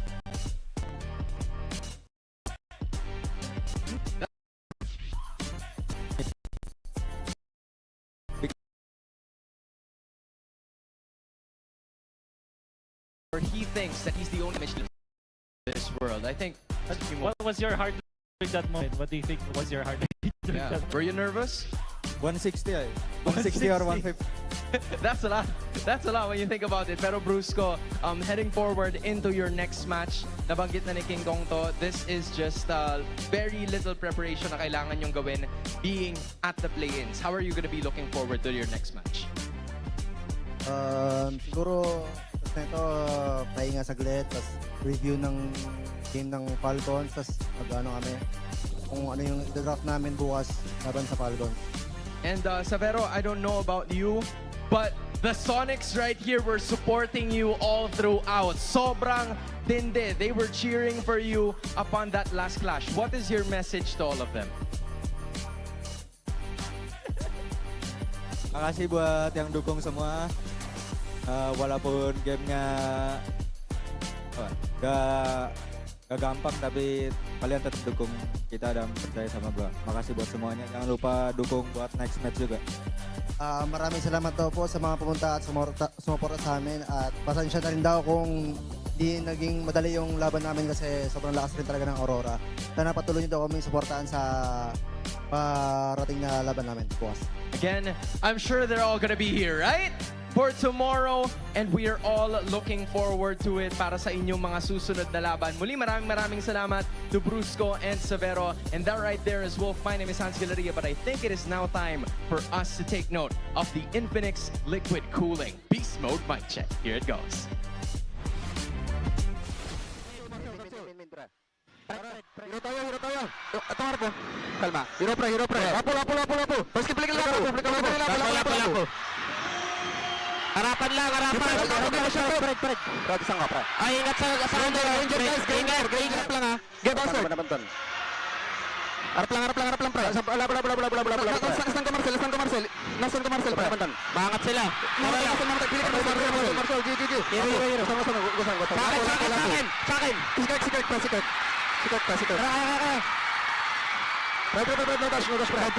Guys, guard. Kaya. And boss and Lord ha. Tara lang ako. Magpuprok lang yan. Maubos balan yan sa Lord. Lang angat sa 10 minutes para isa lang mapo. Isa pa yung bot kaya. Isa pa. Ayaw din nila mag-Lord pre. Ito commit na natin. Oo, commit na natin. Hawakan mo. Okay boy. Okay lang yan tap. Kita sa harap. Dastan na minutes. Dastan pre. Para. Box. Para pre. Hero. Timba tayo na. Tapos na. Oh, nice game. Nice. Bye-bye. And there you go. That is exactly the sound of victory right there for Onyx Philippines as they move forward to tomorrow. What a way to open our playoffs here. 5 games, boys. I think this is the only way you get past a Clash of World Champions. That was great. That was a great start. They've set the bar for the rest of playoffs, and color me even more excited to see what Omega and Twisted have in store for us. Yes, we still have one more match today. Maybe we go the distance in that one too. With it being elimination, I'd like to see it because that's going to be a whole nother different story for our teams here leading into to find out who ends up fighting against Team Liquid tomorrow. So, you know, I think this is already a great start to the playoffs. We're going to be taking a bit of a break. Not sure how long, but a bit of a break. And we'll be back for you for a second match. We'll see you guys then.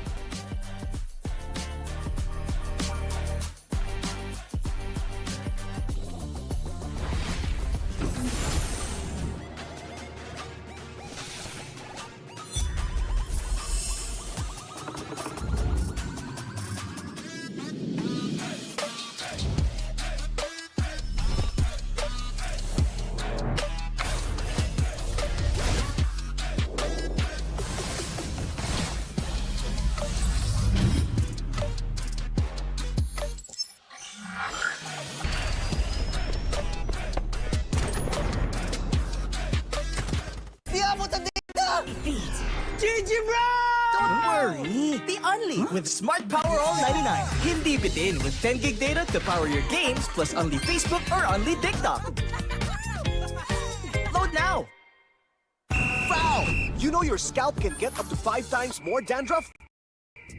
Get triple anti-dandruff power. Supercharged with Clear. Hey, you! Did you know men have 1.4 times weaker scalp? Get a shampoo that's 100% made for men. Supercharged with Clear. Enemy alert! Your scalp gets 1.5 times greasier, causing dandruff. Get triple anti-dandruff power. Supercharged with Clear. Stop and pull over! Your scalp gets 1.5 times sweatier. For cooling power, supercharged with Clear.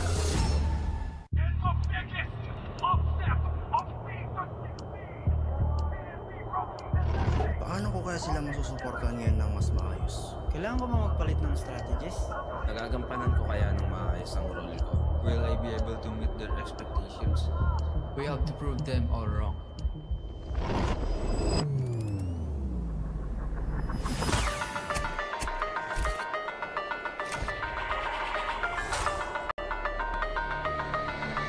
Time to win.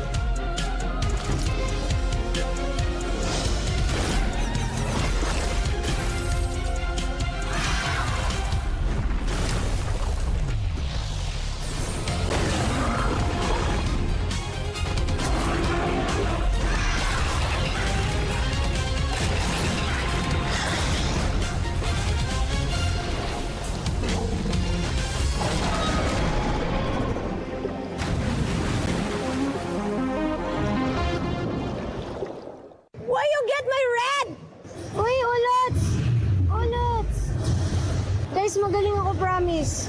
Okay na. GG na. Ikaw na, Jet. Why is bro barking laser? Ano daw ang naging preparation natin ngayon dito sa paparating na playoffs? Masasabi kong nasa full condition kami. Kailangan na lang galingan Kailangan na lang lupitan. Mas intense, tapos more crowd, more excitement, more hype, tapos mas malamig. Anong palag namin? Galingan nyo kasi galingan namin. Ano ba palag natin, boy? Kirk, wala daw. Malakas daw si Prince. Prince, ano daw palag mo kayo eh? Alam mo na yan? Alam ko na yan. So secret na lang guys. Sensya na Yung yung nagpa-raid kanina. Yung mga karoras natin dyan, thank you sa full support guys. Mula week 1 hanggang ngayon. Thank you so much guys sa effort. Sa venue, ano masabi ko sa venue? Sobrang laki. Ang daming pwedeng makanood. So, enjoy dito guys sa Phil Oil San Juan. Dami tao pre. Puno. Home of the Champions. Champions Arena ya.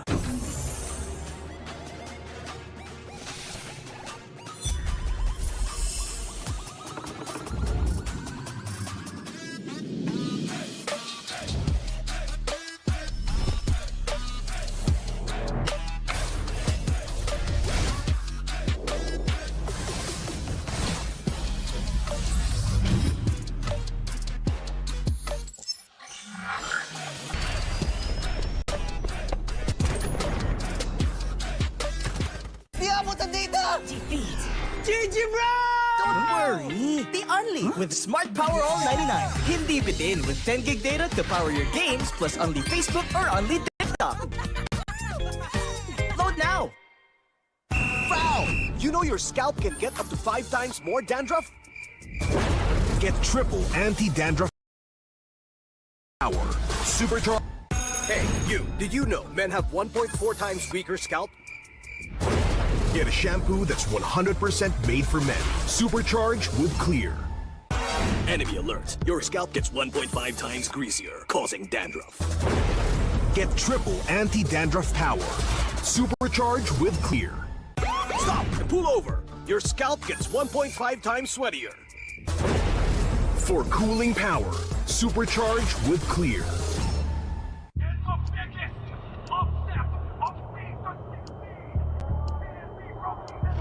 Paano ko kaya sila masusuportahan ngayon ng mas maayos? Kailangan ko magpalit ng strategies?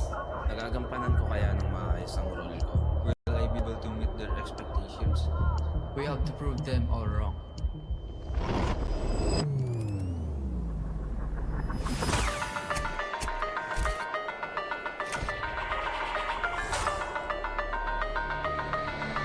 It's time to win.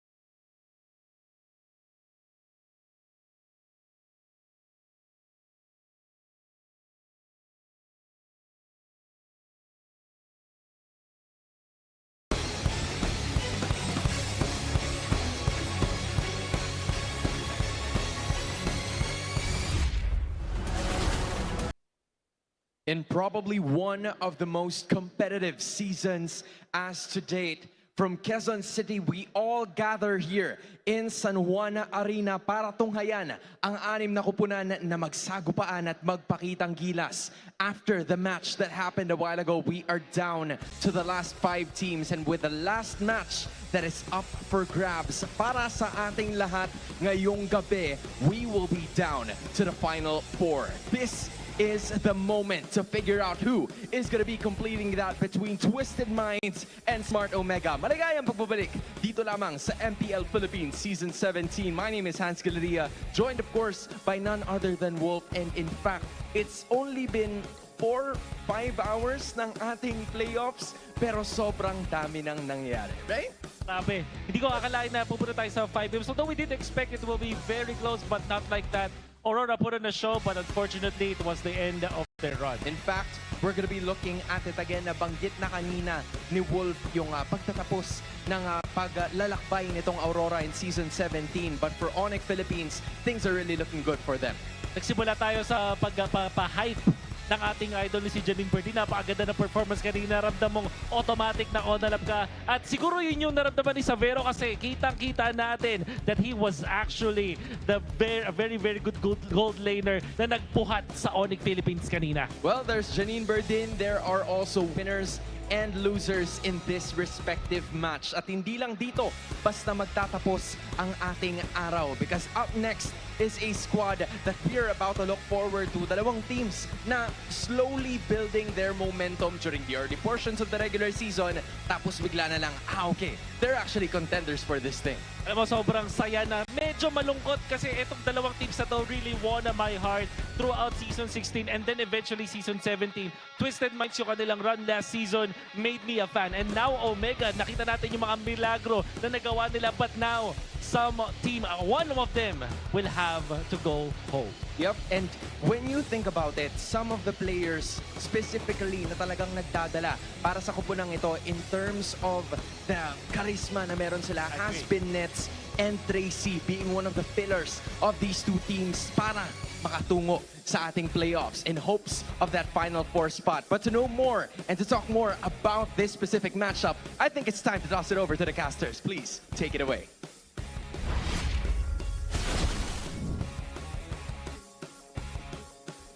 Magandang gabi sa lahat na sumusubaybay sa MPL Philippines Season 17 Playoffs. Kakatapos lang po ng ating international rivalry at paparating na sa ating second matchup of the night. Uwami pa rin with Burrito and Midnight para sa Tagalog desk at para naman sa ating English panel. Kamusta naman tayo dyan? Over on the English, it's us, it's the We Bear Bros. It's me, Naisu, Leo, Redmar will be joining you guys in just a bit. At kakaiba yung mga nangyari kanina, a 5-game series between Onyx Philippines and Aurora kung saan Onyx ang nagkamit ng victory, kaya naman kakalabanin nila sunod ang Team Falcons. Mabigat-bigat yung nag-aabang. Dito naman sa dalawang teams na makikita natin kung sino magwawagi dito, nakaabang ang Team Liquid sa kanila. Alam mo yan yung mahirap eh. Kaya agree ako kanina sa sinabi ni Wolf. Ako din naging fan ako nitong dalawang team na to. Yung labanan ng puso at utak. But even after that, ang laki ng challenge man ahead of this road. It's TLPH in the next round. Yeah, they're going to have to face off against what a lot of people would call the final boss so far for the season, but I think either can make that happen. But it all starts here with this matchup first, playing out of the play-ins. Smart Omega, probably one of the biggest surprises, I would say, at least for us, that we shared on the English desk was how fast they qualified this season for the playoffs. Top 4. And who'd have thunk with a roster this new, again, led by a rookie in Kapitan Minguin. You gotta look back at the legacy of Smart Omega. The last time they made it out of the playoffs, rather the play-ins, was Season 9. They were in the grand finals when that happened. Yeah, it's been 2 seasons since, or 3 since we've last seen Omega in the playoffs. Meanwhile, for Twisted Minds, course, for Season 15 and 16, it's been all maxed out, which is why this is a heartbreaking series. It's been a while since they both made it out of the play-ins, and the previous times we saw it, it's one of those moments where we were thinking, so close, what could have been? So now they come in with a little bit more definitive answers that might have came out of nowhere. Tracy, the plot twist that he brought for Twisted Minds to get them on the deep run, deep into the season, and now Minguin, a rookie, leading the charge for Barangay Omega. At yun yung nakakalungkot, no? May isang storya na talagang matatapos ngayong gabi para sa parehas na kupunan na to. And for Tracy, na late na rin pumasok sa ating regular season na biglang hinila pataas ang Twisted Minds at kay Kapitan Mingwin na talagang nakita natin nag-set na sa kanyang role. Dito natin makikita kung kaninong storya nga ba yung magpapatuloy dahil katulad nung nakita po natin kanina sa pinakauna nating serye, regardless kung gaano natin kamahal, gaano natin kagusto, isa lamang ang magpapatuloy sa dalawang teams na mapapanood natin ngayong gabi. Yun nga eh, yun yung mga sorpresa na nakita natin no, nung mga huling moments na ng Twisted Minds. Pero nung nagkaharap itong dalawa nito, nung week number 2 and week number 6, si Kaloy pa nung mga moment na yan ay naglalaro pa. Yeah, ito yung twist na kailangan papatunayan ng Twisted Minds. Is the change enough to overcome at the barangay? Kasi nakita rin naman natin with the stability of this roster, especially after yung turning point ng week 4 performance nila against Aurora Gaming, Omega just found their stride. It feels like the reinvigorated barangay was reinvigorated even further. And at the lead is of course Dean Sumagi aka Ryzen na ang specialty simula pa lamang nung kanyang debut no season 8 ay ang pamba-backdoor. Just ending it from out of nowhere. That was what people would quote-unquote call his prime. Nung rookie siya na pinapalit-palitan niya si The King, KLVJ. Yeah, during that time, he came off as a big surprise to everyone in MPL PH. You were able to get a competitive run during those playoffs as well. It's a big full-circle moment. We haven't seen Omega in the playoffs for a while, and it's the kid who made his debut with Omega all those seasons ago that helped bring them to this point. Yes. It's the Ryzendable moments, of course, his split pushes with the Fanny that has secured or obtained a lot of eyes on them, but they are more than just the split pushes. It's their team fighting, their tenacity, and the fact that they can pull off some of the craziest stuff that we've seen. Just when we don't expect them to do something, they're gonna do that. I didn't expect Neski to color his hair green. Yeah. And in 1 week, ang daming nangyari sa lahat ng mga teams sa atin. Parang lahat ay nag-ready, lahat ay nag-improve. And the same could be said for Ryzen. 9 seasons after his quote-unquote prime, parang hindi pa doon natatapos ang kanyang growth. Parang nagsisimula pa lang. Ang kanyang katapat ay si MP The King na nakita na nating nag-excel mula sa kanyang NXP days all the way to his international, now back in the Philippines, leading Twisted Minds. And speaking of NXP, iba pa tayo lalayo. Ay, nako. Mata ng Des ay nakatingin sa akin. Yes, it's also been 9 seasons since that happened. And si MP The King ay isa rin sa mga hot rookies at that time. Kumbaga hot commodity si MP The King. And over time, we've seen the career growth para kay MP The King, even going outside of the Philippines, being very successful there. In fact, ang naalala ko talaga, pinaka-naalala ko sa storya ni MP The King, naging team captain siya, naging playing coach pa siya nung MC. Wow. That dropped Onyx ID out of MC contention, by the way. Basta ako, love na love ko si MP kasi Bane specialist siya. Yan yung mga hindi lamang yung mga quirk kumbaga ng ating mga junglers dito sa MPL Philippines. It's so fun to see yung mga rising stars natin sa loob ng ating liga. Kanina nakita natin yung mga sementado na ang kanilang mga titulo sa loob ng ating mga legacy careers. But this time, uprising stories ang ating tinitignan. Equally heartbreaking, maputol ngayong gabi. Ay, bakit naman ganito ang MPL? Welcome sa playoffs kung saan dito mo masasabi talaga na yung best of the best talaga yung nailalabas natin. Kasi ang dami mga magandang storyline pero ganun ka-brutal. Yung pinaka-competitive na region in all the world. Wala ikaw pa naman tahanan ka ng mga kampyon. Ganun talaga. It is what it is. Gentlemen, kung sino mang manalo dito ay ang matitirang posibleng pwede natin tawaging David sa David versus Goliath matches na pwedeng sulat dito sa ating playoffs in Season 17. It's kind of sad because David went up against one Goliath. This guy's 3. They gotta go against 3. 3 Goliaths. But the math is not mathing up. Oh man, ang naghihintay kung sino mang mananalo dito sa Omega versus Twisted Minds ay lahat naging world champion na.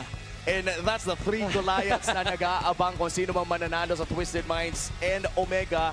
At ang pinakauna, of course, is yung final boss na nag-aabang. Siyempre, bago tayo dumako sa napakainit nating play-ins number 2, pumunta muna tayo sa ating on-ground panel. Maraming salamat sa ating mga casters. They've talked about the storylines, what we're hoping to see mula sa ating dalawang kupunan. Pero sa ngayon, we have to give an in-depth explanation as to how these two teams will be able to win. And with that, here is the real-time cooling tactics brought to you by Infinix. And with that being said, Wolf, it's your time to shine.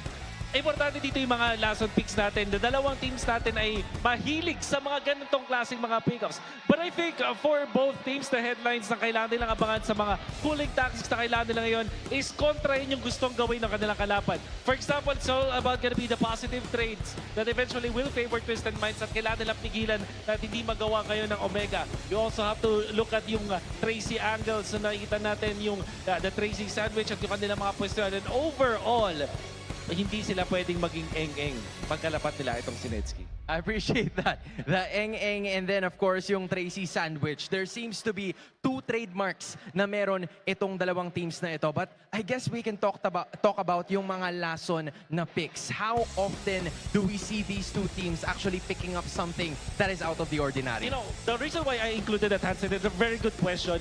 Lalong-lalo na pinakaunang linya pa yan dito sa kailangan nilang tignan, Hans, is because this is a best of 5 series. Notoriously, itong si Bonchan at eventually itong Omega ay marunong talagang mag-exploit ng last picks. Sa best of 3 pa lang, naglalabas na sila ng mga ganon. What if magkaroon pa ng best of 5? Do expect the games to be long. Do expect this series to be long because of the propensity of those last picks. Well, just like what happened kani-kanina lamang between Aurora Gaming Philippines and Onyx Philippines. I think on the mental aspect, because we saw a bit of a graphic kanina kung saan Smart Omega wasn't able to make it past the play-ins since Season 9. Twisted Minds since Season 15. It's been a while between these two organizations to be able to push it that far. What's going on through their heads na ngayon, isa sa kanila may chance na to get there?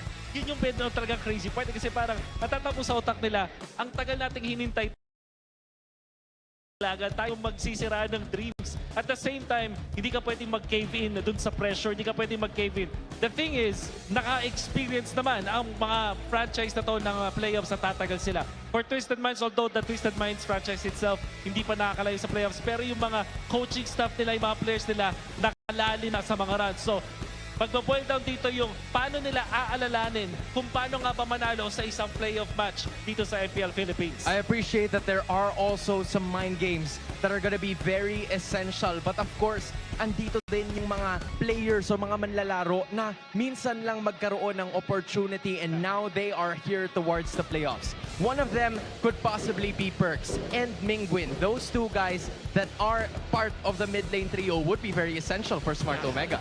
Napaka exciting but also a difficult situation.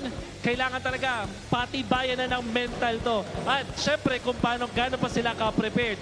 At parang laban na rin ng mga fan bases to, Hans. Naririnig mo naman yung mga tambol. Well, might as well. Nandito na rin naman ang tambol. Ang tanong ay kung buhay ba ang barangay? Andito ang barangay sa San Juan. Pero ang utak ng lahat ng iyan ay ang minds ng Twisted Minds! With that being said, handa ka na ba? At handa na rin ako. Siguradong handa na rin kayo. This is Smart Omega against Twisted Minds. Teams, take it away.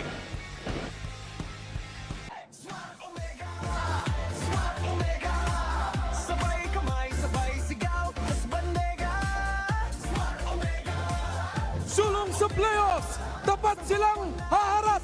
Walang twist ang babuluktot sa tuwid na daan papunta sa pangarap!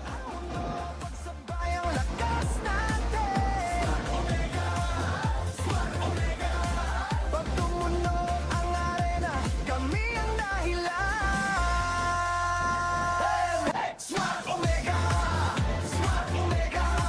Sabay kamay, sabay sigaw, tas bandega. Locked and engaged! Manifesting like no other! Magingay for the self-proclaimed best gold laner, two-time gold laner of the week, Nets! Bigyang pugay! At ang Smart Omega!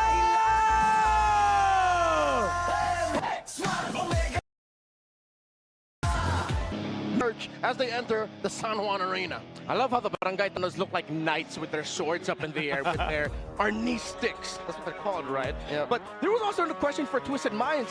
Late in the season, or us, the week 6, who the hell is Tracy? Yeah. And this is Tracy, the plot twist for Twisted Minds. His Roman style took a lot of teams by surprise and allowed Twisted Minds to secure their playoff slot. Though granted, it was a loss of another team that secured it. Leslie Tracy had a big part of that. But Lansu really needs to be the main guy here for Twisted Minds. His shot calling needs to be on point.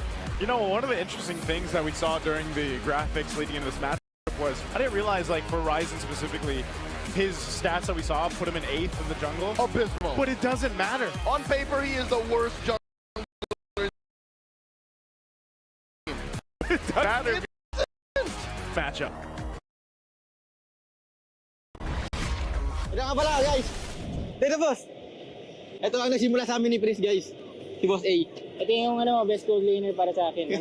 Ang nararamdaman ko ngayon, excited ako ngayon and gusto ko malaro ko yung laro ko. Inaanda ko itong araw na to eh. Ito yung pinakamahalaga sa buong ML players, guys. Kailangan nyo mag-perform sa playoffs para makuha nyo yung mga gusto nyo. Sa mga nagparate sa labas, grabe ang laki ng binigay nyo sa amin boosting, guys. Talagang lulipitan namin. Hindi namin nahayaan, hindi kayo makakasigaw. Ang pinakamahalaga, dapat talaga kumapit ka muna agad bago ako maglaro. And minamalibis ko rin pala yung mga Tama na, minamalibis natin yung mga kalaban natin na maging eng-eng. Tapos tayo yung pinakamalakas.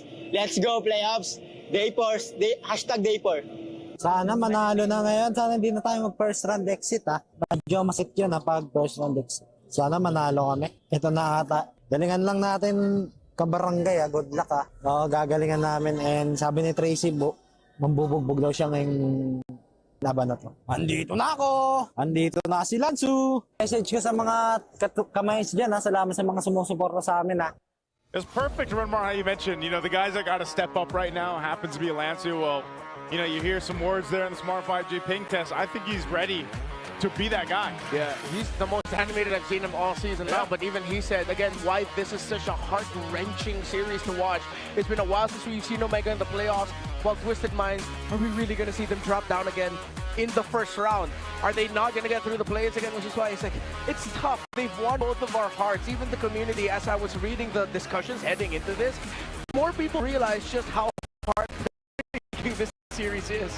I hate to see it, but David versus David here. Speaking of David, that Smart 5G started by starting a man named David. Both of them very close friends as they came up together under Anarchy, and then eventually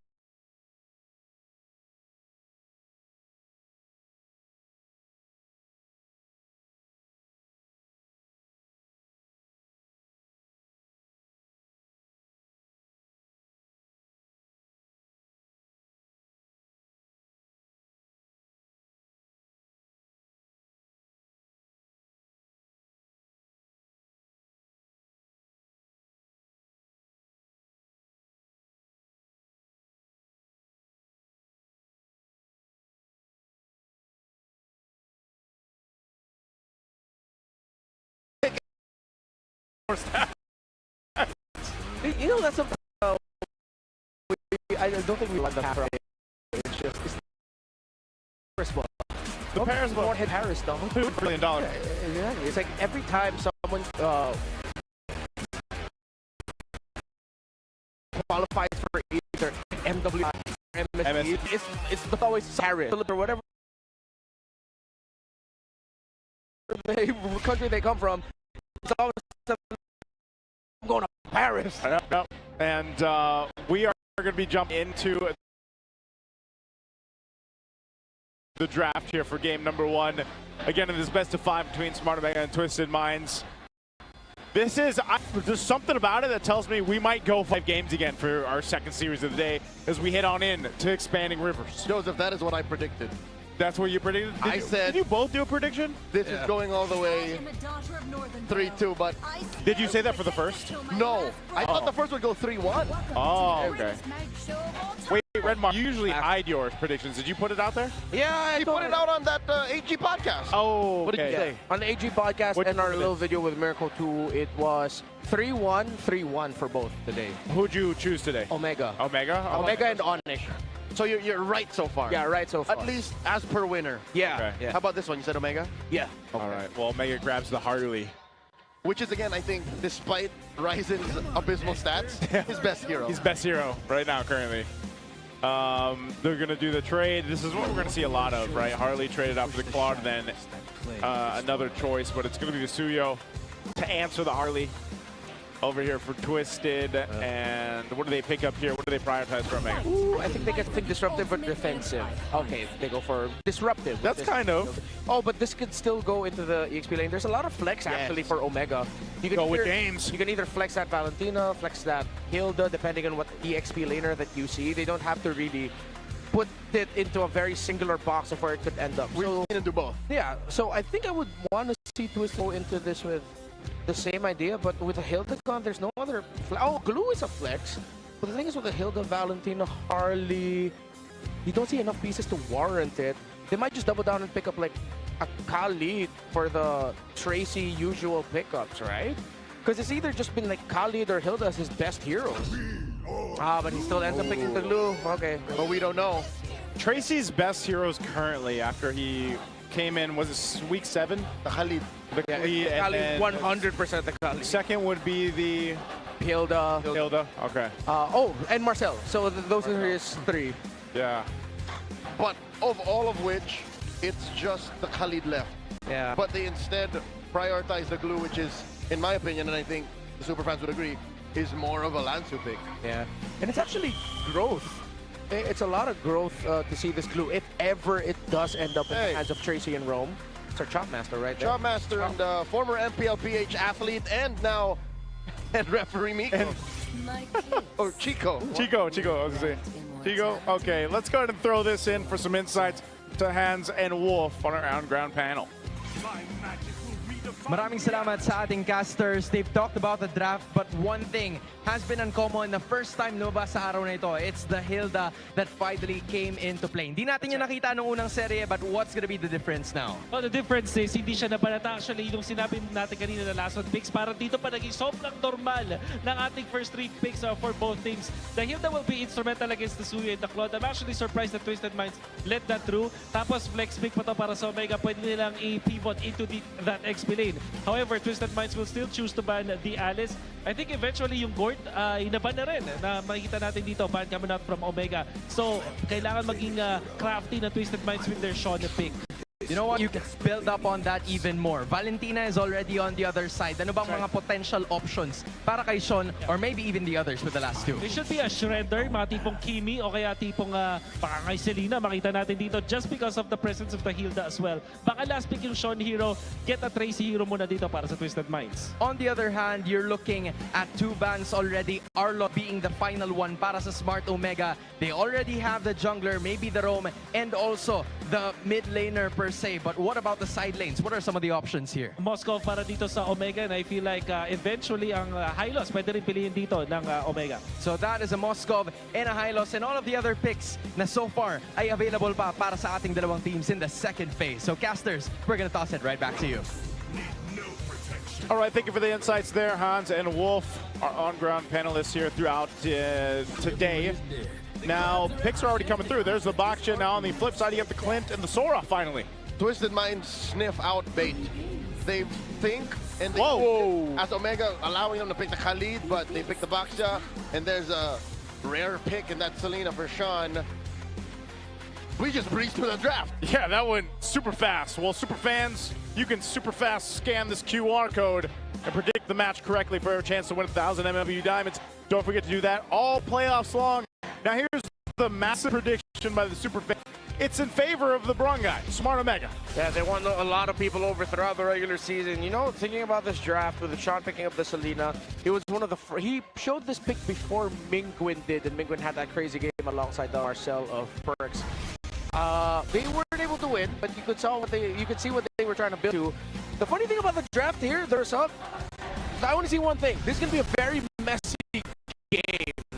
If any of these two try to play it slow, that's going to lose. Whoever's swing right out of the gate, and I think them is going to win. So that means we're just going to get an absolute mess, which I love. Well, if it's going to be messy, if it's going to be clean, we are jumping into the land of Dawn for game number 1 of this best of 5 for Smart Smart Omega, Twisted Minds, their playoff journey is on the line as this is the last match for the play-ins here. And we'll see who ends up facing against Team Liquid tomorrow. A very, very fast clear with the Selena and Hilda together. Maybe the King gets his purple buff. He'll already be starting his orange buff while Ryzen is still getting his, or clearing the, at least the little, forgetting the name. The wolf. The wolf. Another word. Yeah, let's just call it the little wolf. Little wolf man. Looking into this, we've got to go ahead and see exactly how the early rotation is going to be, because that's been so important, especially in the last match for this. But already some action in the mid lane. Arrow on the perks. He is tasked to actually just clear these traps out and maybe catch an arrow or two. So that's falling into place for Smart Omega. EXP lane, it's all about both of them actually just wanting to get out of there. I give a slight advantage to James. Yeah. Much more mobile, a little more honest for Lansu. And in the gold, that one's actually a coin flip. Both gold laners actually need time. Yeah. Which is why you saw, or you see both teams decide to go for something a little bit more aggressive than the center, with a good source so available for both. Okay. I can hear more, which means I can also see better. Yes. That's how it works. I was gonna say, you know, science. You ever hear that when you're like, I can't see when someone's blasting loud music and you're trying to park? Yeah. Oh, Tracy does catch one, and they dogpile on up Perks. Perks didn't even flicker anymore. Twisted Minds draws first blood. Oh. Yeah. So you really appreciate this boxer pick. Whoop.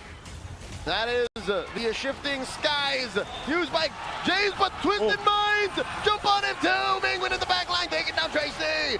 And Ryzen came through, but Sean pops him. And in comes Perxiva. Renmark's getting dirty. You like this? Yeah, again, this is what I expected with these two. There's going to be a lot of trading, especially when that boxer Roma showed up. And that's what you get with Selena. The moment that arrow hits, or the moment you see Sean get to chip away at someone, Twisted Minds are encouraged to fight, while Omega, they're not just going to take that line down. They're always a team that, oh, someone's low. Whoa! Fight. Mingwin with a stolen Selena ult comes in. Man. Top Lansu, but he gets a split. And Mingwin can't finish the job. Lansu lives. Wow, I can't believe Lansu survived that. That was so many guys from Smart Omega. Great for him to survive. Turtle's going to be up here. And when was the last time we saw a Roam Baksha throughout the season? Earlier this season, was it JP the last one we saw? It had to be very early on in the regular season. Yeah, I do remember it showing up maybe less than 3 or 4 times. It's very rare because Baksha is such a high prio ban. Yeah, often banned, and then when it does slip through, it goes in the jungle. But it works really well with having a Suyo also on your team. Set things up better for the Queller and even the Soul Sever, but fighting for this turtle. It's up for the taking. Oh, quickly taken by MP. Shifting skies, Omega goes for the turn. A lot of damage coming through the mount, still finding it. Sean gets taken down, Perxiva falls. That's a trade 1-for-1. James MP needs to get on out of here. MP does not force the issue. Smart Omega back off as well. Yeah, good thing that was a committed flicker by James. The Queller would have been able to connect, and the MP the King would have been encouraged to continue that. Even if James committed that flicker, it would have been too late. Speaking of items, Nesky decided to rush a Sky Piercer. Very interesting. So he goes for the Fury Hammer, built himself the basic boots, and just goes for Sky Piercer right away. So they know that with the tankiness of the members of Twisted, the fact that there's a Sky Piercer most likely going to be coming through for the Suyo as the first item. There it is. They wanted to balance that and meet that.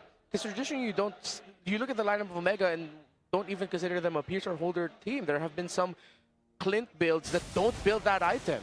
So it's a smart move by Netsky. Yeah, I'm also wondering if this time around it'll be a bit better for the Clint, since we got to see it once last series, but you know, unfortunately didn't do too well. This time around against the Claude and with this kind of team composition. Oh, Netsky gets dunked on, just barely flickers out. That was what I was going to say. You know, what I'm worried about with a Clint is you're going to have to burn the flicker a lot of times with this kind of heroes that are being thrown at you from Twisted. Could be wrong, but Mingwin might be one of the first times, or rare times, you've seen someone use Purify today. It's been mostly flickers. Yeah. Even with high crowd control lineups, the gaps that they need to make. Maybe the second or third athlete today. Yeah. They Purify. Yeah, because we barely even saw Purifies in the last one. In the first long series, yes. Yeah. Fury Hammer appears for both carries of Omega and Twisted. Yeah, it's really going to come down to how they play the team fight. It's cool that Omega's still being able to be aggressive and actually meet Twisted Minds in the damage department, despite being up against a Baksha, a Glue, and a Suyo and Selena that we know can shred very early on. Barangay oddities. Despite losing out on the first turtle and having less kills, they're up on farm. Where'd that come from? They're circling around the turtle pit. They dogpile on a Tracy. Tracy pops the Puissance. Perxiva moves on the targets, changing it. It's the frontliners of the Barangay moving through. Perxiva enters the Y-Brush.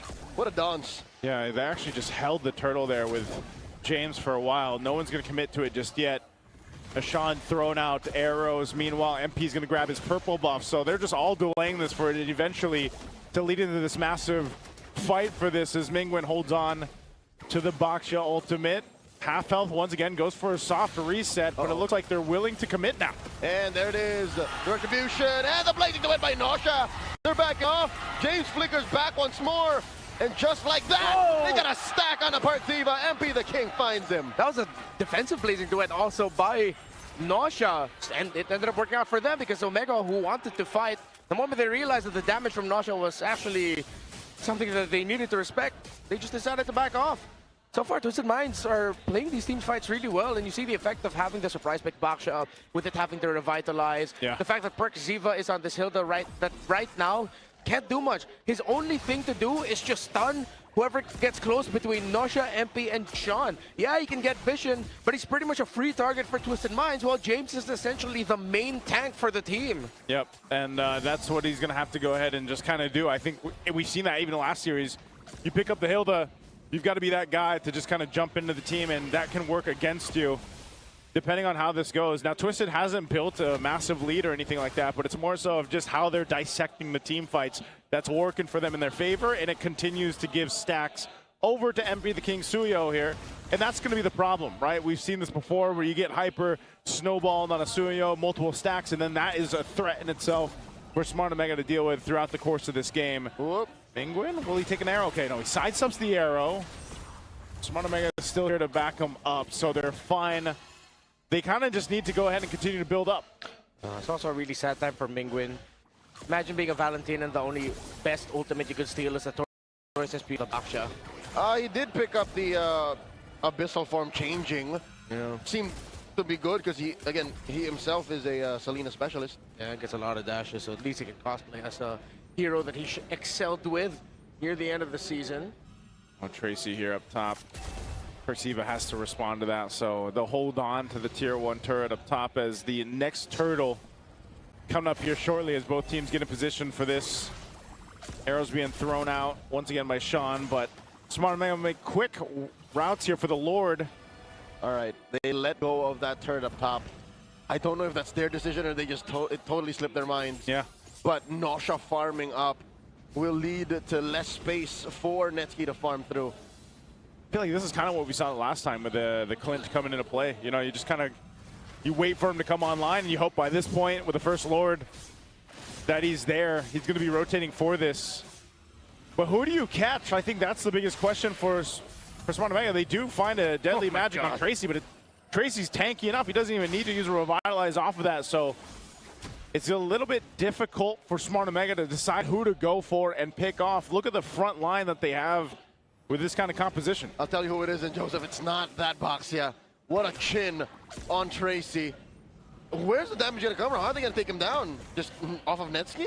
I think so. I think it's just got to be Netsky, man. It's gonna be a late game thing. Maybe Omega can get like 1 or 2 members of Twisted, but in the long run, Twisted win the battle of attrition. Whoop. They go straight for the Lord, forcing Omega to respond, putting it at half health. Soft reset. Now they bear down on it. Oh. Lansu very low. Look at the back line as James hits that shifting skies, but MP the King secures it. Nosha takes him out, and they're not done. Perxiva's gonna be up next on the docket. Netsky takes out Lansu. 2 for 1, the trade. Yeah, Nosha finds Mingwen. Oh! Gets traded up for Netsky. Gets 2 stacks, and he wants more.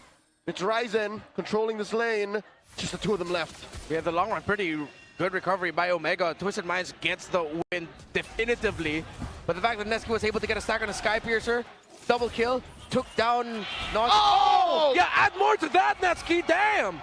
Well, we did ask the question, is it just going to be Netsky to be the hope here for Smart Omega, at least for now? And I think that's been answered, man. 3 kills, 3 stacks on the Skypiercer. So some lack of respect there by Twisted. I don't know what Tracy wanted to achieve with that jump onto Netsky. Feel like he wanted to go, but there was no one else close enough to back him up. Nary a Dreadnought armor, nor a Jerkin built up. Like, he has 0 physical damage. He's got magic defense. resist. Yeah, that's all. And a bunch of health. More for Netsky to run through. Yeah. At least when he gets the Guardian Helm, like, it'll help him a bit, but that was a huge moment there for Netsky to get built up on this Clint, who, you know, so to speak, is going to be the guy to help them in game 1. Smart Omega needs to be studied. They seem to be getting their economy from what seems to be, Magical Satchel. Yeah. Because they're down turrets, they're down on a Lord, they're down the turtles, but they are still, very close to Twisted's gold. My fellow Filipinos and barangays know they're probably taking loans. A lot of ayudas. Yeah. Ayudas. From different barangays. Yeah. I swear I'm a resident. Yeah, they're not going to ask for it back anyway, you know, so you might as well take a loan. I'll say yes. Never know. You never know. So at this point, let's go ahead and see if things change for the course of Twisted. Whoa, flicker used by Sean. Are they going to go for Trace? Tracy's tanking up again at this point, but a flicker down is something. Missile arrow thrown out at James. He's going to be fine too. So it's fighting for the space, and it's... Whoa, Sean! Whoa! Ryzen! From out of nowhere! All right, so this is where it's going to start getting really bad for Twisted Minds. After the 3 kills they gave to Netsky, that's 30 plus stacks on the Piercer. And then the fact that Ryzen can just take out a squishy member of Twisted Minds like that. I mean, one of the reasons why Netsky got the kill earlier onto Nosha's Claude was because initially bursted down by Ryzen.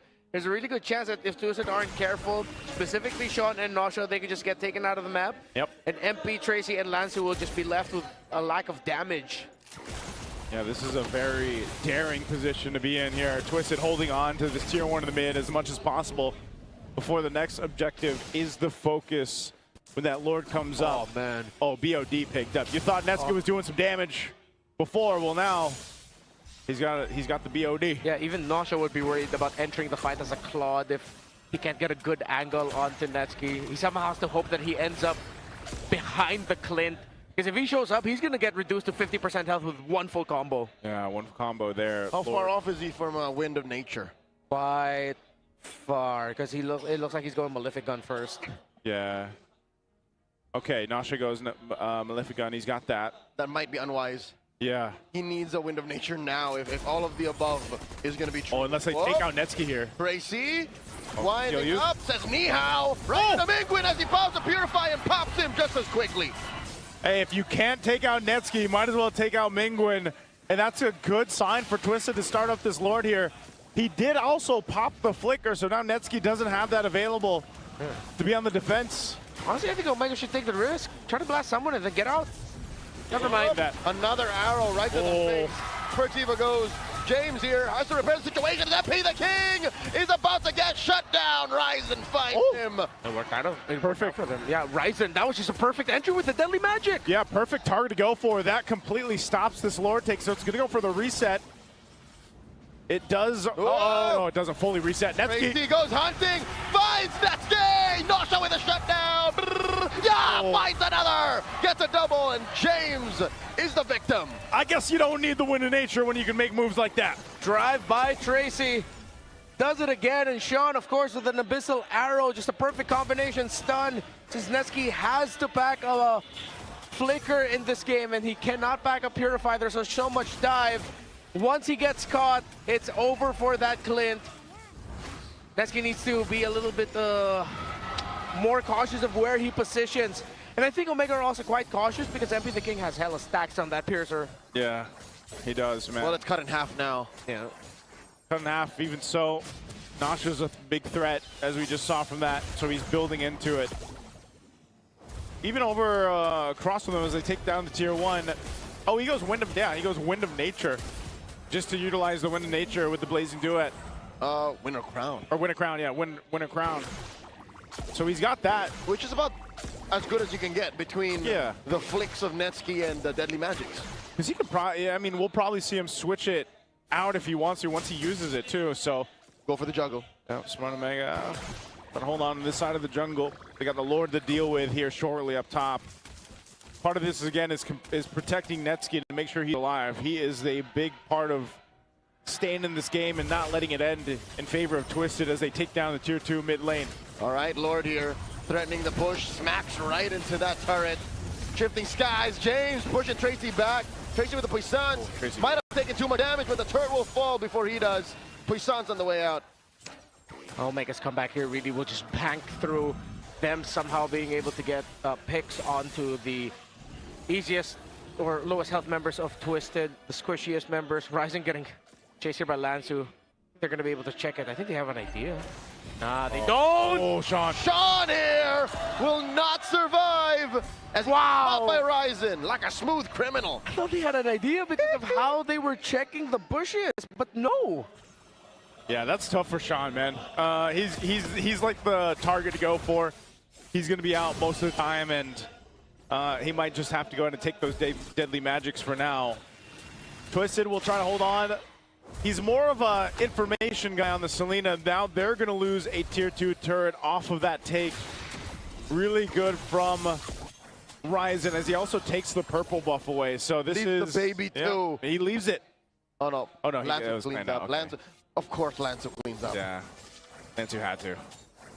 Twisted Minds now. This is why, like, looking at the draft lineups, it's so 50-50. Yeah. One side has an insane amount of damage that can just stop Twisted, while Twisted has a really tanky front, but also great damage.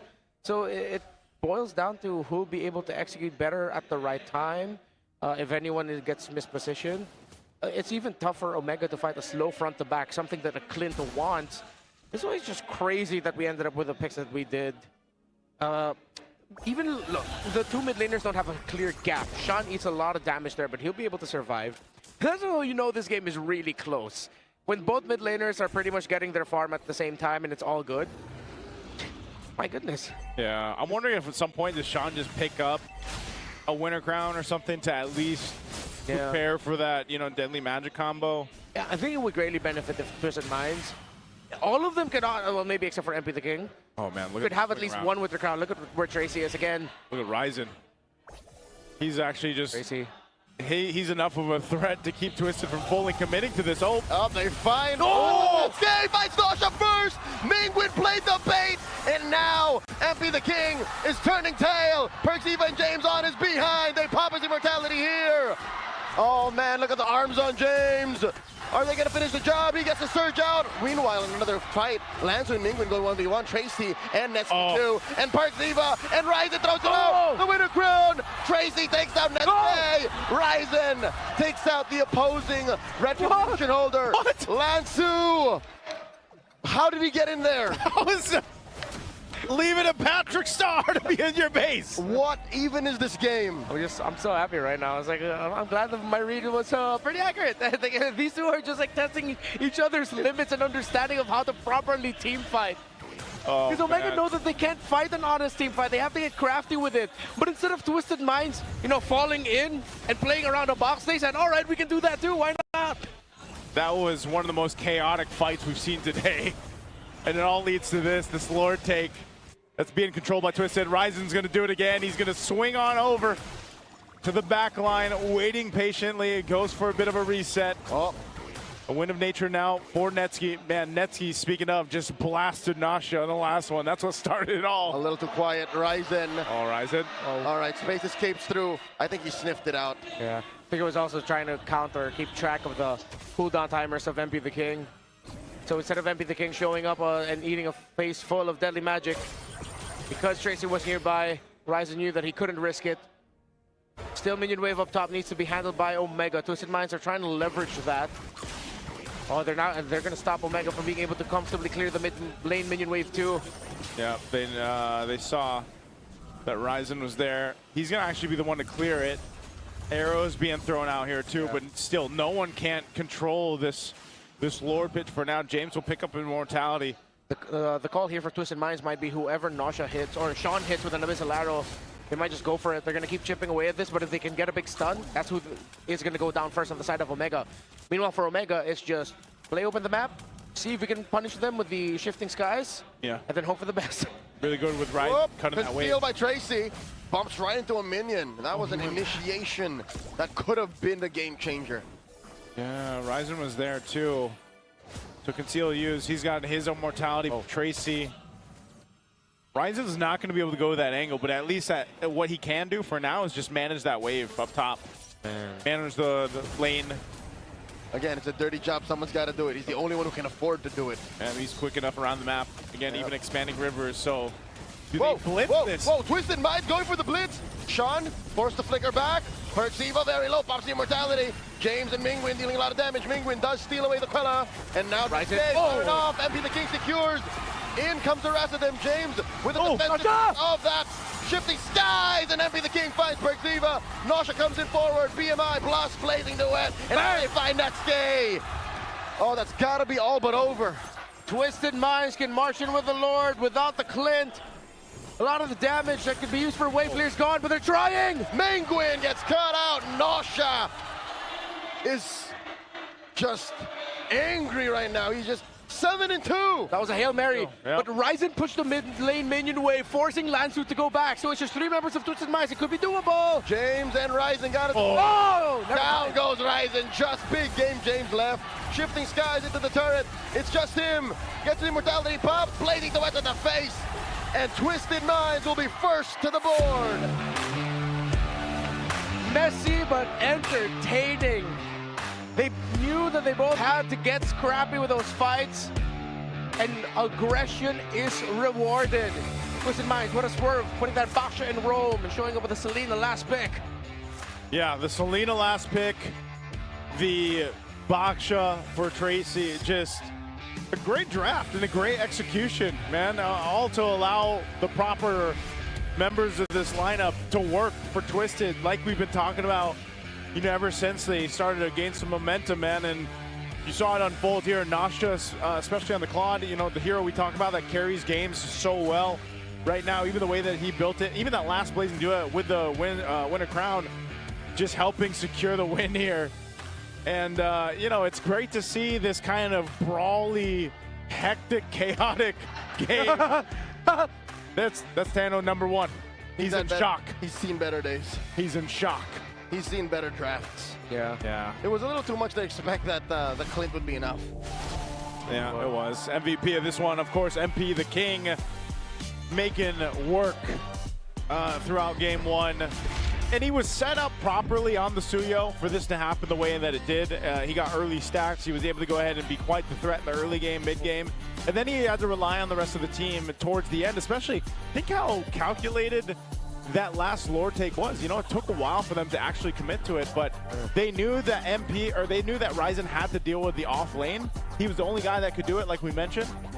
As soon as they got a glimpse of it, they're like, you know what, let's just go for this, let's blitz it. Yeah. And they did still come down to the retribution, even though that was the case, and MP was able to secure it. Yeah, MP the King made the most out of it.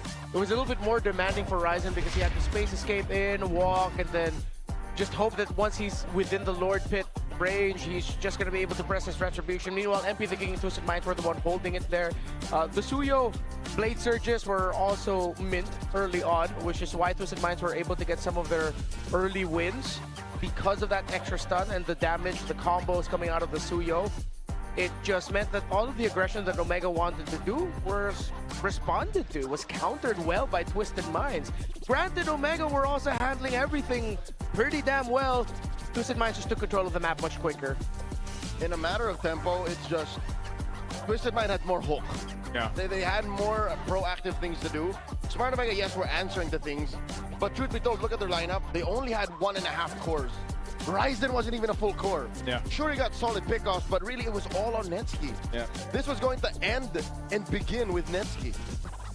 That's kind of what we were talking about even before he got those 3 kills, he got those stacks going. We saw the damage that he could push out when he locked in the BOD. You know, there was just a lot of weight, I feel like, that would have been there for Netsuke on his shoulders for them to go ahead and win this game. But you know, there were signs that it could work, and I don't know, maybe it would have been different if it was maybe something different for Perxiva, but nonetheless, they were able to fight and hold on for as long as they could, but eventually just the nature of that composition ends up falling apart against what Twisted was able to do and execute. And again, I think Tracy was able to do so much with this Vaksha, and half the time, like you guys mentioned, maybe more than half the time, Mingwen was holding on to the Tortoise Poissons. And that's what makes this a prime example of a difficult Valentina game. Yeah. I'm no Valentina specialist, but I know that with not many good ult choices, you're kind of left there being a utility mid laner. So Mingwen was able to deal a good amount of burst damage, but with the damage there, a lot of your value really comes from whatever ultimate you can steal, which is why I think Omega might walk away from the Hilda priority early in the draft. I think that also allowed Twisted Minds to end up with packing the glue at red 3 as a flex option and then showing up with a Vaksha roam. Since they know that it's a Hilda they're dealing with, they also adjusted their draft accordingly around the Valentina as well, so that there wouldn't be a lot of ultimates. It just fell in perfectly for Twisted. But it goes to show why also Omega have been so great this season and why they've been able to get that 4-series win streak at one point. Their fights are insane, man. They really catch their opponents off ground, and they're just so good at it that even though Twisted Minds has control for most of this game, there were moments where it looked like they were about to lose it. Yeah. Not just in the micro size, even macro-wise, they were able to keep that gold lead manageable. Yeah. Because again, I think they just know how to play team fights, skirmishes, and even in the low moments, their macro is pretty sound. It's ridiculous. That's why we've been echoing the sentiment of, you know, this is like one of the best forms of Omega as a team that we've seen in a while. And what was that stat? They haven't been out of the play-ins since Season 9, is that right? Wait, they haven't been... The last time that they got out of the play-in. Got out of the play-in. Was Season 9. Yeah. I think there's a great chance. I know, you know, Twisted took this one, but I think there's a great chance for, if they just tweak that draft, the concept there a little bit, then we're going to see that continued power from Smart Omega that we've seen here, especially towards the last weeks. Let's throw it over to Hans and Wolf for a breakdown further. Maraming salamat sa ating mga casters. Kani-kanina lamang nakita natin Twisted Minds able to take game number 1. And in fact, we've had a little bit of an information, and I asked you kung sino ba yung personal MVP mo, and what was your answer? Hindi ako agad nakasagot kasi parang ang hirap mag-isip pa. And actually, the more that I think about it, the more I realize that this was such a great game para sa Twisted Minds. Sinaway na talaga nag-step up lahat. Na-mention din ng mga casters to na yung trabaho ng bawat membro ng side of Twisted Minds sinagagampanan nila. Kaya naman, eventually sila ay nanalo. Lansu was on this, sabi na natin, sandbag na role. Kung meron mang role na gano'n nag-exist as the XP laner, being the sacrificial lamb. Whereas ito namang si MP Daking at si Nosha, kailangan nila trabaho nila ay mag-deal ng damage. In fact, dun sa pinakahuling team fight na tuwa, we might be able to see, mapapansin natin yung talagang pagkaka-form nila ng box. And siguro, dito natin makikita yung Bonchan School of Team Fighting. Makikita natin, sobrang solido ng box na ginawa nito. At pagpasensyahan nyo na yung drawing ko, mga kaibigan. Medyo one hand tayo dito eh. Pero, papansinin natin, Twisted Minds, the 4-1 box season, after ng gino ni Ryzen, napansin nyo na siya yung target. So, sobrang lumalim siya dun sa may bandang likuran. Kaya naman, nung nakita natin yung team fight, yung mga members ng Omega na si Perks at si James ay sobrang lalim na. And then Lanzo and Tracy, yun na lang kanilang gawin. Nosha with that flicker, alam niya rin na paggamit ang kanyang ultimate that eventually gave them the advantage. Makikita rin natin dito na etong Twisted Minds, nasanay sila sa ginagawa ni Ryzen eh. Eventually, nung tinatry na ni Ryzen mag-split push, hinanap na siya nitong si MP Daking. Kaya naman eventually, si MP Daking yung naging MVP sa laban na to dahil nahanap nila yung best sa dulo. Etong parang malaipis sa kondo na galawan ni Ryzen ay nakontra na ni MP Daking. You know, it starts to make a lot more sense. Kasi si Ryzen kanina, during game number 1, sobrang daming angulo ng pinanggagalingan niya. Hindi mo alam, makaka-pick off na siya. Pero napapanatili pa rin ng Twisted Minds yung box nila. And it felt like they were able to keep control doon sa kanilang major objective, which is the Lord. Kung kaya naman pagkatapos sila makuha yon, they immediately turned to the heroes and bursted him down, thus finishing game number 1. And I feel like it is now time for us to have another mind here in the ground. Kasi hindi lang to basta utak, men. May napatunayan na rin to, man. Please make your way here. And I think it's time for us to introduce. Please go ahead and introduce yourself, pare. Ako nga pala si CY, player ng Guangzhou, China. And ang hindi niya nasabi ay magiging parte na rin siya ng MSC 2026. Palakpakan naman natin si CY, everybody. Again, congratulations, pare. This was, again, a huge task for you. Anong pakiramdam that you're going to Paris to represent Guangzhou? Masaya, excited. Mukha naman. Mukha namang excited talaga siya. Ayan, isa na siya sa mga nakalinya dito na eventually makita natin sa MSC. Ito, Hansa, meron tayong insight information. Alam mo ba na hindi nakarating agad dito si CY? Medyo na-late siya ng onte. Pero ang tindi ng dahilan. Ang dahilan? Meron daw bagong motor na napili agad. Ito, bossing natin. Totoo ba ang balita, boss? Totoo. So, again, nagka-motor ka kaagad, naipundar mo kaagad yung winnings mo after all of this. Nag-champion ka sa ibang bansa. You're seeing some of your former teammates na nandito din sa MPL. Anong masasabi mo dun sa journey na nagawa nyo all throughout? Anong masasabi mo na ngayon halos marami na kayong mga na-achieve, yung mga former teammates mo dati na nasa MDL pa kayo? Masaya. Kasi natutupad na namin yung mga pangarap namin. And you know what? Magkakaiwalay na kami. And in fact, you know, kita dito sa MSCU yung stats mo nung nandun ka sa China Masters and even yung international tournament. Right, Wolf? Tama. So we can see some of the stat lines na makita natin. Talaga magiging proud ka if you are a Filipino at sinusuporta dito si Sai. Real quick, CY, bigyan mo naman kami ng konting snapshot sa naging experience mo doon. Nahirapan ka ba doon sa region na yon? What were the challenges at ano yung parang proudest moments mo nung nandun ka? Hindi naman ako nahihirapan sa region na yun. Proud lang ako kasi champion ako dun eh. I mean, you really have to be proud when you are a champion na tila hindi nga siya nahirapan. In fact, CY, maraming salamat. We wish you the best of luck as you head over to MSC 2026. Pero sa ngayon, ay ibabalik muna natin sa ating mga casters para ipagpatuloy ang Twisted Minds against Smart Omega.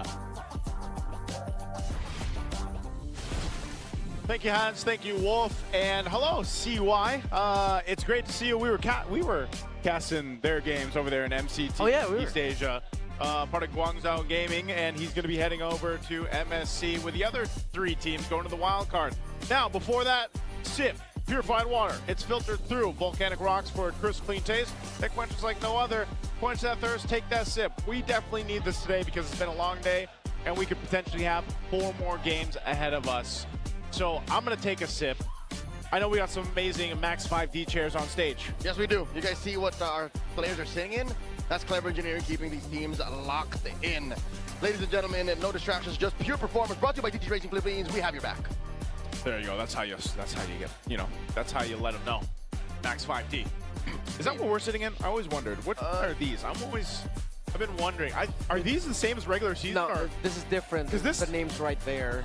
Can you read it? It's a Swift X Pro. So it's not the Max 5D. Not the Max 5D. The players, well, I mean, we do say when we read that spiel, it's the players sitting on the Max 5D. That's why sometimes I wish we were sitting on the Max 5D.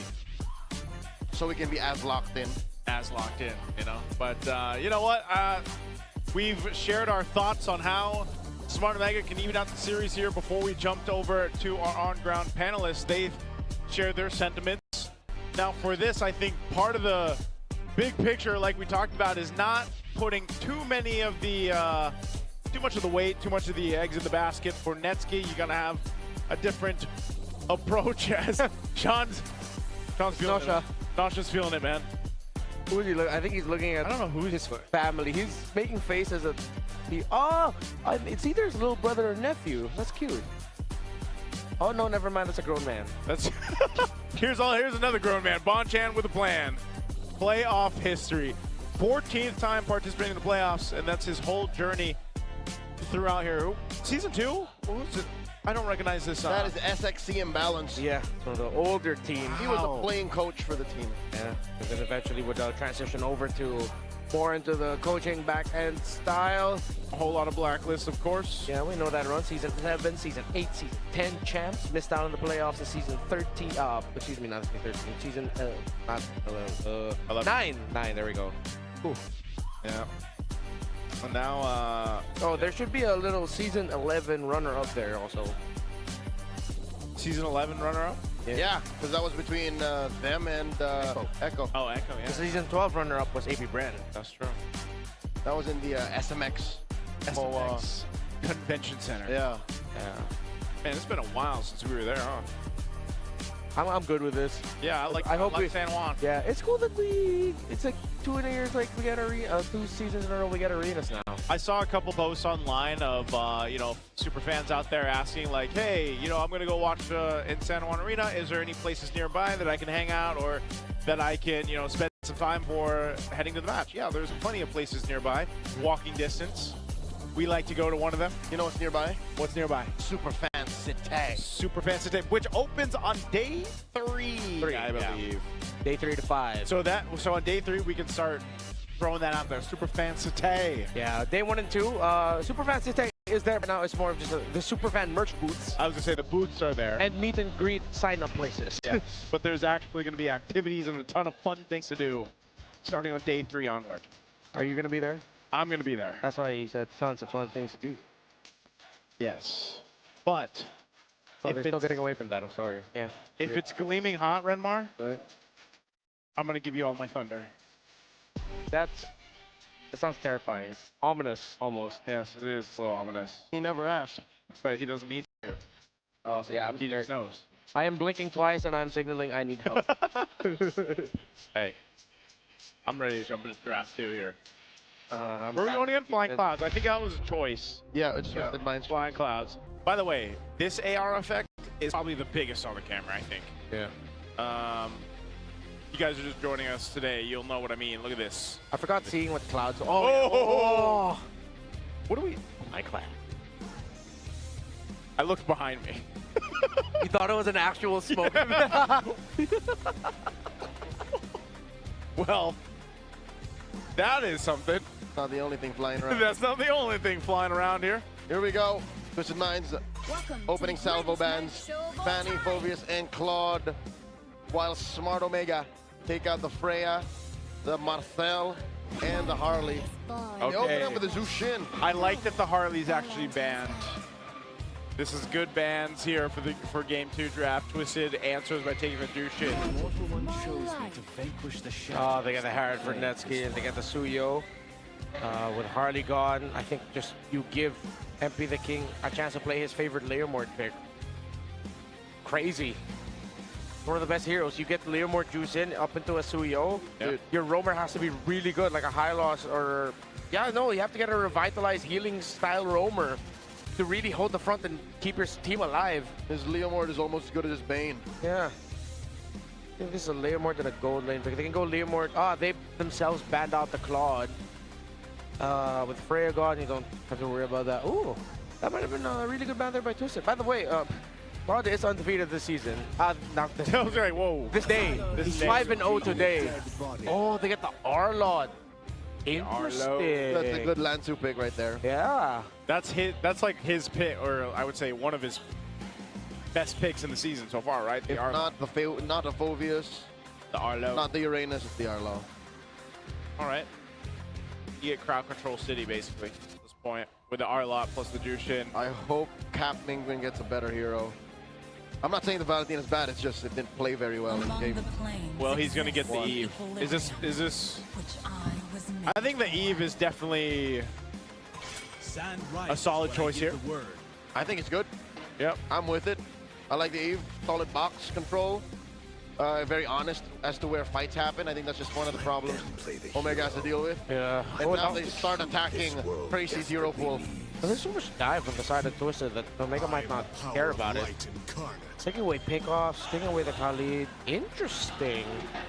There's no clear burst pairing with it, but they're just creating space for the Harith.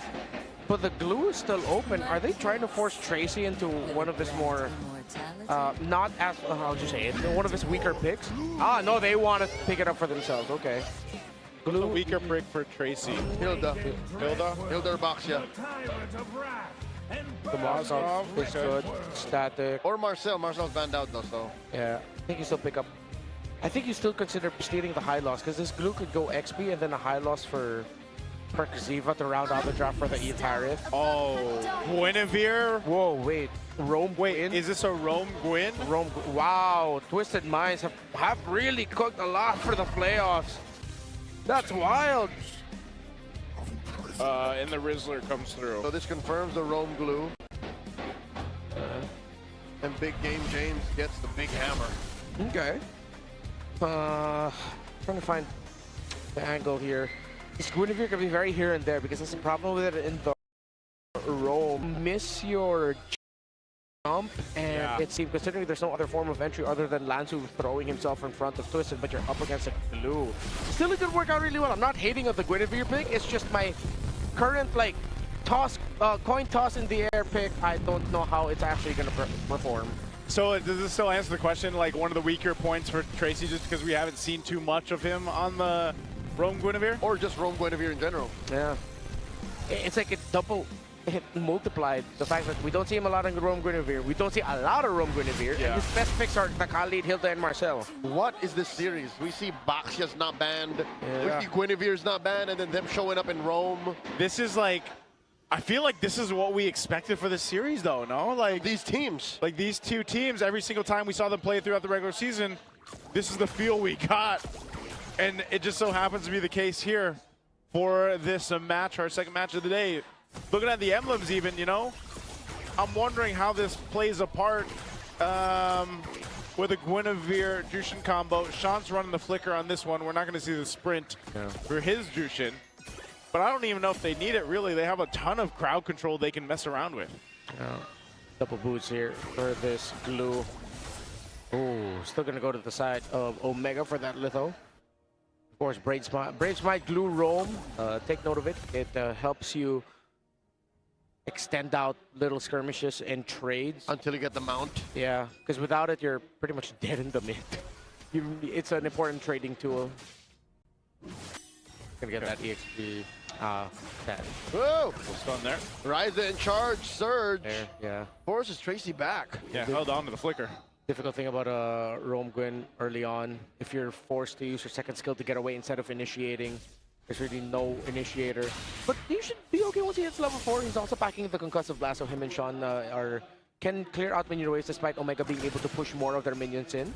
They have a pretty okay wave clear. 20 seconds until the turtle spawns, but MP the King, he's thinking twice about where he's going to rotate. He'll get his lizard first. Yeah. Let's see if he's going to show up in the gold crowd up and go straight to the turtle.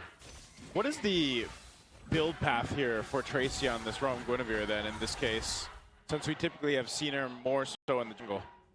He's either going to go for more cooldown reduction and brush an Oracle, or just play it close to hand and brush a Radiant Armor so that when Mingwin and Neski spike up, he can still survive their damage. Whoa! Ryza with Surge, and the RWM comes up.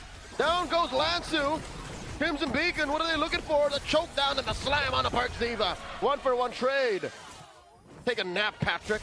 Yeah. And now the Zaman Force coming in. Good zone. Oh, and that's enough for Omega to stay work. Instead, gonna go for the turtle. The Barangay secures. Yeah. Imagine how crazy it would be if that little ball of magic ended up getting the last hit from Guinevere. Super magic, thank you. Bah! Good thing he didn't. Omega was able to secure it. And that's the difficult thing. Even if you take down the glue, there's a Terizla. If you take down Terizla, there's a glue. And Mingwin just found the perfect angle for that real-world manipulation. Well executed by the captain of Omega. Yeah, I like how he's playing with the Purify too, just in case him and Netsuki both. So they've got that to deal with when it comes to the team fights. Fighting around that real-world manipulation is going to be key too, but also depending on where James, you saw how good of a use of that penalty zone was previously. So that is all great lockdown that they can play around, and it's going to be difficult to play against that and trying to catch Netsuki. And this is what we were talking about, you know, in the past game, where in game 1 we were like, well, you don't want to be putting too much of that responsibility on Netsuki's shoulders. Well, this composition, this draft, allows to take some of that and then spread it across the team. And, you know, you have that with Ryzen on the Suryo, James to an extent. Oh! Flicker, final slash, no one home.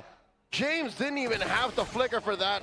Now with the mirror, Nosha flickers out of the way. RWM, he's still in trouble. Crimson Beacon, where's the punish? Smacking Patrick Star down. And there's the SOD. Is Nosha gonna press it? Close call, Ryzen. Offensive use of that surge will allow Netsky to shave off some of these shields. Meanwhile, the happiest member there is Netsky, who got a lot of gold. Should be a considerable lead between him and the Moskov. Yeah, around a 500 gold lead for the Harith. Yeah, it was kind of like, you guys do your thing.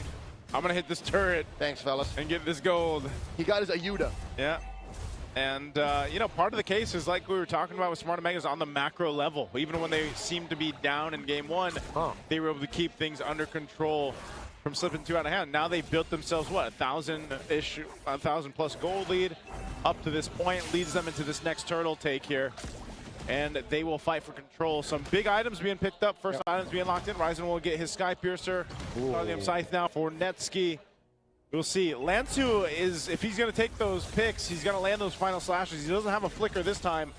Maybe it's going to be Tracy to be the one to get things going. Omega knows that Gwyn doesn't have a jump. I'm surprised that they're not initiating. Oh, RWM, Requiem, the answer, coming through. Tracy gets taken down. Mingwin scores. Pertiva gets the mount before he dies. And they take down Sean. Final slash to repair the situation. It's only Pertiva that they find. Massive gun down on the MP, the king, as the Sever gets it. Ryzen gets a stack, and now they go for his orange. Yeah, perfect timing there for Omega.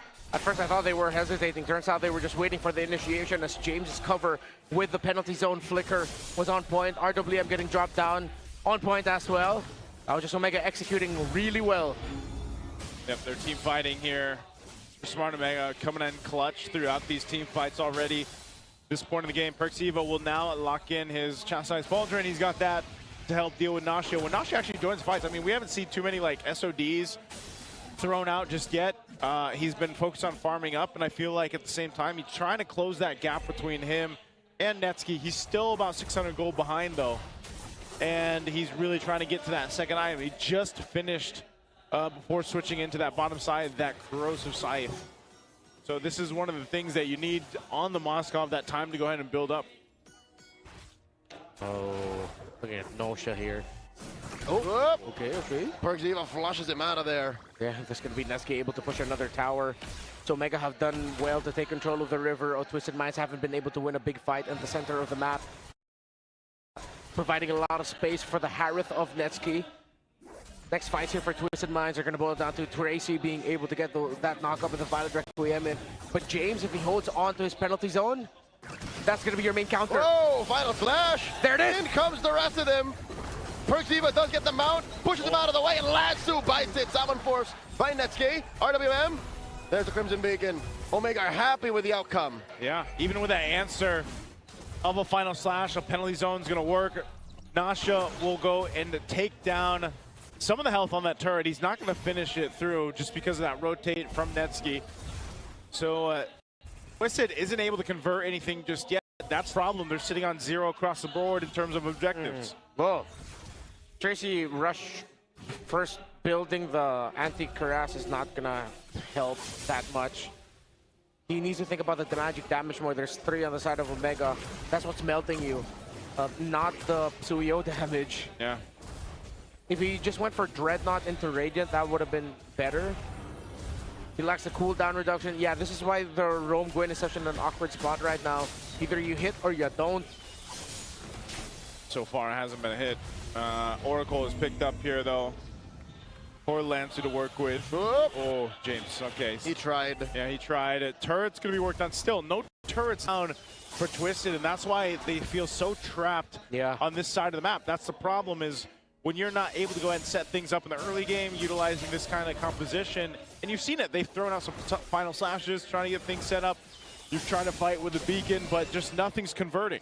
It's awkward, too, because even if we get to the point where Lansu and Tracy would get their combo together, if James is fine, penalty zone ends that.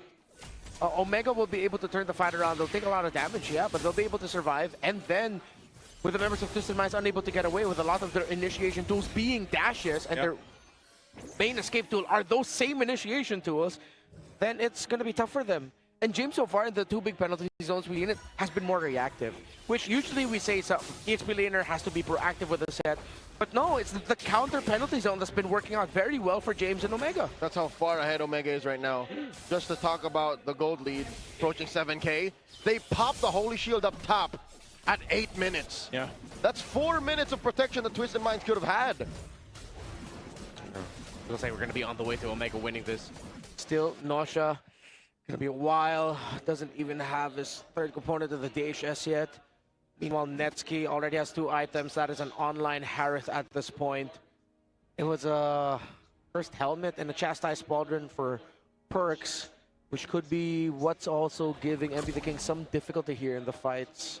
Yeah, there's a world here where, you know, in some way you're looking now, it seems like it's going to be in the hands of Nausea. You know, we flipped the tables from game 1 to game 2, where instead of Netsky, now it's Nausea to on this Moskov to help turn the tide of these team fights that have been breaking out. And unfortunately, it's just taken a long time to get to this point. This Lord is going to be up here. You know what, Joseph, I think you're right. If ever, it's a worse situation. Yeah. Because Omega game 1, they kind of had 1/2 of a core as well. Here it's all Nausea. Yeah. MP the King can't carry alone. Yeah, he can't. This is an easy Lord take now for Smart Omega. They have had complete control for the past 3-4 minutes up to this point. Nausea will leave these minions in to knock down this turret, but still, nonetheless, they've got to get prepped up for a base push from Omega, who has all the tools in the world to push themselves into the base, force themselves into the base if they want to.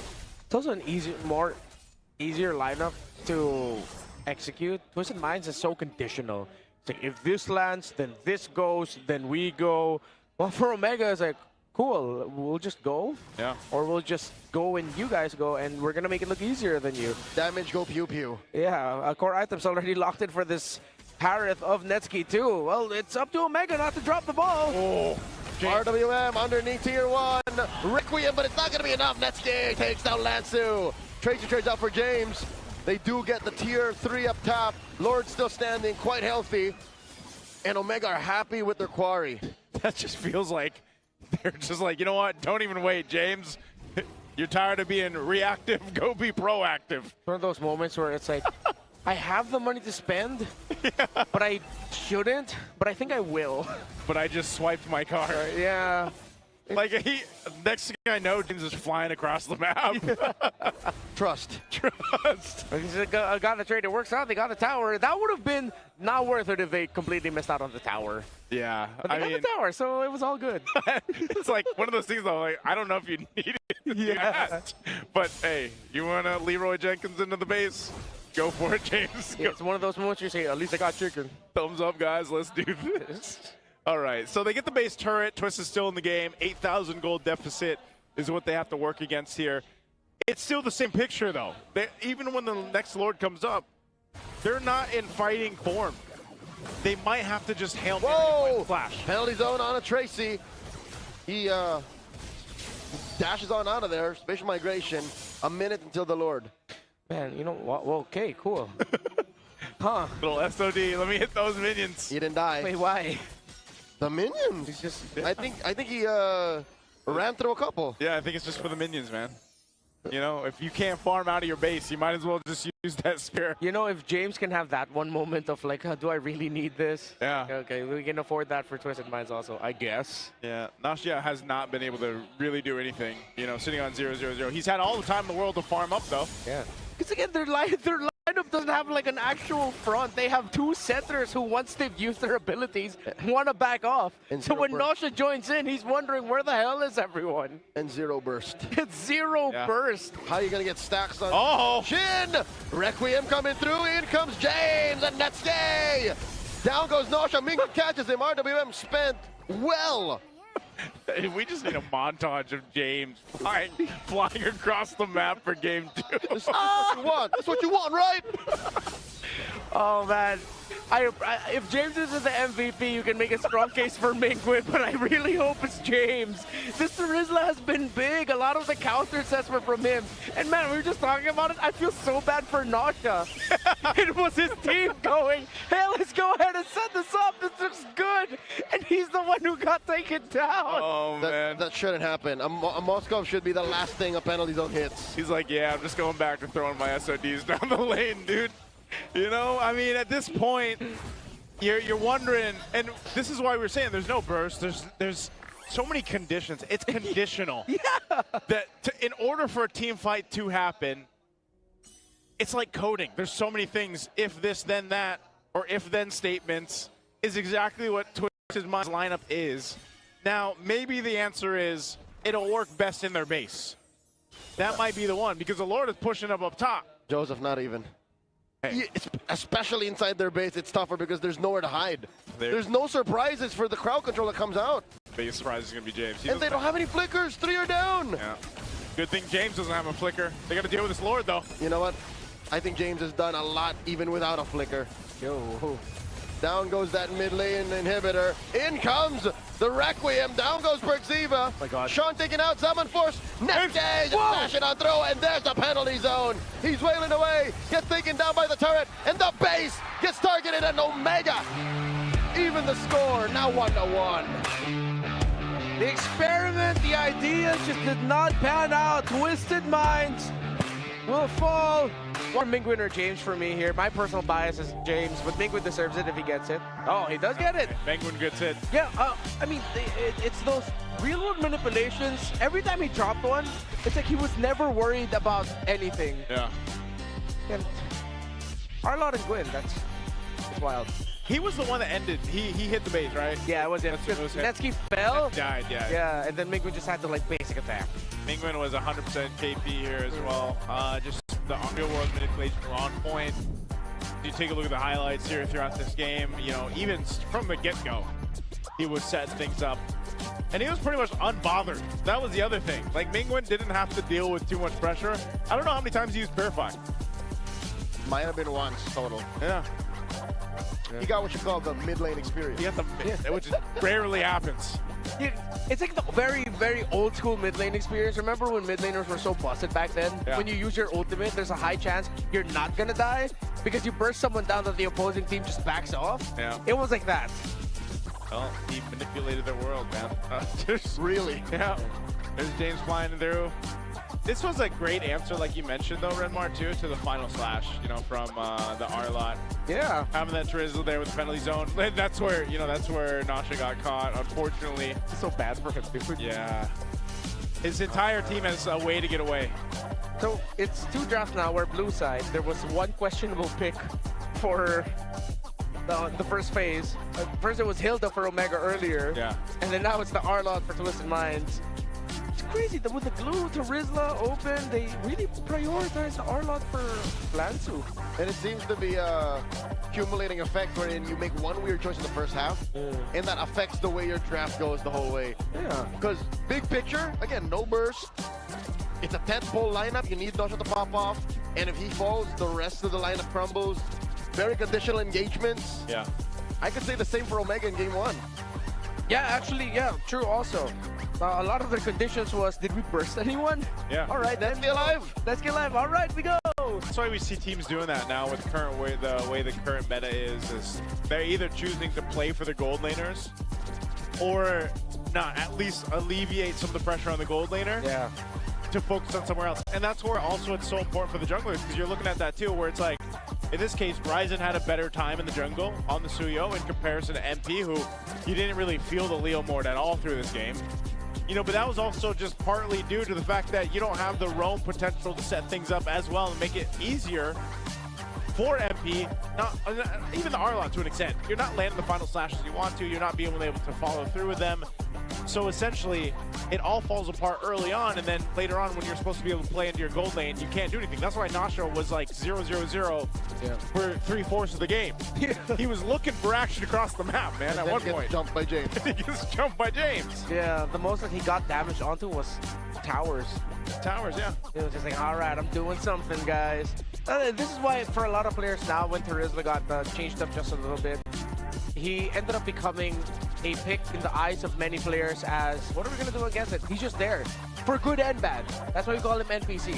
You really don't mess with him, but it's also very rare that he'll get that big impact, except for this time, James, he made sure that it was big impact penalty zone over and over again because it was the stopper. So there's a reward in also using it reactively instead of being proactive with it, which is against a very conditional lineup for Twisted.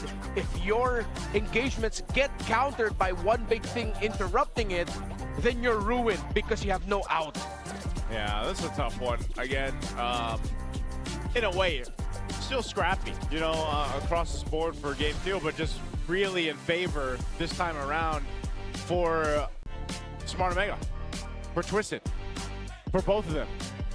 You know, because that's the way they like to play. This season, by the way, we continue a proud tradition of honoring excellence with the MPL Philippines Alamat Awards. The votes are officially locked in. Make sure to tune in this Friday.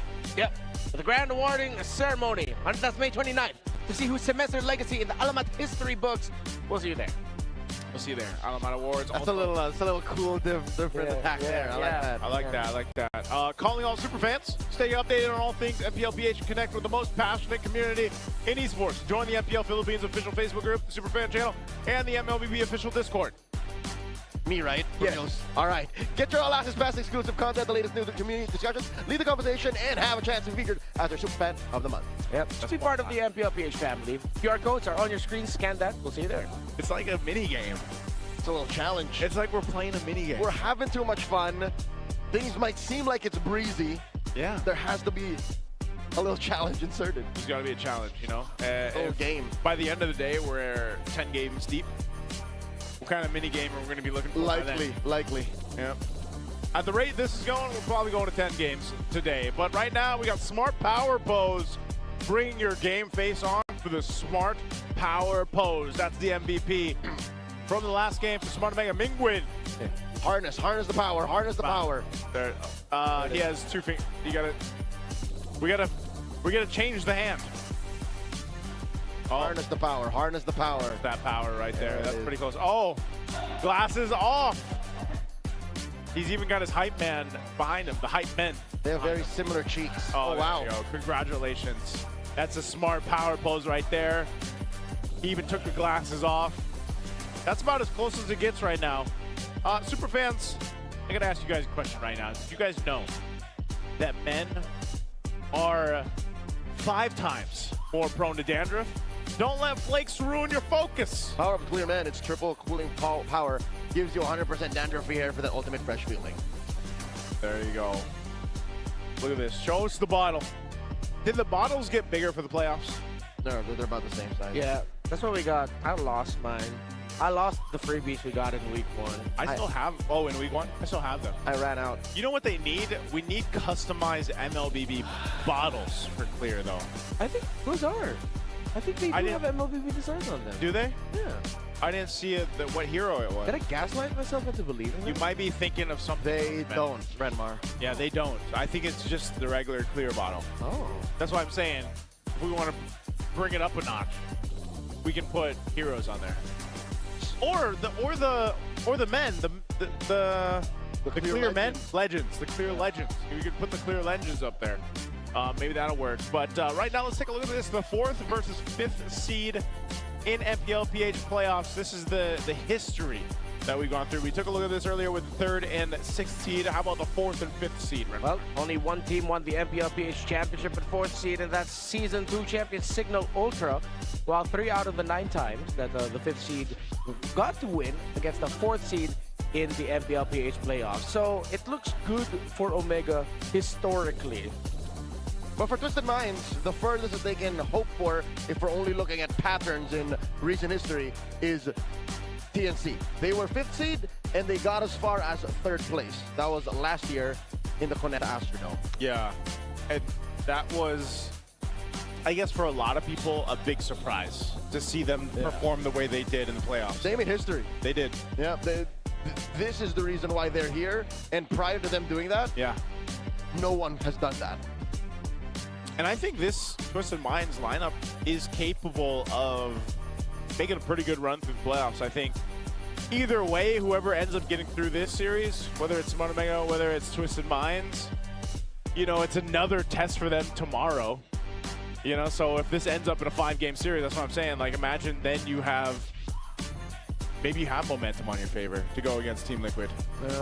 But I think for both, I just would like to see sharper, more cohesive synergies than an idea of a combo or two and trying to bank on that. Because like, if you look at the 5 as just, we've discussed this a lot throughout the season as well, the evolution of looking more at the big picture of it all, where instead of just looking at, oh, we're going to pick this because it counters that, and it's good about this specific thing, if you forget to look about how it looks like as a unit and how it synergizes with the rest of the lineup, then here in Season 17, it's been punished even more. So I think I'm going to look a little bit more for Twisted Minds and hope that they don't overcook again in this next one. And we just see them stabilize their own picks. If there's like a surprising pick to go for, then it goes into the EXP, maybe. But today, it's been rewarded. Whatever's been consistently good, whatever synergizes as a whole perfectly, that's better to go for. Yeah, here's our draft recap. This is where we have to see if things change or not. You know, if teams are cooking a little bit too much or not throughout a series like this. And now that we've equalized it up to this point, you know, Game 3 is going to be rather important to see who gets closer to that match point to move on forward. And I think, you know, if we're looking at across the board here, where things are going to change the most, so far, it's been Twisted Mind changing the roam game. Yeah. You know, out of all the teams and all the games we've seen today, that's the biggest change-up. It worked out in Game 1, and I cannot say it's just Omega's fault. I think the Baksha was the right kind of hero to complement what Twisted Minds are good at. Yeah. The Guinevere, though, again, on top of everything that they did, that's where the experiment kind of failed. Yeah. Because the Baksha, yes, if you miss your shield unity, you're sort of dead in the water, but you have Revitalize. Guinevere has an escape, but then you don't have that for a long time. You also have the glue to cover your EXP. And then we see the combo, it's not just latched on that, the Baksha and Selena together, whoever gets hit by their shield unity, an arrow comes in, or vice versa, you're still good. Because of course, there's also stun coming in from your jungler with a high amount of burst. It's just, it was so cohesive. It synergized as well, that combo piece that they had. In Twisted Minds, you take out the combo, there's barely any synergy there. Yeah, that's why I'm thinking, you know, spread out more so than just the direct counters like you mentioned too, Renmar, but just spread out kind of the game plan. Have a little more cohesiveness to it to make it work. And, you know, I can see, I'm looking at the wrong monitor over here. I'm seeing Barangay Tano #1 doing his moves back there. But here's the question for you guys. Which team will come closer to breaking through to the play-ins?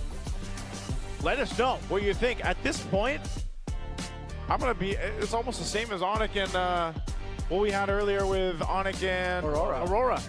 Like, I don't know, man. Based off 2 games, it's kind of 50-50. Okay, to be fair, Renmar and I kind of saw the Super Fam coming through. Yeah. We predicted that. See, this is why I don't do predictions, because then I would be the decider in us. And I don't want to be. So now you're just left there, but there is no need for a decider. We both saw Omega coming through, and it's clear in Game 1 they had issues. Here they fixed it. Game 3, it's just a matter of not messing it up. Yeah. It feels like Twisted Minds are banking on their unique ideas, their very specific combos. But how do they fare when you just go towards stability, if you go towards really sharp synergy? Yeah. We haven't really seen that yet. Again, the wins Twisted Minds got at the end of the season were off of a wild card in that teams weren't really familiar with how Tracy played. Yeah. So he got away with a lot of aggression with the Khalid, the Hilda, and the Marcel. We haven't seen him play any of his 3 go-to heroes, which puts us into the understanding of, oh, that's their mindset. Yeah. They want to show that they're more than just those 3 heroes for Tracy, which now it hurt them in game number 2. And if they still bank on that in game number 3 and it doesn't work out, I'm not sure about how they're going to fare in game number 4. Well, part of that is also taking a look at the mid lane right now. Sean actually being #1 in terms of total kills. Sean was very impressive, especially last season. I think he was one of the first ones to get a Savage back in Season 16. If I remember right, that was the Kimmy. And then, of course, you know, he's one of the few players that brings out the Selena, like we saw Mingwin as well. Last game MVP. The rookie from MDL leading the charge for Smart Omega. You know, he is the shot caller. He is the captain for this squad here. And like we've echoed, this is one of the best versions of Smart Omega that we've seen in a while. And yeah, I think a big part of this is maybe in this case, man, if you're talking about Tracy specifically, get him a Khalid in game 3. Get him one of those heroes that he, I feel like, made a statement on when he first was introduced in the league back in week 7 or so. We're going to Broken Wall, so this is an opportunity for them to handle the draft in a certain way where they give Tracy a better time in terms of hero pick and what he can do.